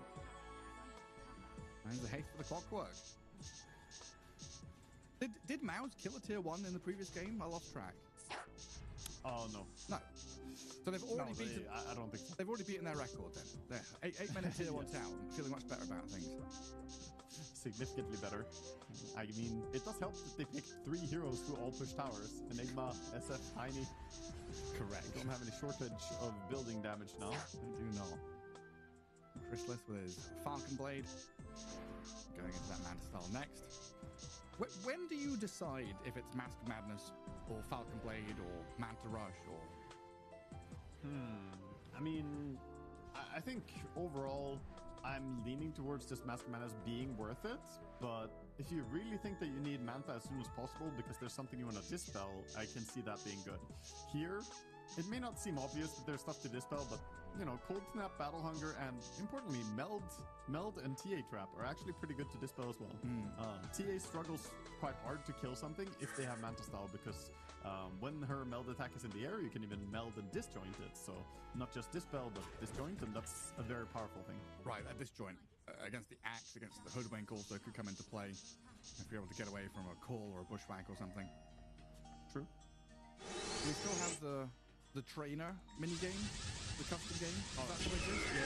Yeah. Good. Yeah, I played that a little bit. That's a funny one where you get to dodge different abilities.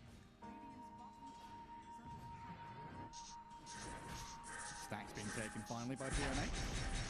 Daze was circling on the map saying, hey guys, I've built up bank here. Tiny's stolen it once. Don't let it happen again, please. So Hank's going to come in and finish off his Blade Mail, while mid lane, Clockwork is going to get pushed back down in towards the waiting arm.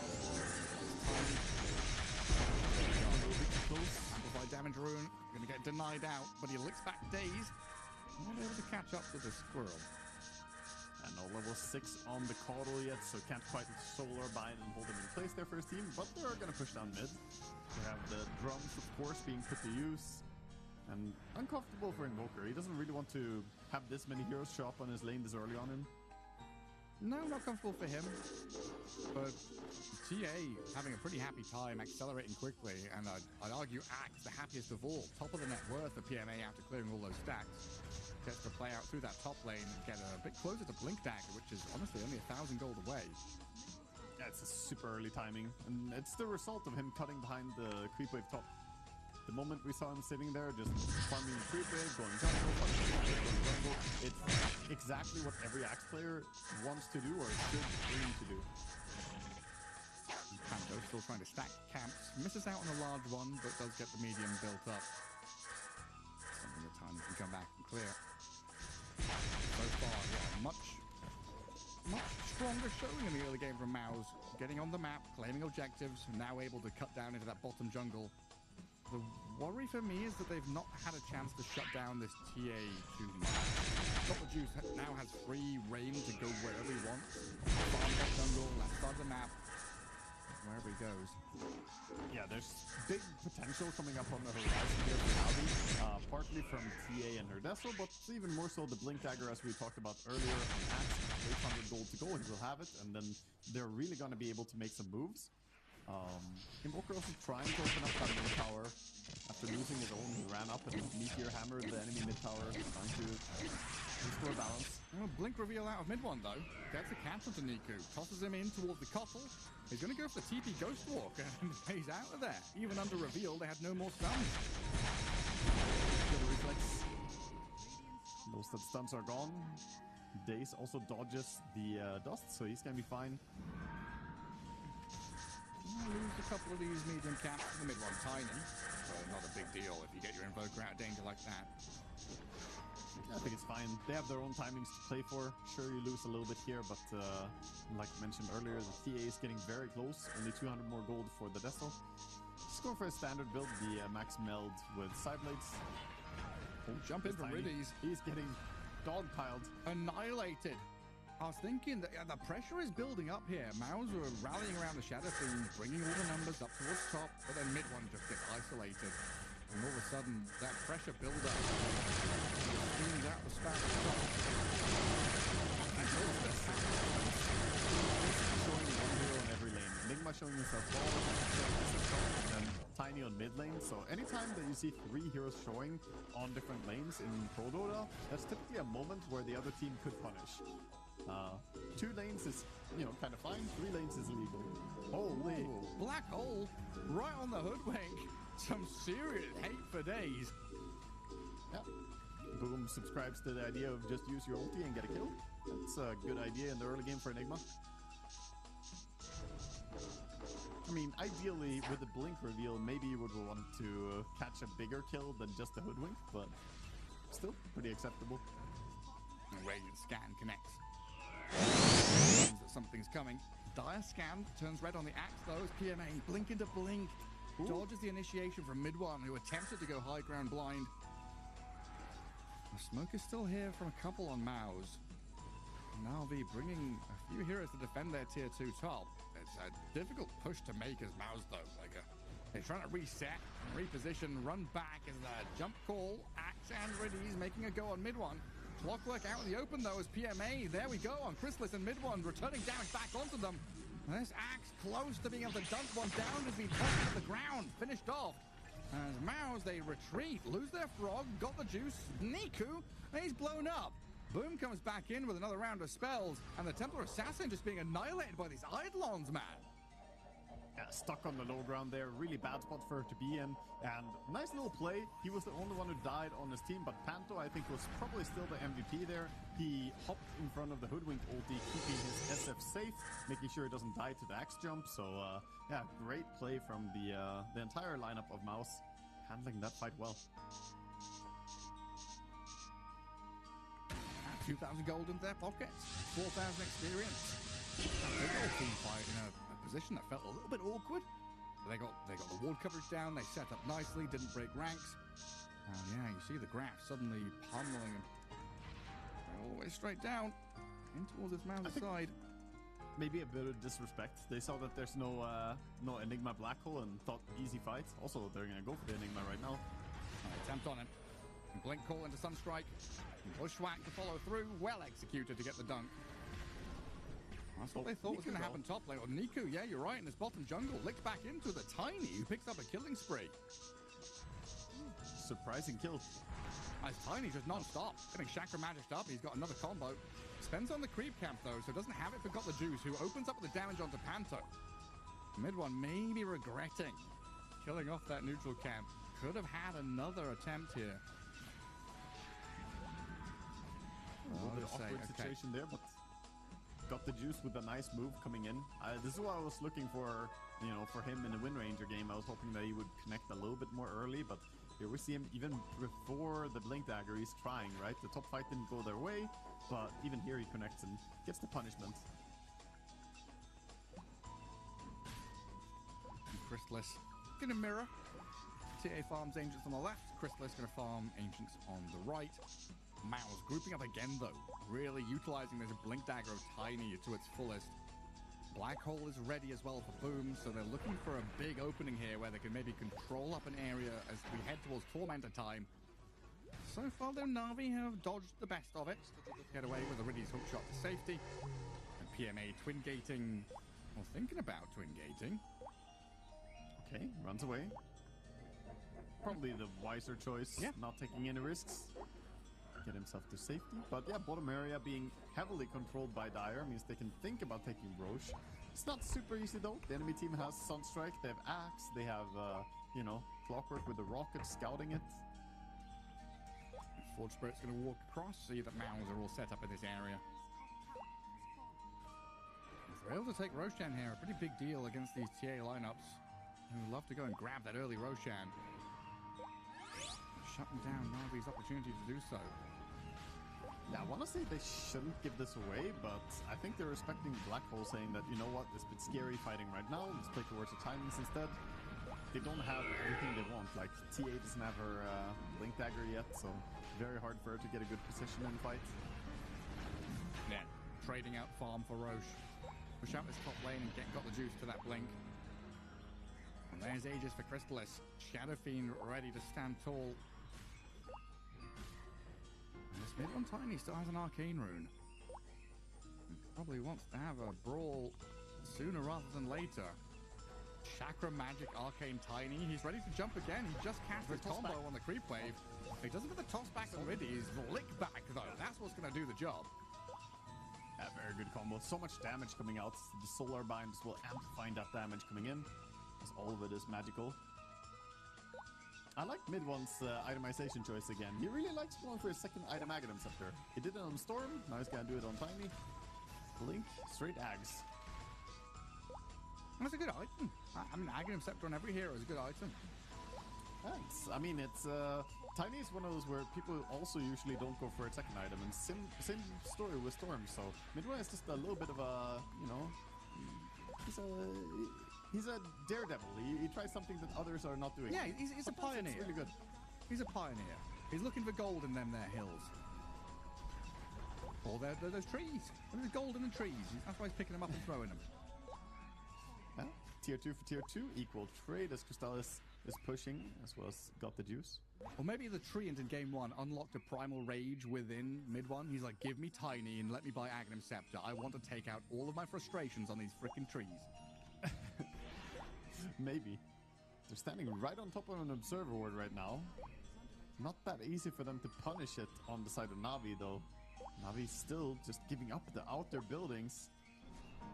Man, this time they don't get a trade for it as well. Really looking for this later timing. So now it's not just the blink on TA, kind of waiting for the Hurricane Pike. BKB Axe is obviously a big one as well. Yeah, it would be nice to have so he doesn't just die when he blinks in, because he can blink in and call something, but if he immediately dies, it's not a great vibe. Man, this Invoker's locked in the base. He's getting pretty poor. Sub 9k net worth, can't really get out there. Forge Spirit's going to get immediately dispatched by the Shadow Fiend. And I was actually just checking if Invoker had an item on Courier and realized, no, there's nothing. No, same thing. I was like, does he have half a BKB or anything? But no. Oh, the cogs. Well done to stop the toss back. Mid one doesn't get the latch onto the Invoker, which could have been a straight up kill. Saved by Riddies. Meanwhile, Daze hiding in the trees. Guys, they're going to come for Torm. I'm ready. I'm set up for it. Yeah, about that. They're going high ground, actually. They're hitting your tier 3. Yeah, they're on here. TA can try and defend with traps. They're shooting some clockwork cogs, but SF is still not deterred. And Axe, how close are we? Still a while to go. Yeah, he's not going to get the BKB that shortly. I think they're happy now, though. They did some building damage. This may seem like nothing was achieved, but really doing that bit of damage makes the future high ground push so much easier. Oh, yeah. Absolutely. And even just the threat, like pushing wave and someone has to come back and defend against creeps because they don't want to lose this tier 3, causes issues down the line. It's just a permanent thorn in your side that you have to come and maintain.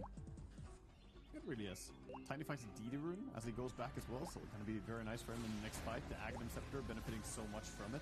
And Tormentor, again, not contested. So Navi really just saying, wait, we need to get some items, we need to build up a little bit more. Yeah, and to be fair, you know, net worth-wise, there's not that much of a gap being created. Mao's are playing this 5-man group up, move towards objectives, getting all of the objectives, but leaving a lot of map space for Na'Vi to inhabit. And now Smoke, pre-Axe BKB, Daze has been caught in the bottom right corner and blown up, but Na'Vi are moving to try and fight down here. It's been scouted though. The couriers are flying over observer wards back and forth, so I think they are very aware of what's happening. They're actually gonna go back and say they want to fight it though. Oh boy. Let's see if this is the right call. Riddies. Oh, he's just gonna get jumped by mid one. Gets slammed into the ground. The trees tossed at him. Quick takedown. TA goes for the TP out. Should be in time. Probably does not spot her TPing out.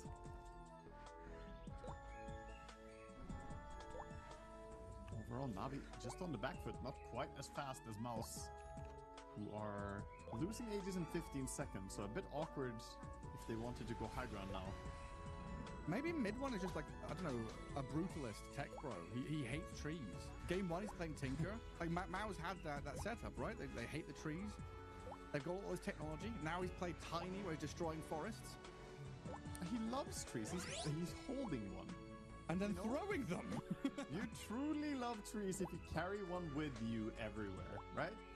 Yeah, that's how it works. And then he shares them with his friends. Oh, hello.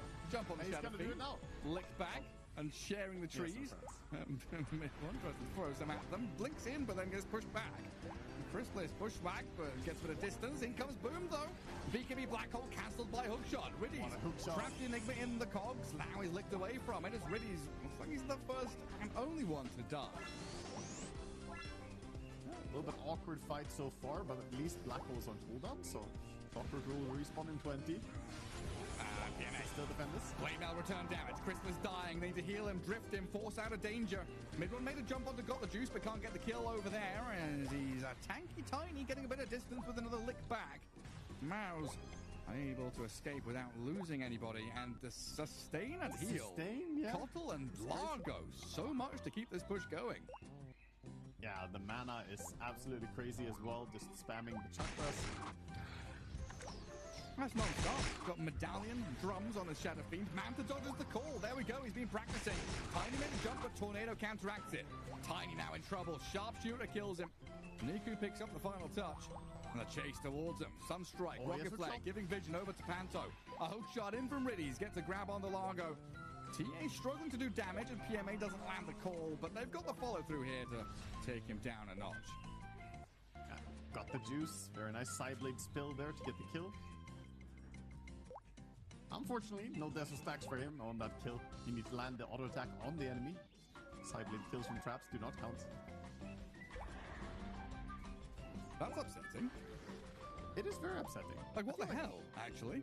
And any kill should get it, right? But you need to put the Desolator debuff on the enemy for you to get Deso charges. That's why if you have two people on the same team with Deso, only the first one to apply the Deso debuff on the enemy will get a Deso charge when the target dies. Oh, SF hiding behind a tree. Lightly called. PMA's there. Finds the opening. Down you go. That's a huge pickup. Navi first with a good defense and now finds the massive takedown as well to allow them to get onto the field and just get some map control going. And these PvP timings could really change the game because Dire, they are pretty spell dependent still, and being able to go in with nothing to bother you is changing PMA's game. Same for TA now, sending out her BKB. For the first time, it felt like whatever. They're forever in this game. Now they playing aggressively across the river. Yeah. Invoker got spotted by the Sentry Ward combo. I want to go on him, but just gonna get pressure on mid. And Glyph up for the tier 2. 2 minutes left for Roshan. We know that, but the teams are going to be trying to control up that nighttime Roche pit as soon as possible. There's the tower. Thank God TA doesn't know when Roche spawns anymore. She actually has a useful innate. She has the inner piece. Really useful. That was so good. It was shit. It was really shit. It was incredible. Having TA and Oracle on the same team. Oh, beautiful. You know everything. It was so shit that they put it onto Oracle, and it doesn't really change it. Oracle's still not picked, even though he got both innates. They gave him TA's innate for free, and people are still not picking him. That's how shit it is, okay? It's shit. Poor Oracle. My little boy. So many spells and so little impact. I mean, the rune knowledge is insane though. That shit is fucking bonkers. Knowing where the rune spawns, just prognosticating everything. Daze hiding in the trees. He's looking to set up. Knows that he could kill a support together with a Sunstrike, but has to be careful. There's so many heroes here. Yeah, avalanche into the treetops. Oh my god. Your habitat has been destroyed. The Rockman has arrived. Daze. A lot of rocks. Maze, a maze, a maze. Why are you here, squirrel? Question. Poor little squirrel. They're chasing. Yamich is hunting. That's just a big ball up from Mouse, though. This is how they play. This is how they have played since freaking Wallachia 6 or whatever, the one that they won. Grouping up together, playing this very tight-knit game plan to storm across the map. Don't give any targets to your opponents. No stragglers, no one left behind. Does leave you a little bit open to the split push and the farming of Na'Vi, but it also means you're very strong when you're grouped around objectives like Roshan, who's about to spawn. Yeah, they want to play to a strength of their lineup. They have the Black Hole with the massive ulti and Tiny with all his spells. It's a pretty strong 5-man constellation.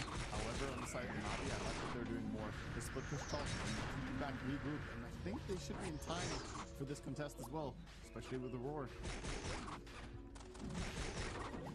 Not the easiest here against the Rock player. Can I give vision? That's everything. Yeah, not smoked. Trying to rejoin through that bottom jungle, and with you hold into the pit. Draw a line into a long wraparound. Mid one's not a part of this smoke, though. SF is going for a butterfly, but TA is queued up not 1 but 2 MKBs to counter it. 2 MKBs, what? That's insane. It's almost as crazy as ordering 4 now. I would have yeah. You're right, 4 is crazy. You need at least 6. Roshan being accepted already by Mouse, they're in the pit. The Rocket player's going to scout it, and Na'Vi trying to make a move. There's some hints in there with the bottom trap. Now I'm not giving up on this, just sustaining through the Roshan damage with the frog and the topple. Just watching the Enigma, see his positioning. Sharpshooter. Chucked into the roast pit. Doesn't land a Chrysalis though. Illuminate's keeping him topped up. Harvey's trying to make a move on this. Tiny with a hook shot. Meatball landing in. Mid one's low. Jump in. Chrysalis snatches ages. SF by. Now the black hole. On PMA and Daze. Ready. Caught inside. 3 down as Boom picks up the triple kill. Oh my god, Chrysalis is styling on them. He takes the Aegis faster than 3 players who are on top of it out of the Na'Vi lineup. And then he Hurricane takes out, leaving them trapped in their own cogs, and then the black hole landing on some beautiful stuff coming out there. I can't believe they didn't get a fall on him. Did he get stunned first? I think Avalanche hit him when he blinked in. I need to see a recap of that. I think Axe may not have had anything to protect himself when he jumped in, but he's feeling on cooldown or just took too late. Avalanche frog stomp into black hole. Yeah, did he just do right after? Or did he have to do before that though? I didn't see it. I was staring at Enigma. We'll see it after the replay. Mid one did a great job here bodyguarding the entry point. Yeah, so here's the Axe. Look at that. Eidolon's coming up, messing with him. And then he finally gets his blink here. And he's just avalanched. Dude.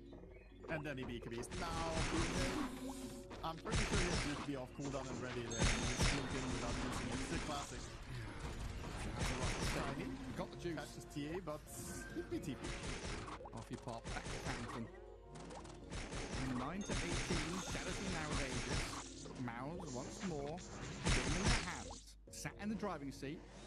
But who's holding the steering wheel? All of them. And you pull in one direction each. I want to go this way. Mid one take the wheel. Drifting down the bottom lane. Chrysalis trying to drag back up the top. Super comfortable though. Whenever black hole is down, obviously Na'Vi have this window moment to strike. Black hole is being down. Any even game wasn't that worth. TA still up at the top with 21,500 names.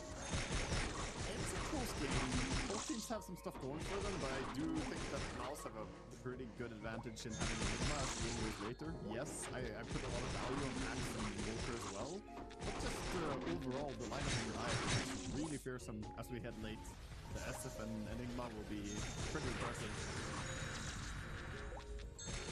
Oh, nearly came in with the Invoker Sunstrike Steel and Tormentor. Couldn't quite get it though. 56% to Na'Vi. this TA may be good in late game. One back at the Echo Saber after this shot and BKB. Trying to scale back to the right quicker time. Actually fill the gap. We have the smoke around going behind Axe. Needs to get onto a good target. She does long with DP and Blade Mill, so he's pretty tanky. This is a good loop around. Can they get on Enigma? That might be a lot easier. That is the big time. They found him. This is a BKB Aghanim Scepter, Black Hole Enigma who's been blasted off the face of the map. Now Enigma on the focal point being targeted by Got the Juice with a minus armor damage. They've blown him up. Tiny's gone. Even with the toss back. Got the Juice licked back in towards the SF, but they protected him. More time for the TA to dip away, and now PMA gets the call. Into damage on Crystallis. First life gone. Mao's in disarray as the TA shreds them, rips them apart. And we see why Dota Plus are favoring them as they head into this team fight. With the upper hand, PMA calls again. Crystallis being held in place, tries to raise back into them, but Got the Juice unloads the damage. That was just a beautiful wraparound. They loop all the way back around, get the perfect vision on Enigma, who did have a hard time hiding. He was kind of in the open talent on the lane, not hiding in the trees. He should have listened to the ancient wisdom of the trees, but unfortunately, gets spotted, and that's basically the end of the team fight. The moment he gets got there, they're all just sitting ducks. Because now they do not get punished if they come up. All of them can just jump on top of the SF, you know, and at that point, SF doesn't stand too well. Finding that Enigma first. Stuff does. Yeah. I was looking at his items thinking, oh god, BKB, Aghanim Scepter, and Shard. This next fight's hard for Na'Vi. He says, no, actually, it's quite easy, see? Yeah, I mean, it was an ambitious push, but unfortunately the position was not really ideal. Maybe he needs to kind of like challenge something for himself and Enigma, just be sneaky. Yeah, might be. Or just Octarine queued up now. Octarine plus Refresher would of course be a crazy power spike. Stop part of smoke. Despite yourself, no one's allowed to smoke except me. From a toss, and lose them as well. Good stuff coming back their way. The network lead still isn't that big for Radiant, only 7,000 gold. Everyone's game here. Super close. TA, by the way, opted to go for the Daedalus completion before going back for an MKB. She thought about MKB first, but after the one fight on Roche, not the fight on Roche, they won the lost fight on Roche, she chose to go for Daedalus instead. So instead of 2 MKBs, it's 1 MKB in a Daedalus? Yeah, it's crazy stuff, honestly. This is unheard of. But in serious notes, Daedalus is very strong on TA always. So that bonus damage, getting a crit really feels nice. And it's usually, what we saw happen in the previous fight, leaving SF to last is pretty common. And then it makes sense to go Daedalus just to kill the rest of his team faster. Like Tiny takes an absurd amount of damage into it. Absolutely. I'm a little worried for Mouse's morale heading into this late game mode. They've had a couple of major switches now that not really pay off. Okay, they got a tier 3 in a ranged rank, but this was meant to be full set and then take control of enemy output, right? It was meant to be a two-part movie. Axis going to get onto him. There's a bushwhack landing. Boomerang as well. They break the trees with Midnight Pulse. Nice by Boom. I'm seeing Boom's quickfire right now. I think he's listening to the broadcast. He's got our Shadow Blade on the knee. He's identified the same problem. No, I think he needs to hide. It's tempting to have this Octarine plus Refresher and be the ultimate powerhouse late game, but in reality, one good Black Hole is better than no Black Hole. I think that is for sure, I think one of my biggest weaknesses heading into any game is that I love to pre-plan strategies and think, okay, this is my ideal 6 slot, or this is my ideal, winning world base, or whatever it might be, my ideal incentivized start and build design. I like the design, like, okay, and then you get 7 minutes in, oh shit, I can't do any of the things I planned. What am I meant to do now? But you have to adapt on the fly, one of the great skills to have as a pro players. Figuring out what is the mistake I've made, what is the way to patch it up, or what is the way to advance my own game in a way that wasn't involved in the initial planning stage. Yeah, I think what you end up, what a lot of these pro players have basically, at least from my point of view, is that you end up having like 2, maybe 3 different styles for itemization builds that you have for a hero. Like a lot of deviations in there. You have like 3 main routes, and it's like, okay, I'm gonna go down route A. And when you go to route A, if you run into trouble, you then have a few deviations. Yeah, oh, I will do this. And then of course sometimes everything goes out the window and you're like, you know, screw it, I'm buying an Aeon disc on TB or whatever, you know, like we're doing something wild here. It's still pretty designed. It's still following an overall idea. It's just not a lot. The more locked the item builds typically. Yeah. From what I see. Oh, I am Mario. No, you're still pretty.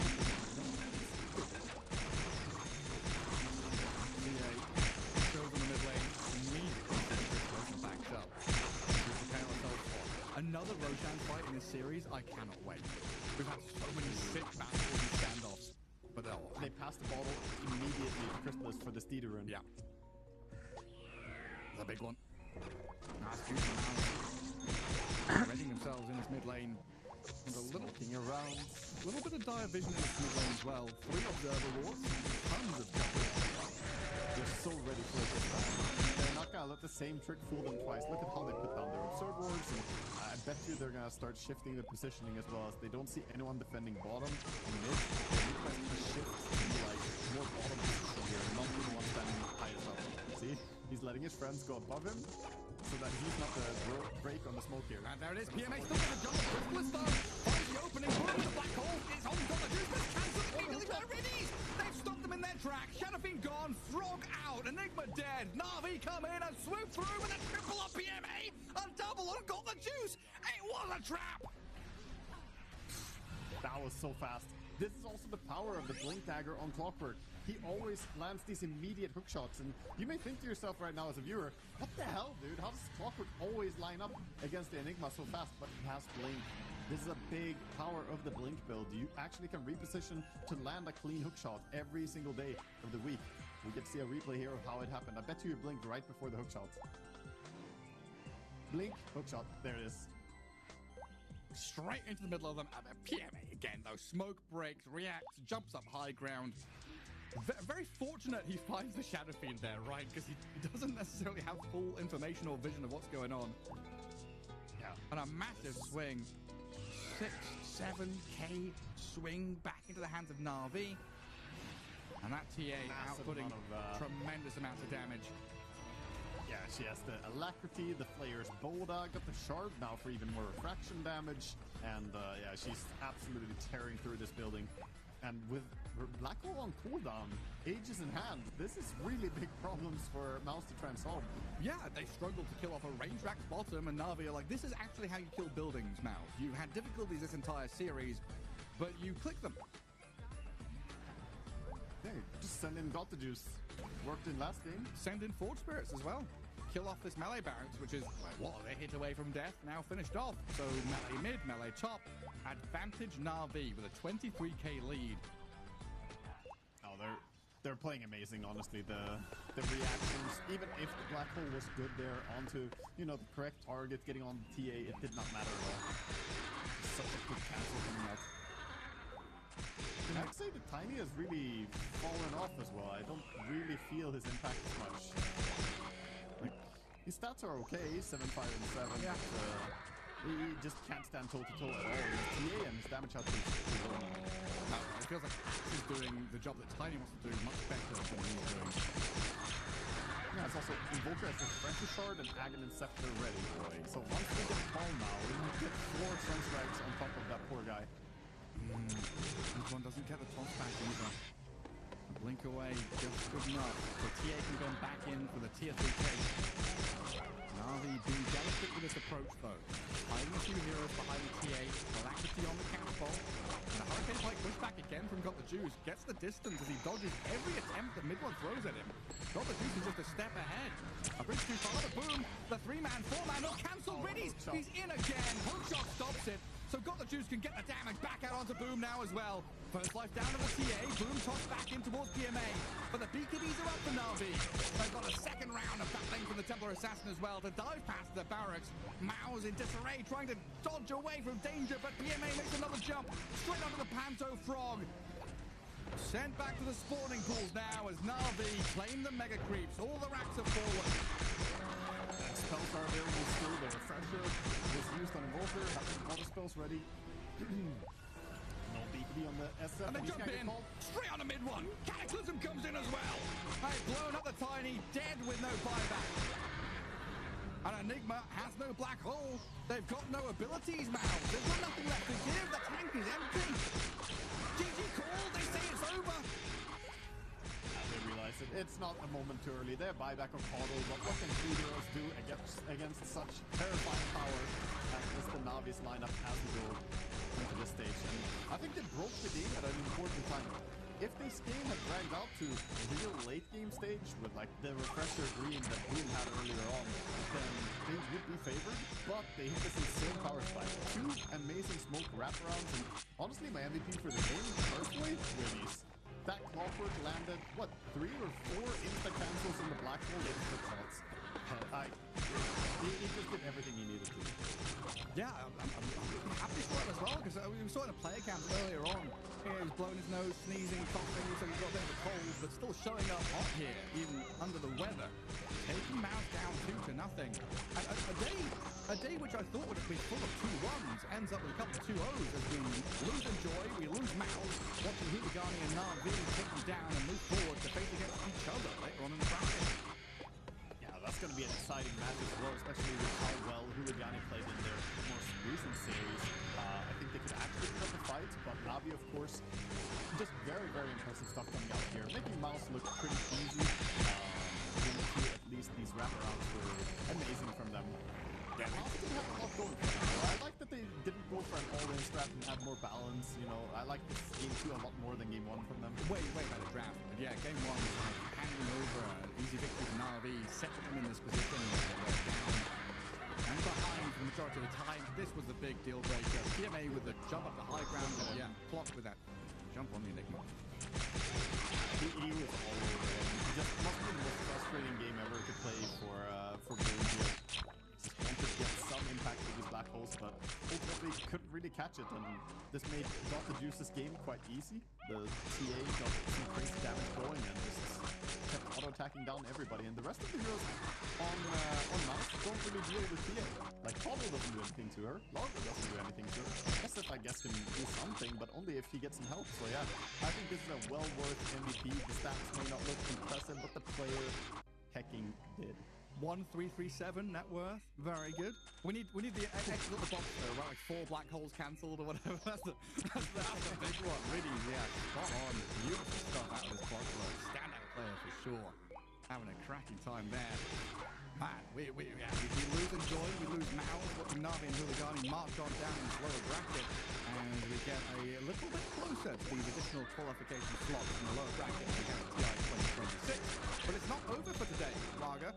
We're going to have a break, you know, we're sweating out and it's 30-degree heat, go pop outside, have some ice cream, but it's going to be Owen and Fog to pick up, Yellow Submarine Modus, and Team Board Power Rangers coming away, and take a break and come back to more Dota in a bit. The human body was built to move, not trapped at a desk in one singular posture for 12 hours a day. It's time your chair evolved. This is Lab Titan.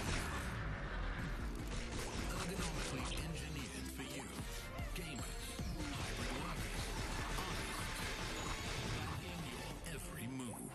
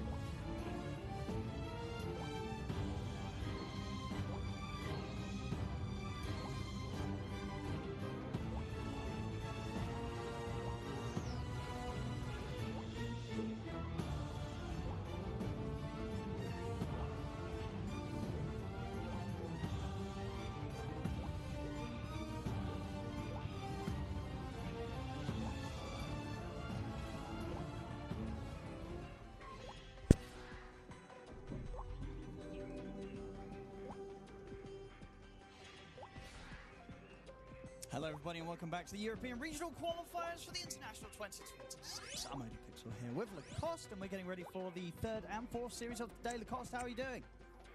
I'm doing great. A little bit sad that we saw Mouse getting eliminated, but there are only limited amount of slots here in European region. The most, 4 of them, but still not every single team can go to TI, unfortunately. But Navi, they are looking good, and for this one, Yellow Submarine against Modus. I think this one's going to be a close one. From what I've seen, both of these teams, they are kind of on the same level when it comes down to execution. I might give a slight edge to Yellow Submarine because they managed to take the game off Virtus Pro as well. And also, might be slightly biased as well because Batyuk, when he was standing in for Team Spirit during Wallachia, he looked very good. He looked very good as a stand-in. Yeah, he's been quite a bit of fun, bringing in something a bit different to the offlane. Had a couple of games on the offlane Tiny, as you can see, something that nobody else is doing. Mixed success, you know, won a game, lost a game, but still just getting the one win with an offlane Tiny, that's something that no other team is really looking to try and do right now. So, yeah, it'll be fun to see how close these two teams do match up. As you saw in the bracket, still quite a bit of a road for them both to go here in the lower bracket. But let's see who's going to be able to make that first step to progressing towards the international. I believe at this point you need to win this series and then 2 more series after this in the lower bracket to get one of those last 2 remaining spots in the European regional qualifiers. Here we go, ladies and gentlemen. The draft begins. Yellow Submarine versus Modus. Let's have a look at what we've got so far. Bans. Seems to be a difference with the bans here from Modus. An early Tinker ban and an early Invoker ban. Oh, yeah. I like this. I like this as a response immediately. Yep. We saw it yesterday where no one played it 2 times against Puck. First game, it looked relatively even. I would say maybe slight edge to Earth Spirit, but he was able to do. And then the second game, it was not close. It was not close at all. This mid matchup, I think at one point, no one was sitting at 15 and 10 CS, and Puck was having 3 CS at the time. Yeah, it was. It'll be interesting to see if he's going to be able to replicate that sort of beat down this time in this matchup with these players. As we certainly saw the potential from the heroes. We'll find out how much of it was kind of shifted towards the play from the player themselves. Further bans coming out. Modus, I said this team's bans, I don't think I've seen any other team ban like they are in this draft. No, Tinker, Invoker, Largo, nobody else is opening up with anything close to these 4 bans. This is something very different. I'm trying to think if this is specific against Yellow Submarine, because Batyuk, he plays offlane Batrider. We saw it in the previous series as well. Cemetery, he's the one who also plays it from position 4 still. They're flexing Tiny across 3 different roles, so a little bit surprised that that hero hasn't been taken out. It has been taken out now, but yeah, the other ones are like not really common compared to heroes that are still left in the pool. Your Clockworks, your Shadow Fiends, Drow Rangers, Kez, they're focusing on something different. There's still Silencer, Bane, some of these like more annoying supports that Puck needs to be aware of playing against them. One Nightmare, Fiend's Grip for just a second or 2 so somebody else can layer another round of spells could be very deadly. And we're even seeing good amount of Ringmaster, I would say. I think Ringmaster stonks have been on the rise. Yeah, Ringmaster has been looking very good. We've seen, I think Jakoda, I think we had in the stats, 2 and 1 on it. It's a hero he's very good on. So definitely got to watch out for Yellow Submarine. Maybe going for that Ringmaster this draft, this series. Let's see the bans from Yellow Submarine. A little more standard, really, from what they've opened up the draft with. Not nearly as kind of custom or tailored towards Modus as it is just tailored towards the patch in general and what heroes most teams don't want to play against. Yeah, I don't know how you feel about, but I feel like this Puck has been answered with Tiny being in the pool where you can pick it straight away on 9 if you open up with Puck. We're seeing this Earth Spirit being very popular. Some of the supports that we talked about. Lion, very strong hero at the moment. So I feel like there are ways to counter this hero, but sometimes you're falling into this trap where you are counterpicking other heroes because you picked it in the first phase, you were like, yeah, we have one more stun, and then maybe you get some kind of a save for Puck where he manages to survive in some of these earlier engagements. And banning out Rubik, I guess they were debating it's not like a really good Rubik game before you were... I mean, after seeing Grid Spirit, you really don't thrive stealing his spells, but the hero that I mentioned, Lion, you're very good at stealing spells from Lion. One Earth Spike can make hell lot of a difference.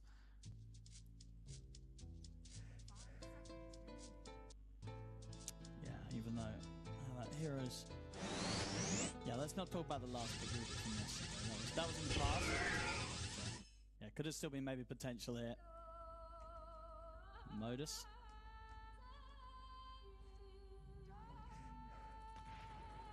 Gonna get that tech, you see. Very, very strong support. I'd like to see Ringmaster just for the save. I think Puck is going to be struggling if he's playing kind of his own type of a game where he's going in, doesn't have a real follow-up. If he gets caught by one of the spells from Yellow Submarine, I think Puck just dies, and this is not a situation where you want to be in.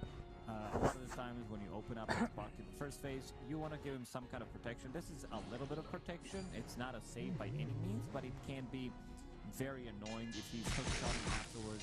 Cogs on top of the heroes could be okay. It's very simple, very easy to execute types of draft come out from Modus. I would say a lot of cookie cutter, a lot of spells, a lot of exploding damage, which we're seeing some of the teams don't have. Yesterday, Virtus Pro, they kind of got stomped in the lane. In the lanes, 2 out of 3 games. It felt very difficult for them to make a comeback. But they made a comeback in the first game. You got to be aware of just the snowball. And no one even talked about in the interview where he said, you know, they should have closed out that game. So having 10, 15k gold lead, most of the time, it does give you that closing opportunity to close out the game relatively early on. Closing the game early on. Lytle coming out for Yellow Submarine. Looks like they want to play it fast. Some of these teams do have some pretty strong Lycan players. It's been getting banned out a few times. Yellow Submarine get it through and likely be, of course, Bat-Yuck taking that to the off lane.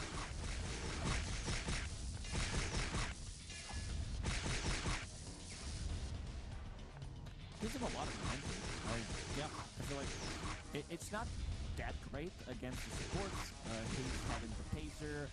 Cogs can be annoying so that he can't lock onto it. And because a lot of the times you see a Lycan as a response to some of these more squishier supports, something that doesn't deal well with summons, like, for example, Silencer, Bane, these are really struggle against Lycan. This time around, they're not as bad. So I want to see what kind of hero they're going to be picking. I would be okay with some character Fight Hunter, some Centaur type of a hero, just something, even Underlord, something that supports can kind of start and play around.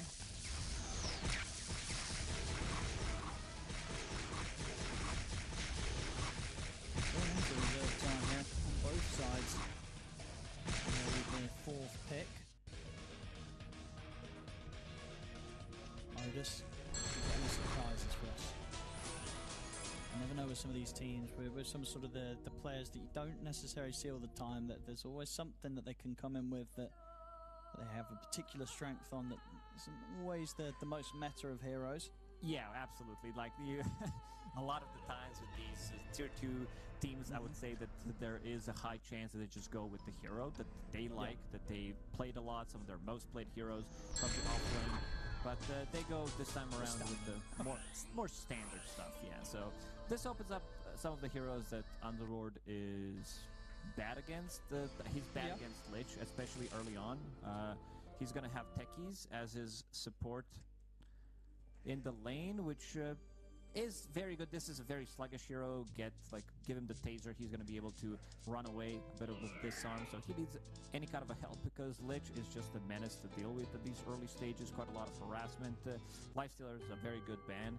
They had 1 BKB piercing ability, but you can get away from coil. You can get out of Pit of Malice, which is most important. They have a lot of circles on Modus. A lot of abilities that can keep them in place so the Firestorm can deal damage, whether we're talking about coil, cogs, just battery. Very simple, again, picks coming out from Modus. I think in terms of execution, Yellow Submarine's much more difficult lineup to execute.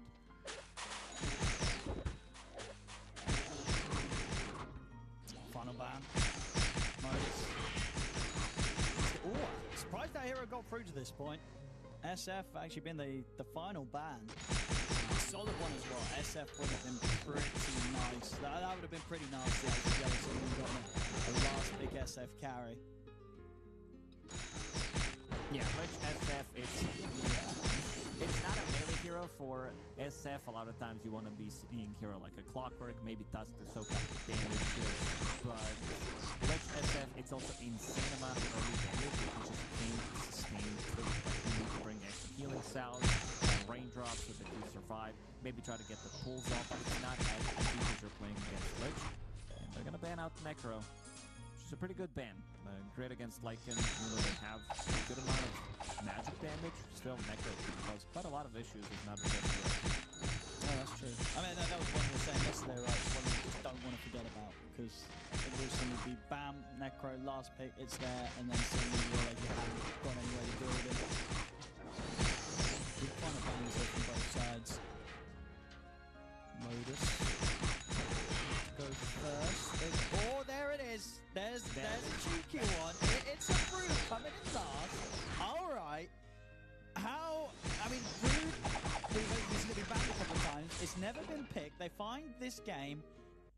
Can you clearly see why they picked it here? Is it amazing, or is it not a super kind of gotcha pick? Like, how strong is this? It should be very good in the lane against Lycan. Like, you're not threatened by Lycan in the lane at all, I would say. And then later you can take this area of the map, especially because Lycan wants to take an early tower. If they bring in the numbers, let's say they bring Underlord with level 6, they could be the one taking the enemy tier 1 tower instead. This is a good way to deal with Broodmother. You are going to be able to kill all these spiders. Yeah, a lot of AoE. It's not a Battle Fury buyer by any means. This was done in the past to have some kind of AoE damage to make sure that you can actually kill the spiders. But Kez, with his abilities, with the way he builds, he can actually one-shot those spiders as well. Very interesting. I would definitely not expect Broodmother to come up, but as we said, these teams are going to bring some nasty heroes. I think they also need to play like this. I also feel that they know that Yellow Submarine does have an upper hand with the players that they have, more experienced players, and I don't know. I talked about Batyuk. He is very good. He looked very comfortable in Team Spirit. We had an interview with him once or twice during that Wallachia, and he looked very comfortable and very confident in the way he's talking, the way he's playing. And I also think the meta right now does suit his playstyle, and it does suit his hero pool very nicely, because we're back to Timbersaw meta. He's playing his Lycans, he's playing these tanky offlaners, and also playing some of the Blink initiators when needed to, and bringing in some new stuff that we've seen. This offlane Tiny, currently sitting at 50% win rate, but definitely a player to look out for in this matchup. Talking about looking out for players, I'm just trying to get some of the numbers on Bottega's Brood, and it's not one that he's played, at least on the records, not a lot. He's only played it 3 times in officials. He won 2 of the games, lost 1, so 2 out of 3 got the win, but only 3 times. That was 9 months ago. And as for his pub record, obviously we don't see the most recent data, but up until the point they cut off, he had 54 games, 50% win rate. So nothing that looks, it doesn't look super spooky. You know what I mean? It's not like we're bringing up the numbers. It's like this guy, he just dumpsters games on his Broodmother. So obviously it might have been something that they've been practicing a lot recently. We don't have the data on it. But will be interesting to see. At the least, definitely not like a legacy Brood player, at least not on his main account or in officials. He doesn't. He didn't have a lot of games on it. So let's see what he's got for us, because it's fun to see. Coming in as the last pick, and I do like the way they picked it as well. Obviously, at the end of the draft, where Yellow Submarine, they'd already used loads of their reserve time, so they didn't really have a lot of time to kind of react to the Brood when it came to kind of deciding what to pick as the last pick. But I do think that, even though they didn't have a lot of time, the Kez is definitely not a bad kind of carry It's to a good answer it. Yes, It feels like it's an answer. Maybe it needs more time than the Brood's going to give it to kind of get to the point where it's going to be that answer, but it can be that answer if it doesn't get dumpstered early on. It's a hero that comes online relatively quickly. I'm talking about Kez, who's building the Mage Slayer Deso. These are his core items. It's a hero that gets involved. You're laning with Lich.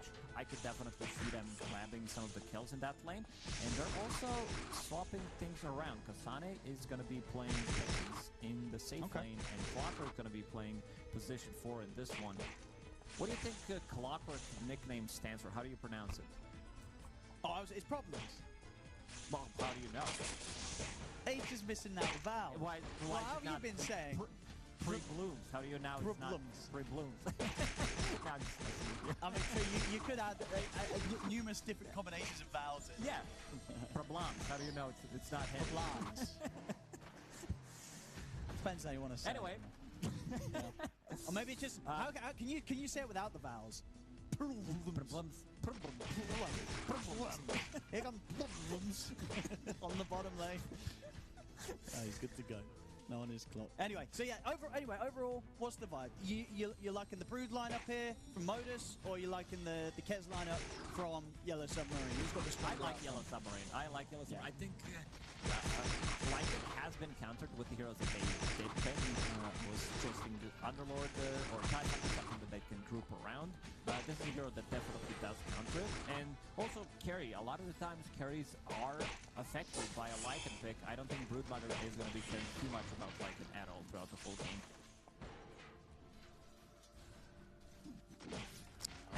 Mid lane, as we're saying, let's see if Rain can dominate in the same fashion that we saw yesterday. What was it, from No One against Arbed, when No One was on the Earth Spirit against the Arbed Puck in the laning phase.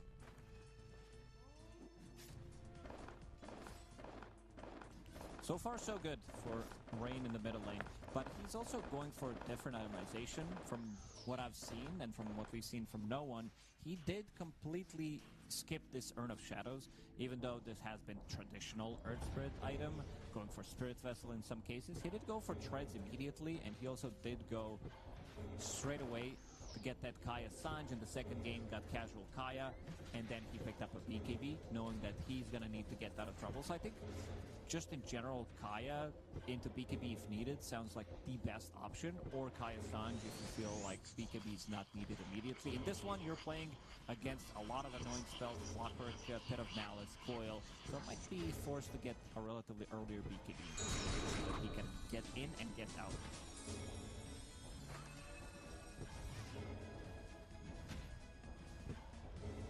Top. I mean, which lane's likely to kind of get that early kill? You know, which lane's more volatile, would you say? This top one or the bottom one? Both of them. I think they have a lot of kill threat, but I'm looking at the bottom mostly. I think once they hit level 3 with Ledge, 2 points, and Frost Blast, it's going to be quite a lot of damage that they're going to need to sustain themselves through. Elmo, he's already getting those healing salves. He does have a healing Lotus, a couple of stick charges on them. I feel like this game might be a bit slower, and then post 5-6 minutes, we might explode in terms of the kill, how many kills we're going to be getting, because supports are going to be rotating towards the mid lane. And Glyph used as well. That was from Puck. Most of the time, first Glyph, it does belong to the mid laner. Sometimes you might be able to use it if you're the off lane, if you want to be diving under the tower to grab the kill, but he was messing with him, messing with his CS.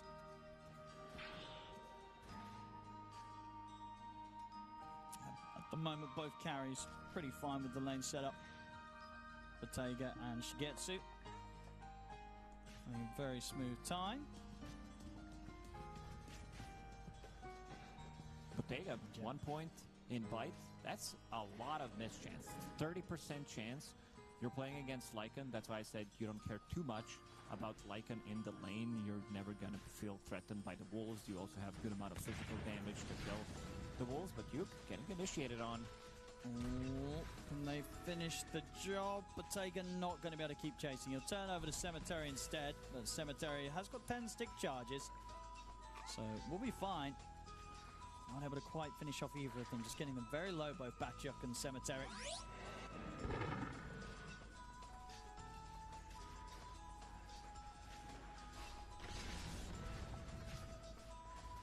Trying to make a go with this rotation. Jakoda, but doesn't get a clean angle onto Bottega. Modus also bringing in support back up to keep the Spiders safe.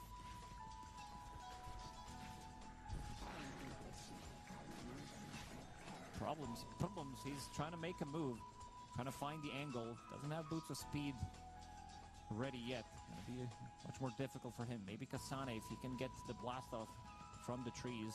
But the lane's already pushing. Batyuk, he's gonna be fine. Farming underneath the tower. Definitely needs XP. Cemetery, he will leave the XP range. You want to get that level 6 on Lycan as fast as possible. And now the lanes, we still haven't seen a kill yet.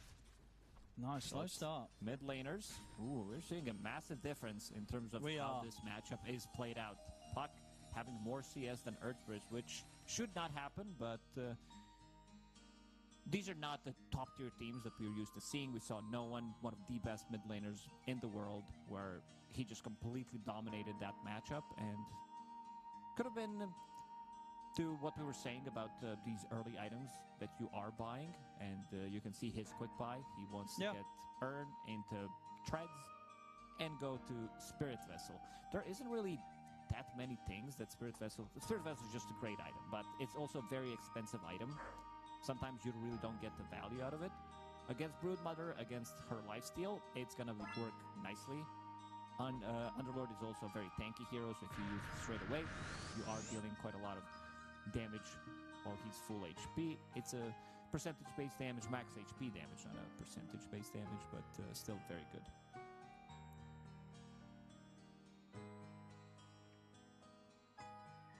Yeah, I mean,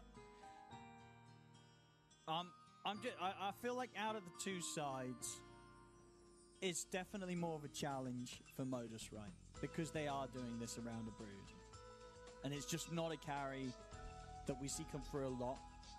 And again, sort of questions on like what Bottega's going to be able to show us on it. Whereas from Yellow Submarine, the fact that we're having this very calm start, and Shigetsu on the Kez is getting complete free farm, good denies as well in against Elmo. You know, this is a very hot start for Kez. We'll see in the middle lane. See if they can get the jump. They can onto Jakoda, so we'll find the first blood. Finally being able to take out the Lich, and the first blood goal going to Morale on his puck, so Modus will be